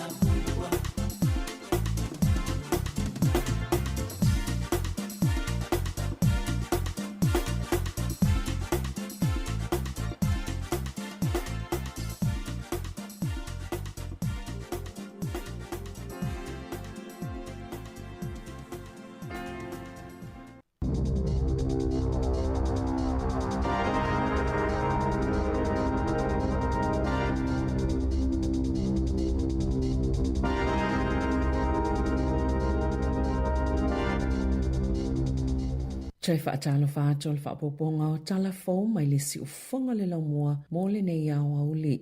E se lau walis fulfitu tangata na whaamawina na afia le tale vivini le masina talwai. Na whaalia le soifua maloloina ni usila e te le lava le avanua i pepesi le whaamai e tutono le atunuu. Ma uauna ia nei tina maitanga mai se pitosili ona la matia ngofie nei afianga ina ia whaia nei loa tui pui pui. Na whaalia le whaatonsili le pui pui ngol soifua maloloina a ni usila Dr. Susan Jack o lo nofo mata alia ni usila i leono pepesi o le tale vivini. Sa whaamawina le toa fitu 15 na afia le whaama ili masina o au kuso. Ai o lo si ipea ilunga le numero tangata ya afia ai. O lo maulunga fo ili numero tangata wa afia le tale vivini Australia mai si vaenga o le lalangi na sauno Dr. Jack. E pito silo na ile popolenga mo pepe fo whaato a whaana nau. Mo ufauto ina malo si tina maitanga mai si tangata e whaingofio na apo e whaamai ina ia whainei loa tui pui pui. Wa maangalo ma ua tatala i tuale taule ele ana whaao ina leo tili tu stala le leitio ni usila o Philip Cottrell. E ui ua ta ua e te le lava lava no e ono toi sol tu la fono ai. Ma le toi a wife so sonio le toi fuata ina olo na soi fuanga. E se fulu lua tau sanga mamasina e se fulu. Na whaasala ina i ni ko waipuka ile fale pui pui. Ile fasio ti tangata pa i valea ile luafis ful tolu. Ma ole vai asonei na maangalo ai ma le fale pui pui. O te sema luafis ful tasi. Awanga ia tulele i whaasala laua le leitio ni usila, ilona a inga petu sau le afo le lima le vaveao, ina ua mai ala na sifi, na oso whaaiai o iei le awala i Bolgot, masama liu le fale mai, i le aso na suso oai. Talo mai le taimina tuetula iei waipuka i lumo le komiti, o le palola ia te sema, na ia whaatino i naini sia mionga le tala whiangai, e au fie le fufusu ma se isi pango ta, na maua fo i te tonolo na sela se paipa e ulai le tapaa, e le whaatangaina. I se pepo whaamatalanga le pulisilio le Radio New Zealand o Paul Thompson sa ia ta uai o lo o langona pea le mawhatio le au whainga luenga i le leitio i le maliu fasio le li i whaasalalau a maise o Lloyd Scott sa ngā lulue ma Cottrell i le taiao a o le i maliu. O le whaatamala o kapeteni umai to olua i le lewa awa aia le leo o la ngā luenga na alai o na tupu le whaalavlawe o ngaonga le Bay of Islands na manu ai se tau le lea se to o tasi mangoto ai fo i se tasi o waalau pase se peo na maawa i se li poti o le asas fultolo a perila luafe lua tolu au amata wha ngā solo au au nanga maasani a le Waitere po le Blue Ferry mai Russell mo bai hia aina whaafo se ona feto ai ma se wa asao sao po se powerboat na ma le pei le wilo le Waitere ona o le masau masa manu ai le kapeteni. E le ise tasi o le pase si to osfulu i vole Waitere na manu a te ngaina. E ui e to tasi na pa ui le sami. Manifana witi na matua a fia lava o lātou langona ma mafau fau. E le ia whaina le kapeteni ma le pase se. Sailunga o le one poto. Na matua wha ale ngaina lava le va ala o pase se le Waitere. Mangoto muli muli ane. E lata i le fito se fulu afe tangata ni usila sao lātou whaalia, e ta iono se fulu i tū lai ngā lulue ai le vai yaso. Na whaalia i whaamomonga le tusi ngā ingoa, e tele ina i le tolu fito te si ma le lua i tū la, e whai ngā lue ngai tangata ni usila i le vai yaso. Ua pa uma i le tolu valu te si ma le tasi i tū la sa ia i le lua afe se fulu tolu. Ma e tali tutusa lava ma whaamomonga le tusi ngā ingoa talu ai. Pei ta ina whaalia e tangata i to olua se lau iwa se fulu fitu, sa ta i se lau ono se fulu valu i tū la sa whai ngā lue ngā i le vai aso a fua i ai e tu sai ngā lulue i tō lata i tasi umalava i le tausanga i lua afe sifulvalu e to ulua se lau fitu tolu na o lātou whaailoa sa o lātou ngā lulue i taimi umalava peitai i le lua afe sifultolu sa wha se lau fitu se fulu wha sa lua te si maleono miliona leo whaingo o tangata na lipo tia le tusi ngā ingoa sa whai ngā luenga e lata i le miliona leo whaingo o tangata na o lātou whaailoa na whai ngā luenga i le wha se fulu i tō la i le vai aso se lau valu sifulu no afe fa se lau 5 se fulu na whai ngā luenga i le 5 se fulu i tō la ma le tō ono se fulu iwa se lau iwa se fulu lua na o lātou whaalia sa whai ngā luenga i le taiono se fulu i tō la i le vai aso. Na toi whaasanga i nele soni le whai ngā malanga se waalele le ene usila na malanga mai kalai estete mo au kilani i le tae awa na leila maana tūlau ele malasaunga le mui nele soni i le te au le fitu na ta ua le kapiteni David Morgan sa yeni whaale tonu i ea malu lua le waalele mai to lua paila te sa whaafuina le whai ngā malanga wali pati o le ailo ilo mwhaia i eisu asuenga i lea whaale tonu. Ua tusi atu ni Iuni e tangata whainga aluenga le soifua maloloi na New Zealand ina ia tau fi mo sina taimi le whaanga solonga le vae ai o tangata whainga aluenga ma le se whenga o tupe whaalu se i maua momosa lātou awanuai whaalieni o lātou fina ngalo e winga i tupe ua o vātua na whaalu e fitu ni Iuni o le soifua maloloi na ua talo sanga le ofisa sili le fionga whepulea i Machi apa mo nisi whaamatalanga e winga i tupe ua ovalo na whaaluina e se lau whāsul fitu miliona tālai māsina te tasi ina ua fuafuaina pe valo iaina e le la se vai ngā tupe e tasi te se male fitu piliona tāla e mawalunga atua i tupe whaalu nei lo tupe maua i le whaiunga le tau sanga whaale tupe o le popolenga Iuni ona o le manino o mafuaanga ua o vātua i e tupe whaalu po o se sasi i whainumera po o a afianga mai le whaatupenga o le whaatutu sanga o tutongi o tangata whainga luenga sa whaali Iuni na o lātou tauli maina se whaamala malamanga mai le komisina o le soifua maloloina Lester Levy whaapea mawhipulea i la sosfulu i vo September e winga i le ova o tupe whaalo le paketi masao lātou maua foi le whaamoemoenga o le soifua maloloina ina ia whaanga solo le whaasao o tupe e au fie le whaamutanga o le whaatupenga o ni polo kalame ma polo keti ma le vaea o tangata whainga aluenga sa tāpā Iuni ni whaamutalanga tau tupe pei ona aia ia i lalo le tula fono mata uptau i ngā aluenga matalo sanga mose whaamaoninga e tā ofi le polo kalame ia le silia le ito la e lima i le afiafia na nafi. O lo fesiringi e whaiwhaingaluenga lātou au whaingaluenga i winga le ola maloloina o lātou mawhauwhau. Ona ua whaupopo ina pea le whainumera o tangata ua li potia, le popole atu i le saunga le mō o lātou ngaluenga. O le saililinga na whai e whaiwhaingaluenga sui o le asosi o whaiwhaingaluenga ma whale ngaosi o loa. Sailo ai o le whawha pasene o tangata na tali i le saililinga, sao lātou wha lielo lātou popole i se tūlanga mautu o lātou ngaluenga. Mo o sitia mai le tolu pasene sa iai i le tausanga lua awhelua lua o le lua o vai tolu na popole e winga i lātou tupe ma le silia ma le tasi o vai tolu na afia i le toi whaatulanga ngā pisinisi ona o le tūlanga whaingata na whea ngai ma le tamao a inga na ta o le whaolulunga o le EMA talo mai le whaama i o le COVID na nofo sila fia lava whale whaingaluenga i whaafi tauli sa whea ngai matangata whaingaluenga i tutonu o whale whaingaluenga.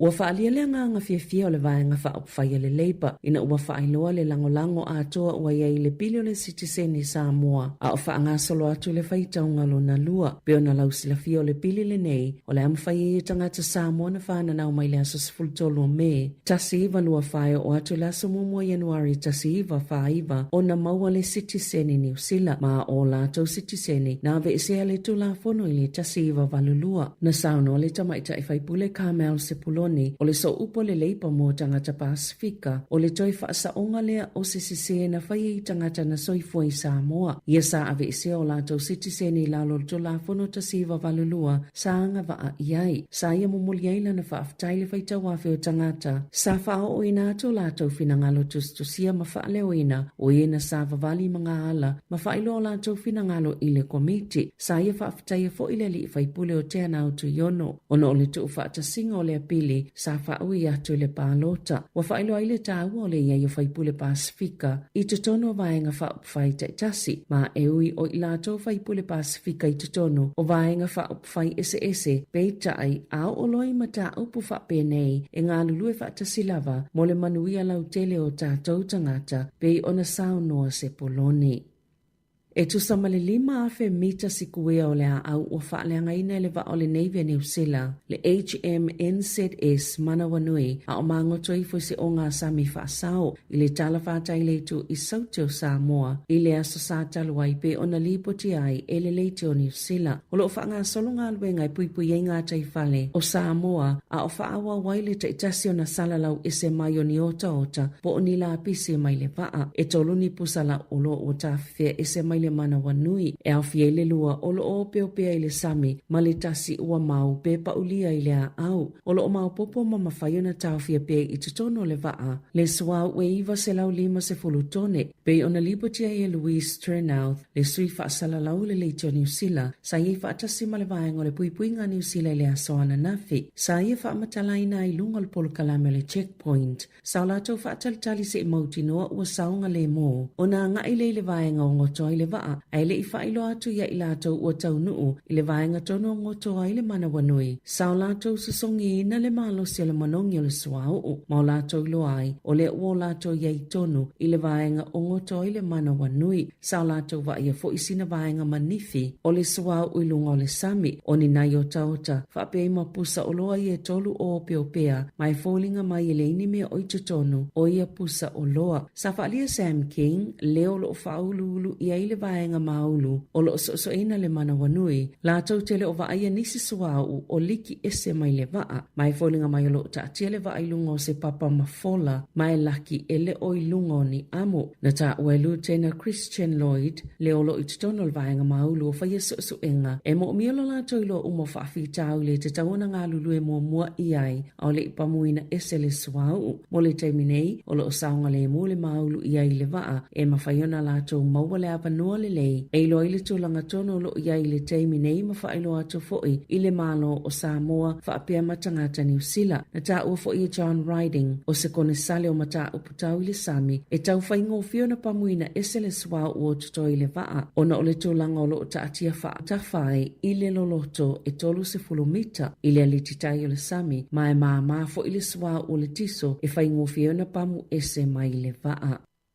E 5 maka po basis points ua pa ua i le pasene tulu i o tupe al faltupe whaaleo leo a New Zealand i le whaatesi malifitu 5%, ma o se foi numera pito maawalalo talo mai Februari lua a felua tolu. O le tele ngese o le alu ilunga le tau o le soifuanga, ma le pa ua le ngā ioi a le tamao ainga ua maa foi le tele o le pa ua le pasene tulu i o tupe. Samtua langolango ina lau whaito whaalo tamao ainga ma maketi tau tupe le 5 basis points lea ua abe ese na whaali al faltupe whaaleo leo New Zealand o le tele ma le vave o le whaapa ua le pasene tului i le lumanai o le a whaanangolango le le tūlanga e iai le tamao ainga e e faltupe o mai o na whaapa ua nisi a la tau pasene tului. E silia malilima se lau wafe tālana fōa i vaenga whaupwhai e kampani mani au whaisia e iai o lātou so tanga i polo kete e se fululua. I o loo whaanatinati le awala e whaatanga i o na whaatino. Masa fōa i sui o le National Act Mali New Zealand First e tu sai masali poti suesue ale Radio New Zealand o lo au fia i polo keti le whaapoponga o le elinga o maai tutono le ele whaasao ma se ati na e ona e se tangata na langolango ina whaalawa i tele whaipulo le National i le taimina fina wai maleka inga ora na sauno le minister o ngā luenga te tele Chris Bishop ma le minister o ati na Shane Jones i le leite o New Zealand sa pulea le leile tūlanga i le ono ia unifaya po le conflict of interest i le taimina whaanga solo i le whainga filifilinga mo polo keti e au fia i tutono le pili e whaanatinati ai o Natalia sa muli lava i whaanga salonga maasani ale ka peneta mai mawhaifo i e so se tangata o na sa ili po afoa i na whaia ia e la tau na maui se ilo ilonga le leite o New Zealand ni whaala potopotonga po kampani ma tangata taito atase i ele so tanga i polo keti se lau wha se fuluiva o le atu sia i tutono le pili o ena fōa i le National po a lātou suifai pule i le luafe lua ma le luafe lua tolu o ia polo keti o le a iloiloina se komiti whaapitoa. Pe te tauna whaanga solo i le whainga le talia whaanatinati ai e lua pe to lua na whaiani fōa i le New Zealand First po Shane Jones ma le to lua na whaiani fōa i se lau 5 feta la i le vaenga whaia le act i tutono lava o lea piliota. I atunu i whafo o lea sole na malo i ele vaenga wa ai tau le United States i o oto lea whamalo se o Milton i le state o Florida. Na whaali e lunga le John New Zealand e ni tangata New Zealand o au mau i Florida. Le ave e sengo i lātou mai o lātou ainga ona o lea wha. Na walo ia le o atu le lua se lau 5 kilomita. I le itu la le sao ma le malo losi o le angi o matangi mai lea wha o Milton. Sato e whapa uma i le vaenga 5 po le category 5 i le vaenga tolu po le category 3. Le malo si o lea wha pe tai o lo ia i lava valo anga i le telo ni me o lea wha le anga i nai. Sa vala au Presidente Joe Biden i tangata ua iele whaatonunga o ese ina ia vavilo ona tu ua o lato fali. Tala whawia malisi ufonga le lau mua mō le nei au auli.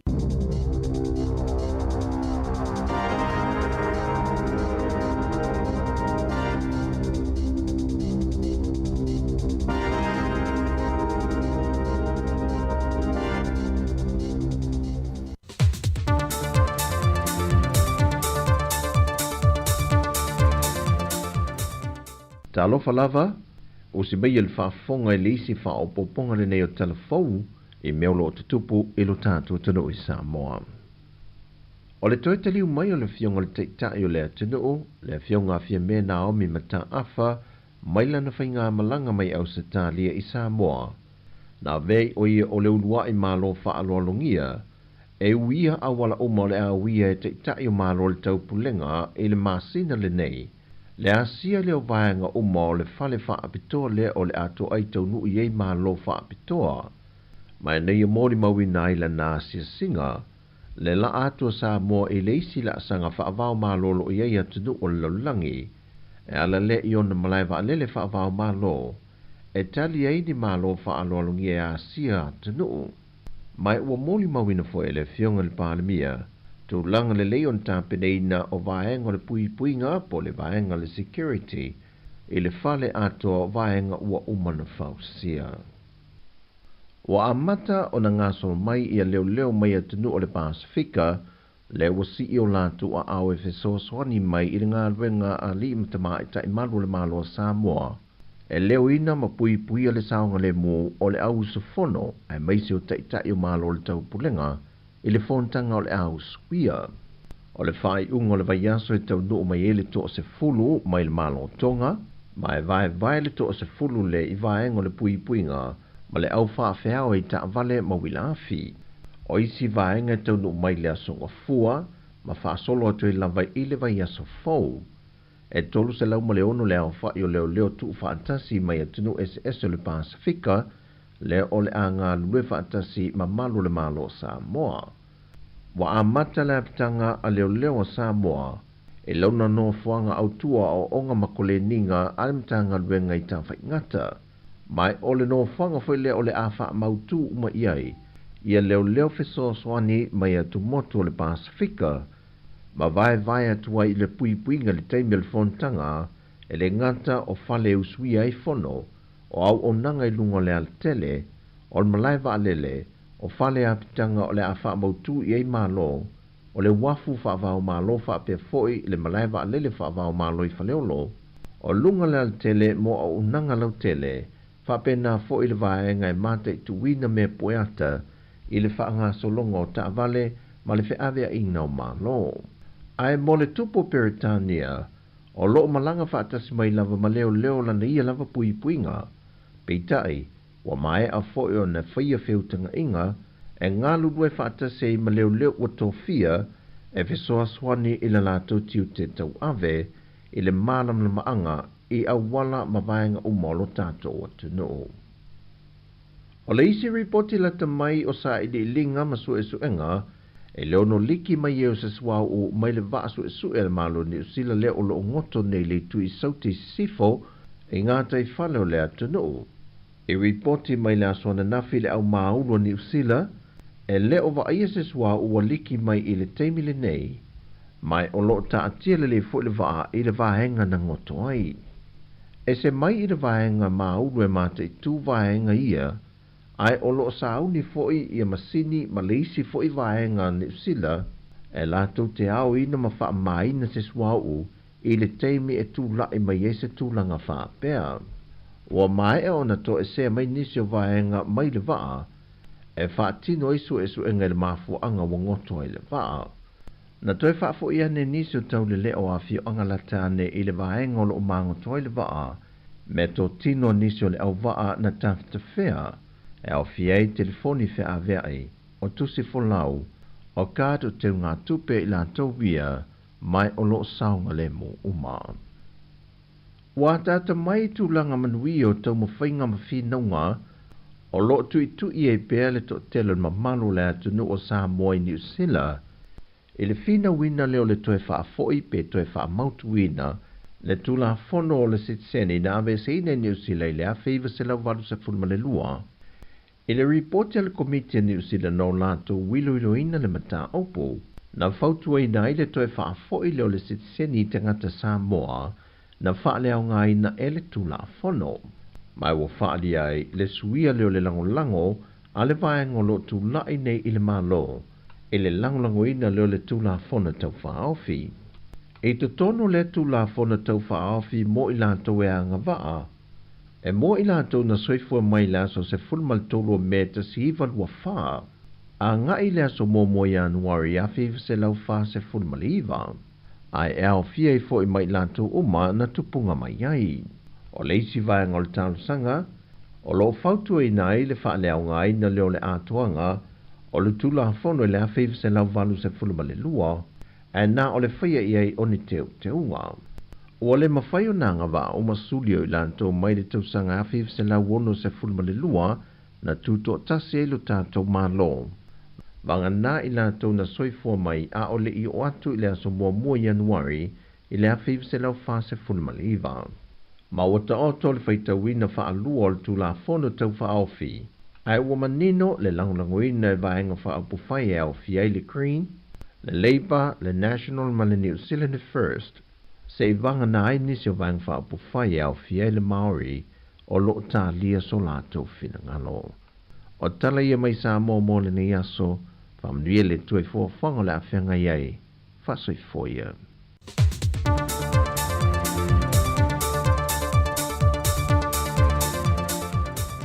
Amalo whaftai tātou telefona le ni awa uli, teimi lea ua fia lea te mina wai ai, te anei le sifuru mene 2 minute lu sifuru mene tasi, i alo mai loi, whaafianga so i whiwhiloi, o le nei taimi, ia mai le tautua na sifufonga le namua. Lea vai pesa le vaa tofu o saa moa, so mai i te tonu, o le wia vai ainga o le nei taimi o le aso, duia fo inga luenga, a le totele o le tātou tino, mātanga o fia le vavai atu i whafu atu o le tātou ofisa, e tau le rei mata whaonga nei tamaiti, ia maa o ngā tala o le lotu o tamaiti. Luas fultati minuti au te asifuru lua tau tuarsi fonga le namua.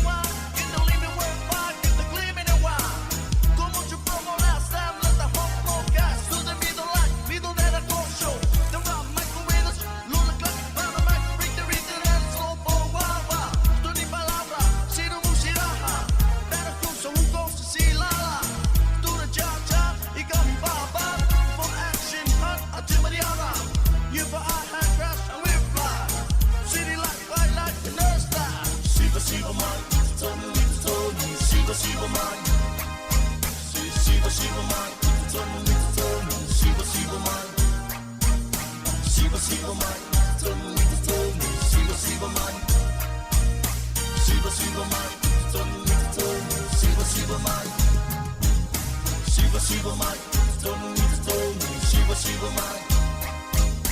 Shiva Shiva mai, tonu i te tonu. Shiva Shiva mai. Shiva Shiva mai, tonu i te tonu. Shiva Shiva mai. Shiva Shiva mai, tonu i te tonu. Shiva Shiva mai.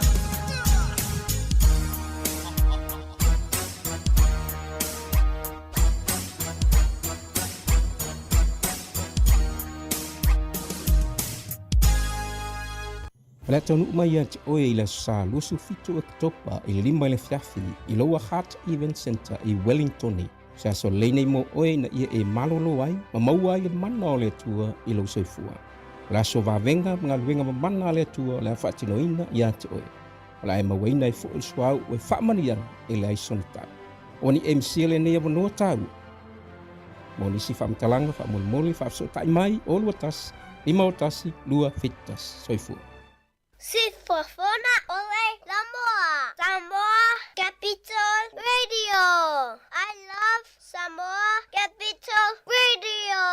Go Samoa!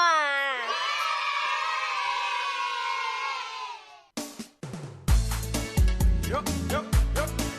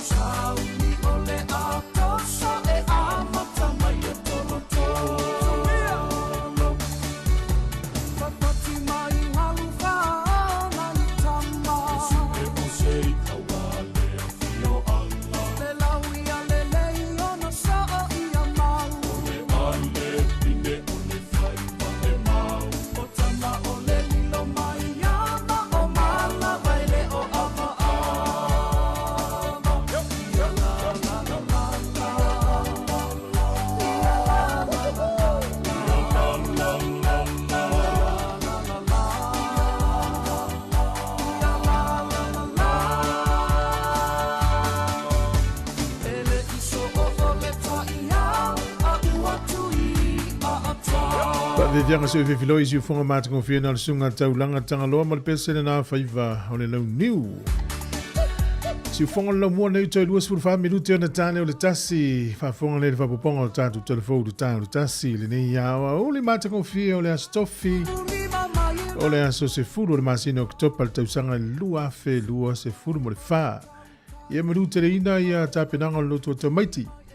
Me te wina fo ia sfa pene ia ukilani le no fuanga na ta o ta huhu. Tu mo matua sa mo e fa tau lava lava pa yo fa nau. Ai afa pe le le yana te umalu lava lava pa yo tau sanga le nei. E fa sa fo tu pe tau sanga fo. Pe afa ile suiel fo itino le tama maritei. Te ulele wal le tunu e matua ma lava e pe o tatu sa mo e no tatu lo le se senga ile tau fam teleina. Ya, mnuia fo ia fo fuanga nei matua. Tātou soi fuanga leu tātou e fua le tau soi fuanga o tau mata lava le tau soi fuanga. Ia walo fa foi te le ona ia inga le nei taimi. Ma li foi lau fa longo te lona na fa fonga mai nei le tala na watu e Savelina i tātou talfo. I le tusinga ingola ta mai ni usila e lata i le fitus furu wafe tangata ni usila. Na latou fa alia e ta iono se furu i tu la ngā lulu e le vaiaso. E tango na fa tele luas furfa i tu la fitu aso le vaiaso. E se lau onos furvanu. Se lau onos furvanu. Pea fai tau tio iaso e fitu. E tato o iaso fai ngalu ngai lima. Ia e se la to e se mai fasu vanu i tu la mai le tasi ono vanu. Nga se lau do furu i tu la. Ai e mawa e fo ila nisi tangata na fa alia su ngane nei le tu singa ingoa. E ei la tau e lua se lau iwa fitu. E se lau onos furvalu i tū la whai ngā luenga le vaiaso. Tu se leima se i tū la na malolo ai. Ma tua ma tau tia lava. Ia whai ma lava lau malolonga te o ngase ngase. Ia i wha manatu nā o le nei taimi. Pio no whai loa turu taimi o sola. O nei lea e tau au atu ai ia si aki tupe te i wha maunia mai e tāsesa. O le o tua ia si alole o le tunu o iau kilani le en vala udia le tatu le tio e awai le so e le tu inato o tupe a inga o nai tau le lea ia po nai uso ina mali liu whana velave e u kilani ia le no mainga luenga whawai taimi la la awe i tase samsi le ala e wha moe nai lumane o le ofisa nai lumane o le maketi o ia nei la for se furma le lua ea ona tu maile ilunga ma au maile tatu YouTube ma Facebook i staimi fa moi o le yaso mo si le fiona mai mo le yo le tino to tere tangata sa mo tangata ese e sa fo ia la tu pe na fo fa moi ta wa ia e wi lavo ma uso i fu na yuso ia la o mo sina se le ni so ni nei fa nau nei te to lua ia po ma tu foi fa fi fianga so fi filo le to 2 minuti na tale o le tasi la VPC RSA o le pese na tu sia ele ati o ngie fa fo au lalo mersunga ia yo pu fai valu na tu sia i tutuila le pese nei. Ia se ulo poronga. Ei longa to i poronga nei te mi sa loto tato. Si fonde lo moa.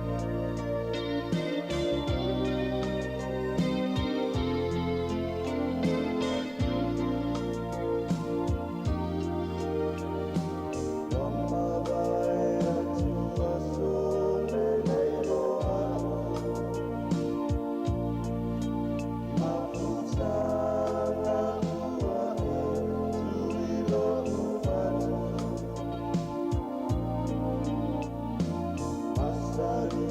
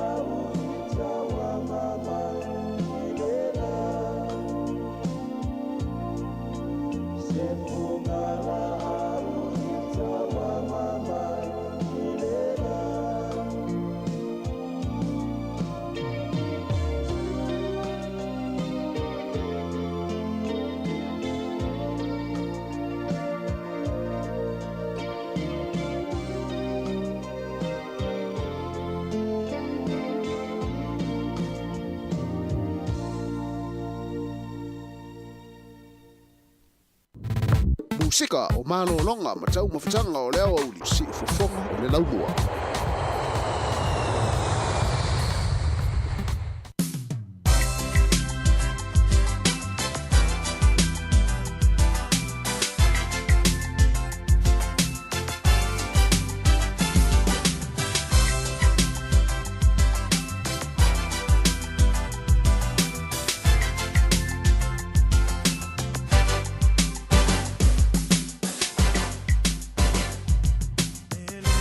Celo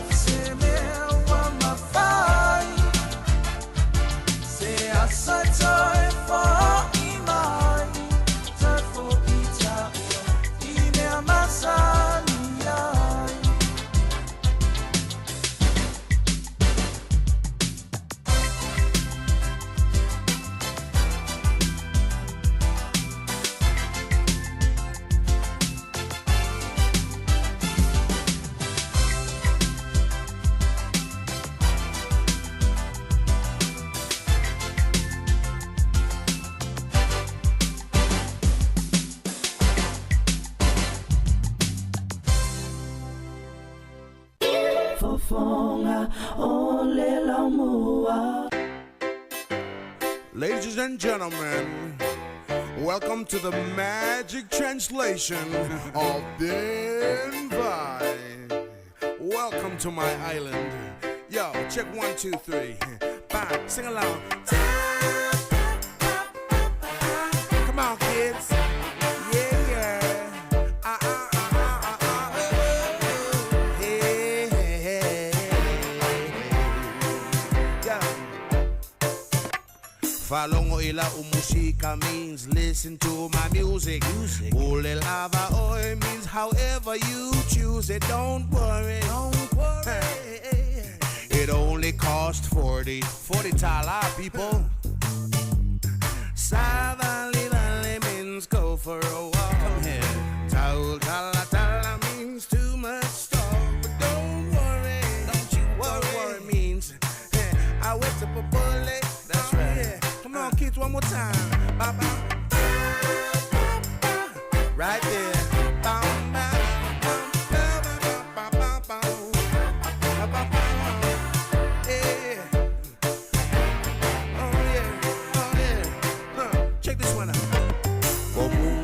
Kanga kaile suing ole awala lo afe mase fulo o malie kele o kangaka wila epa my favorite prime minister yeah you're my master and ta milo means around the world kele for eating it means plenty girls but don't you worry amole mole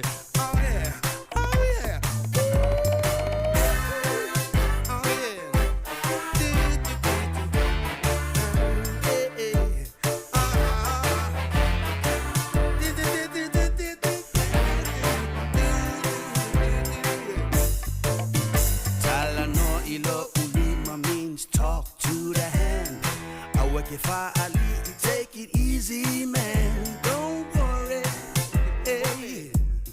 Just take it easy. Take it easy.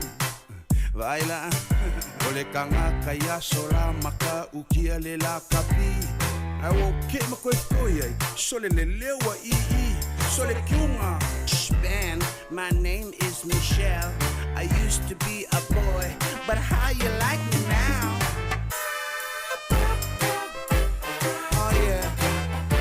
Welcome to the magic translation. Yeah, oh yeah.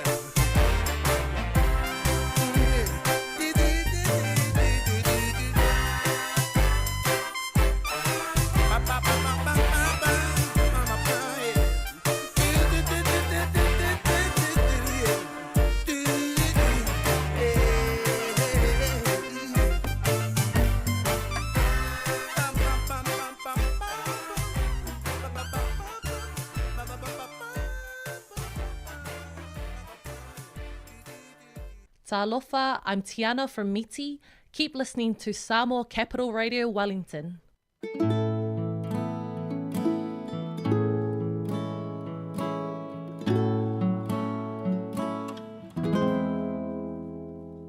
Hear that lonesome whippoorwill. He sounds too blue to fly. The midnight train is winding low. I'm so lonesome I could cry. I've never seen a night so long. When time goes crawling by,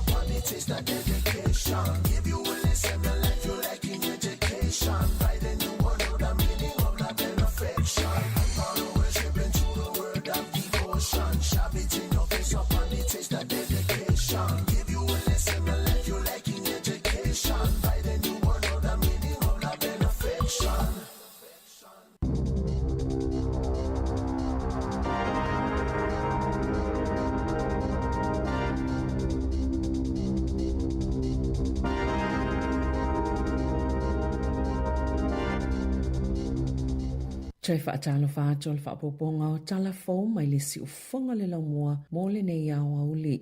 E se lau vals fulfitu tangata na wha mawina na afia le tale vivini le masina talwai. Na wha alia le soifua maloloina New Zealand e te le lava le avanua e pepesi le wha mai e tutono le atunuu. Ma uauna ia nei tina maitanga ma isi e pitosili ona la matia ngofie nei a afianga ina ia whaia nei loa tui pui pui. Na wha alia le wha atonsili le pui pui ngol soifua maloloina a New Zealand Dr. Susan Jack. O lo nofo mata alia New Zealand i le ono pepesi o le tale vivini. Sa wha mawina le to fitu 15 na afia le wha ma ili masina o au kuso. Ai o lo si isi ipea ilunga le numero tangata ya afia ai. O lo maulunga fo ile numero tangata wa afia le tale vivini Australia ma isi vaenga o le lalangi na sauno Dr. Jack. E pito silo na ile popolenga mo pepe fo wha ato a whana nau. Mo ufauto ina malo si tina maitanga ma isi tangata e whaingo fio na apo e wha mai ina ia whai nei loa tui pui pui. Ua maangalo ma ua tatala i tua le taule ele ana whaao ina leo tili tu stala le leitio New Zealand Philip Cottrell. E ui ua ta ua e te le lava lava no e ono toi sol tu la fono ai ma le toi a wife so sonio le toi fuata ina olo na soifuanga. E se fulu lua tau sanga mamasina e se fulu. Na whaasala ina i ni ko waipuka i le fale pui pui i le fasio ti tangata pa i valea i le luafis ful tolu. Ma o le vai asonei na maangalo ai ma le fale pui pui o te sema luafis ful tasi awanga ia tule li ifa asala lawa le leitio New Zealand ilona a inga petu sau le afo le lima le vaveao ina ua mai ala na sifi na oso fa ayai o ye le awala i Bolcott masama liu le fale mai i le aso na soso oai. Talo mai le taimina tuetula i waipuka i lumo le komiti o le palola ia te sema na ia faatino i naini sia mionga le tala whiangai e au fia le fufusu ma se isi pango ta na maua fo i te tonolo na sela se paipa e ulai le tapaa e le faatangaina. I se pepo whaamatalanga le pulisilio le Radio New Zealand o Paul Thompson sa ia ta uai o loo langona pea le mafatio le au whainga luenga i le leitio i le maliu fasio le li i whaasalalau a maise o Lloyd Scott sa ngā lulue ma Cottrell i le tae au a o le i maliu. O le whaatamala o kapiteni umai to olua i le lewa awa aia le leo la ngā luenga na alai o na tupu le whaalawlawe o ngaonga le Bay of Islands na manu ai se tau le lea se to otasi mangoto ai fo i se tasi o waalau pase se peo na maua i se li poti o le asas fultolo a perila luafe lua tolu au amata wha ngā solo au au nanga maasani a le Waitere po le Blue Ferry mai Russell mo pai hia aina wha fo se ona feto ai ma se wa asao sao po se powerboat na ma le beile wilo le Waitere ona o le masau masa manu ai le kapiteni. E le isa tasi o le pase si to osfului vo le Waitere na manu a te ngaina. E ui e to tasi na pa ui le sami. Manifana witi na matua a fia lava o lātou langona ma mafau fau. E le ia whaina le kapiteni ma le pase se. Sailunga o le one poto. Na matua wha le ngaina lava le va ala o pase se le Waitere. Mangoto muli muli ane. E lata i le fito se fulu afe tangata New Zealand sao lātou whaalia, e ta iono se fulu i tū lai ngā lulue ai le vai aso. Na whaalia i whaamomonga le tusi ngā ingoa, e tele ina i le tolu fitu te sima le lua i tū la, e whai ngā lue ngai tangata New Zealand i le vai aso. Ua pa uma i le tolu valu te sima le tasi i tū la sa ia i le lua afe se fulu tolu. Ma e tali tutusa lava ma whaamomonga le tusi ngā ingoa talu ai. Peita ina whaalia e tangata i to olua se lau iwa se fulu fitu, sa ta i se lau ono se fulu valu i tū la sa whai ngā lue ngai le vai aso a fua iai e tu sai ngā lulue i tō lata i tasi uma lava i le tau sanga i lua afe sifulvalu e tō ulua se lau fitu tolu na o lātou whaailoa sa o lātou ngā lulue i taimi uma lava peitai i le lua afe sifultolu sa wha se lau fitu se fulu wha sa lua te si maleono miliona leo whaingo o tangata na li potia le tusi ngā ingoa sa whai ngā luenga e lata i le miliona leo whaingo o tangata na o lātou whaailoa na whai ngā luenga i le wha se fulu i tō la i le vai aso se lau valu sifulu no afe fa se lau lima se fulu na whai ngā luenga i le lima se fulu i tō la ma le tō ono se fulu iwa se lau iwa se fulu lua na o lātou whaalia sa whai ngā luenga i le ta iono se fulu i tō la i le vai aso. Na toi whaasanga i nele soni le whai ngā malanga se waalele le New Zealand na malanga mai kalai estete mo au kilani i le tae awa na leila maana tūlau ele malasaunga le mui nele soni i le te au le fitu na ta ua le kapiteni David Morgan sa yeni whaale tonu i ea malu lua le waalele mai to lua paila te sa whaafuina le whai ngā malanga wali patio le ailo ilo mwhaia i eisu esuenga i lea whaale tonu. Ua tusi atu ni Iuni e tangata whainga aluenga le soifua maloloi na New Zealand ina ia tau fi mo sina taimi le whaanga solonga o le vae ai o tangata whainga aluenga ma le se whenga o tupe whaalu se i maua momoso lātou awanu e whaalieni o lātou fina ngalo e winga i tupe ua o vātu o na whaalu e fitu ni Iuni o le soifua maloloi na ua talo sanga le ofisa sili le fionga whepulea i Machi apa mo nisi whaamatalanga e winga i tupe ua ovalo na whaaluina e se lau whaasul fitu miliona tālai māsina te tasi ina ua fuafuaina pe valo iaina e le la se vai ngā tupe e tasi te se male fitu piliona tāla e mawalunga toi tupe whaalu nei lo tupe maua i le whaiunga le tau sanga whaale tupe o le popolenga Iuni ona o le manino mafuaanga ua o vātua ia tupe whaalu po o se sasi i whainu mera po o a afianga mai le whaatupenga o le whaatutu sanga o tutongi o tangata whainga luenga sa whaali Iuni na o lato tauli maina se whaamala malamanga mai le komisina o le soifua maloloina Lester Levy whaapea mawhipulea i la susfulu i vo September e winga i le ova o tupe whaalo le paketi masao lato maua foi le whaamoemoenga o le soifua maloloina ina ia whaanga solo le whaasao o tupe e au fie le whaamutanga o le whaatupenga o ni polo kalame ma polo keti ma le vaea o tangata whainga luenga sa tapa Iuni ni whaamutalanga tau tupe pei ona ia i lalo le tola fono mata uptau i ngā luenga matalo sanga mose whaamaoninga e tā ofi le polo kalame ia le silia le ito la e lima i le afiafia na nafi. O lo fesiringi e whaiwhaingaluenga lātou au whaingaluenga i winga le ola maloloina o lātou mawhauwhau. Ona ua whaupopo ina pea le whainumera o tangata ua li potia, le popole atu i le saunga le mō o lātou ngaluenga. O le saililinga na whai i whaiwhaingaluenga sui o le asosi o whaiwhaingaluenga ma whale ngaosi o loa. Sailo ai o le whawha pasene o tangata na tali i le saililinga, sao lātou wha lielo lātou popole i se tūlanga mautu o lātou ngaluenga. Mo o sitia mai le tolu pasene sa iai i le tausanga lua awhelua lua o le lua o vai tolu na popole e winga i lātou tupe ma le silia ma le tasi o vai tolu na afia i le toi whaatulanga ngā pisinisi ona o le tūlanga whaingata na whea ngai ma le tamao a inga na ta o le whaalulunga o le EMA talo mai le whaama i o le COVID na nofo sila fia lava whale whaingaluenga i whaafi tauli sa whea ngai matangata whaingaluenga i tutonu o whale whaingaluenga.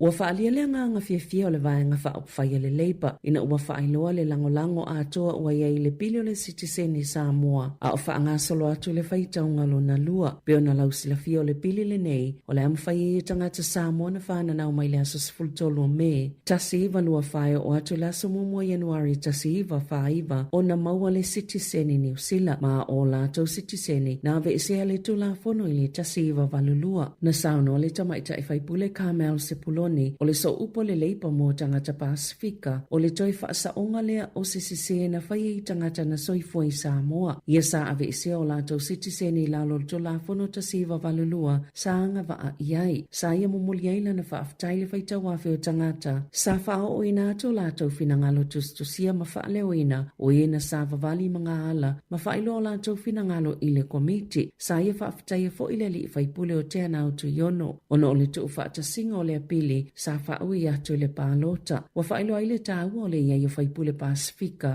i te tono vaenga whaupwhai te tasi, ma e ui o i lātou whaipule Pasifika i te tono o vaenga whaupwhai ese pei tai au o loi mata upu whapenei e ngā lulue whaatasi lava mo le manuia lau tele o tātou tangata pei ona sao noa se poloni.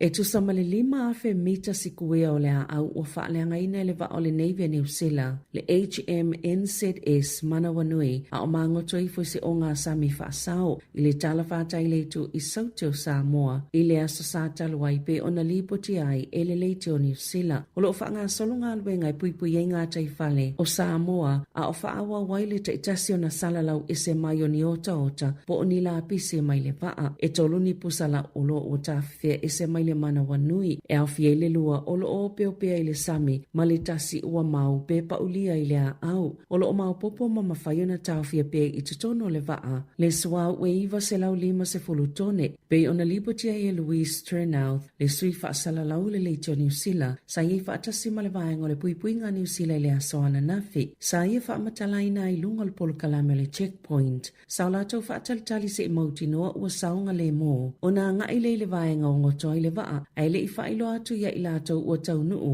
i le vaenga tono ngoto ai le mana wanui. Sao lātou sasongi ina le malo se le manongi o le suau mau lātou ilo ai o le ua lātou ia i tonu i le vaenga o ngoto ai le mana wanui. Sao lātou va ia fo isina vaenga manifi o le suau i lunga o le sami o ni nai o taota whape ima pusa o loa i e tolu o peopea mai fōlinga mai i le inime o i tutonu o ia pusa o loa. Sa whaalia Sam King leo lo whaululu i aile vaenga maulu o lo so ina le mana wanui. Lātou te leo vaia nisi suau o liki ese mai le vaa. Mai fōlinga mai o lo taatia le vai lungo se papa mafola mai laki ele o i lungo ni amu. Na ta uelu tena Christian Lloyd leo lo i tutonu le vaenga maulu o whaia so inga. E mo miolo lātou ilo umo whaafi tau le te tauna ngā lulu e mua i ai au le ipamuina ese le suau. Mo le teiminei o lo saunga le mo le maulu i ai le vaa e mawhaiona lātou maua le apanua le lei. E ilo i le tūlanga tono lo i ai le teiminei mawhailo atu foi i le malo o Samoa whaapea matangata New Zealand. Na ta ua foi John Riding o se kone sale o mata uputau i le Sami e tau whaingo fiona pamuina ese le suau o tuto i le vaa. Ona o le tūlanga o lo taatia whaatawhai i le loloto e tolu se fulumita i le alititai o le Sami mai maa fo i le suau o le tiso e whaingo fiona pamu ese mai le vaa. E 5 maka po basis points ua pa ua i le pasene tulu i o tupe alfal tupe wha leo leo a New Zealand i le whaate si malefitu 5%. Ma o se foi numero pito maa walalo talo mai Februari lua a felua tolu. O le tele ngese o le alu ilunga le tau o le soifuanga ma le pa ua le ngā ioia le tamao ainga ua maa foi le tele o le pa ua le pasene tulu i o tupe. Samtoa langolango ina lau whaito whaalo tamao ainga ma maa ke te tau tupe le 5 basis points lea ua abe ese na whaali alfal tupe wha leo leo New Zealand o le tele ma le vave o le wha pa ua le pasene tului i le lumanai o le a wha langolango le le tūlanga e iai le tamao ainga e whal tupe o mai o na wha pa ua nisi a la tau pasene tului.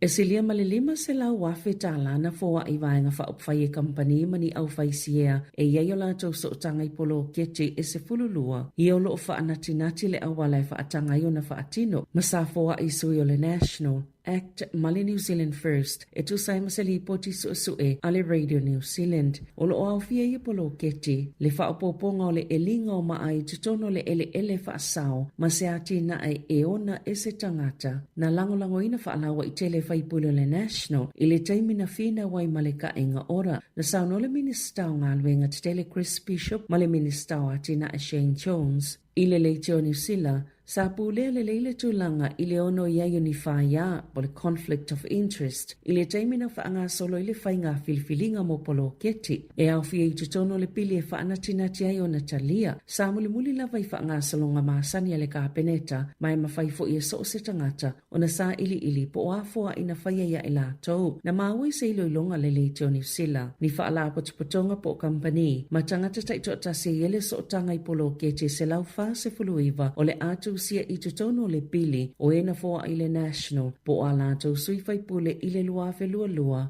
ma le luafe lua tolu o ia polo keti o le a iloiloina se komiti whaapitoa pe te tauna whaanga solo i le whainga le e talia whaanatinati ai e lua pe to lua na whaiani fōa i le New Zealand First po o Shane Jones ma le to lua na whaiani fōa i se lau 5 feta la i le vaenga whaia le act i tutono lava o lea piliota. I atunu i whafo o lea sole na malo i ele vaenga wa ai tau le United States i o oto lea whamalo se o Milton i le state o Florida. Na whaali e lunga le leitio New Zealand e ni tangata New Zealand o au mau i Florida. Le ave e sengo i lātou mai o lātou ainga ona o lea wha. Na walo ia le o atu le 2 kilomita. I le itu la le sao ma le malo losi o le angi o matangi mai lea wha o Milton. Sato e whapa uma i le vaenga 5 po le category 5 i le vaenga 3 po le category 3. Le malo si o lea wha pe tai o lo ia i lava valo anga i le telo ni o le afa le angai nai. Sa wala au President Joe Biden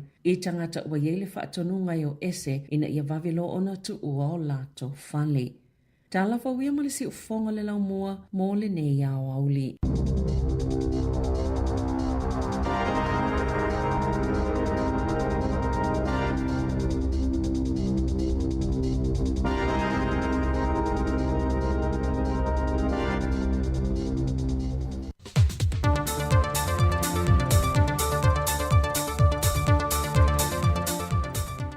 Talofa lava, o si mai le whaafonga le isi whaopoponga le nei o telefou, I mea lo tutupu I lo tātua tunu I Samoa. O le toi taliu mai o le fionga le teitai o le atunu, le fionga fia mea Naomi mata afa, mai lana whainga malanga mai au se tālia I Samoa. Nā vei o ia o le ulua I malo whaalolongia, e uia awala oma le a uia e teitai o malo le taupulenga I le masina le nei, le asia leo vaenga oma o le fale whaapitoa le o le ato ai tau nui ei malo whaapitoa. Mai nei mori mawina I la nā sia singa, le la atua sa moa I le isi la asanga whaavao malolo I ei atunu o le laulangi, e ala le I ona malaiwa alele whaavao malo, e tali ei ni malo whaalolongi e asia atunu. Mai ua mori mawina fo e le fionga le pālemia, tu langa le leon tāpeneina o vaenga le puipuinga po le vaenga le security, I le fale atua vaenga ua umana fausia. Wa amata o na ngaso mai ia leo mai atunu o le Pasifika, le wasi I o latu a au e feso swani mai I ngā ruenga a li mtama I ta imalu le malo Samoa. E leo ina ma pui le saonga le mu o le au sufono, ai mai se o ta I o malo le taupulenga, I le fontanga o le au swia. O le whai ungo le vaiaso e tau nuu mai ele to se fulu mai le malo tonga, mai vai le to se fulu le I vaengo le puipuinga, ma le au whaafeao I ta vale ma wilafi. O isi vaenga tau no mai le asonga fua, ma whaasolo atu I lawai I le vai aso fau. E tolu se lau ma le ono le au whai o leo tu whaantasi mai atunu SS o le Pasifika, le o le anga lue whaantasi ma malu le malo Samoa. Wa amata le apitanga a leo Samoa, e launa no fuanga autua o onga makole ninga alimtanga luenga I ta whaingata. Mai ole no fanga foi le ole afa mautu uma iai, ia leo feso swani mai atu moto le Pasifika, ma vai atu ai le puipuinga le teimel fontanga, e le ngata o fale usui ai fono, o au onanga I lunga le altele, o le malaiva alele, o fale apitanga o le afa mautu iai malo, o le wafu whaavao malo whaape foi le malaiva alele whaavao malo I faleolo, o lunga le altele mo o unanga lautele, whapena fo I le vaenga e mate I tuwina me poeata I le whaanga solongo ta vale ma le whiawea ina o malo. Ai mo le tupo Peritania, o loo malanga whaatasi mai lava ma leo lana ia lava puipuinga, peitai, wa mai a fo o na whaia whiutanga inga, e ngā lulue whaatasi ma leo o tofia, e fesoa swani I le lato tiu te tau ave, I le malam le maanga, I awala ma vaenga umolo tato o tunu. O le isi ripoti lata mai o sa I linga ma su enga, e leo no liki mai e o se swau o mai le vaa su le malo ni usila leo o lo ngoto nei le tu I sauti sifo, e ngātai whale o le atunu. E ripoti mai le aswana nafi le au maulo ni usila, e leo va ia se swau o liki mai I le teimile nei, mai o lo ta atia le fu le vaa I le vaenga na ngoto ai. E se mai I le vaenga maulu e mate I tu vaenga ia, ai o lo sauni foi I masini ma leisi foi vaenga ni usila, e lato te au ina ma wha maina se swau I le teimi e tu lai mai e se tu langa wha pēr. Ua mai e ona to e se mai nisi o vaenga mai le vaa, e wha tino isu e su enga le mafu anga wa ngoto I le vaa. Na toi wha fo ia ne nisi o tau le leo a fio anga latane I le vaenga o lo mango toi le vaa, me to tino nisi o le au vaa na tafta whea, e au fiei telefoni whea veai, o tusi folau, o kātu te ngā tupe I la tauwia, mai o lo saunga le mo uma. Wa tata mai tu langa manui o tau mawhainga mawhinaunga, o lo tui e pēr le to telo mamalo le atunu o Samoa I New Zealand, I le fina wina leo le toe wha foi pe toe wha mautu wina, le tula fono o le sitseni na ave se ina New Zealand le a feiva se lau walu se fulma le lua. I le reporti al komiti New Zealand no lato wilo ina le mata opo, na fautua ina i le toe wha foi leo le sitseni te ngata Samoa, na wha leo ngā ina e le tula fono. Mai wo wha li ai le suia leo le lango a le vaengo lo tula nei I le malo, e le langolango ina leo le tula fona tau whaofi. E to tono le tu la fona tau whaafi mo i lātou e anga waa. E mo i lātou na soifua mai la so se fulmal tolo me ta si iwa lua whaa. A ngā i lea so mō mo Januari a whiw se lau whaa se fulmal iwa. Ai e au fia i fo i mai lātou uma na tupunga mai ai. O leisi vai ngol tālu sanga, o lo fautua i nai le wha leo ngai na leo le ātuanga, o le tula fono i lea whiw se lau valu se fulmal lua, e nā o le whaia i ai oni te unga. O le mawhai o nanga wa o masulio i lanto mai le tausanga a whiw se lau wono se fulmale lua na tuto tasi e lo tātou mālo. Wanga nā i lanto na soifua mai a o le i o atu i le aso mua Januari i le a whiw se lau wha se fulmale iwa. Ma wata o tole whaitawi na wha alua o le tula fono tau wha awhi. Ai ua manino le langlanguina e vaenga wha apufai e awhi ai le Green, le Labour, le National ma le New Zealand First, se i vanga na ai nisi o vang wha apu whai au fia le Maori o lo tā lia so lātou whina ngalo. O tala ia mai sa mō le nei aso, whamnuia le tue fua whanga le awhenga iai, whasoi foia.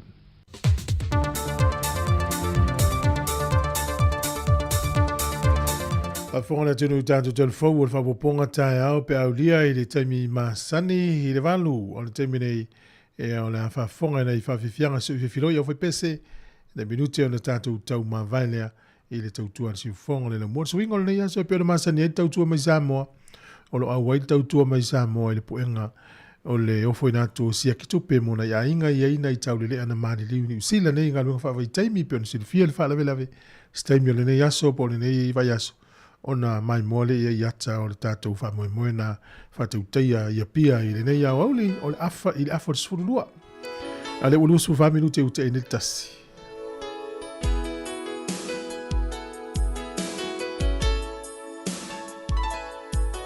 O se mea le lei i le ola nei nau i e fai masei Tautalama aya e te sila fia mea uma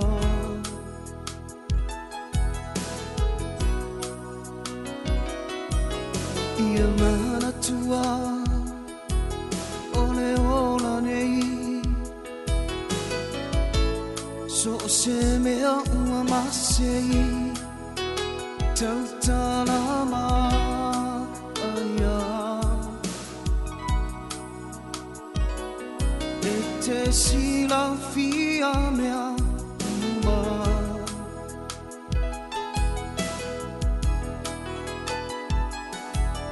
ia e mautinoa ua le ruaina oi Tautalama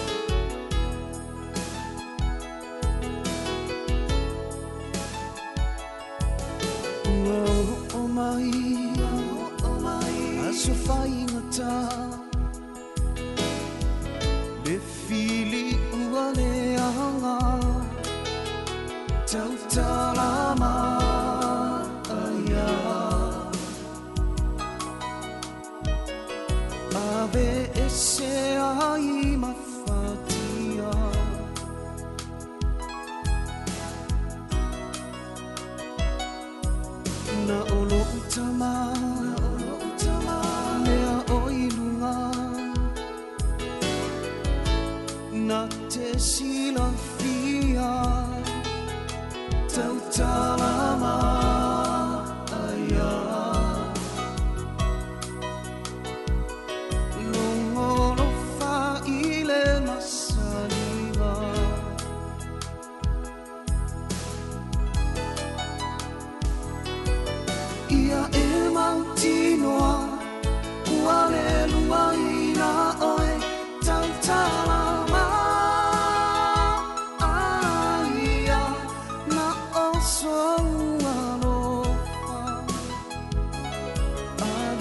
se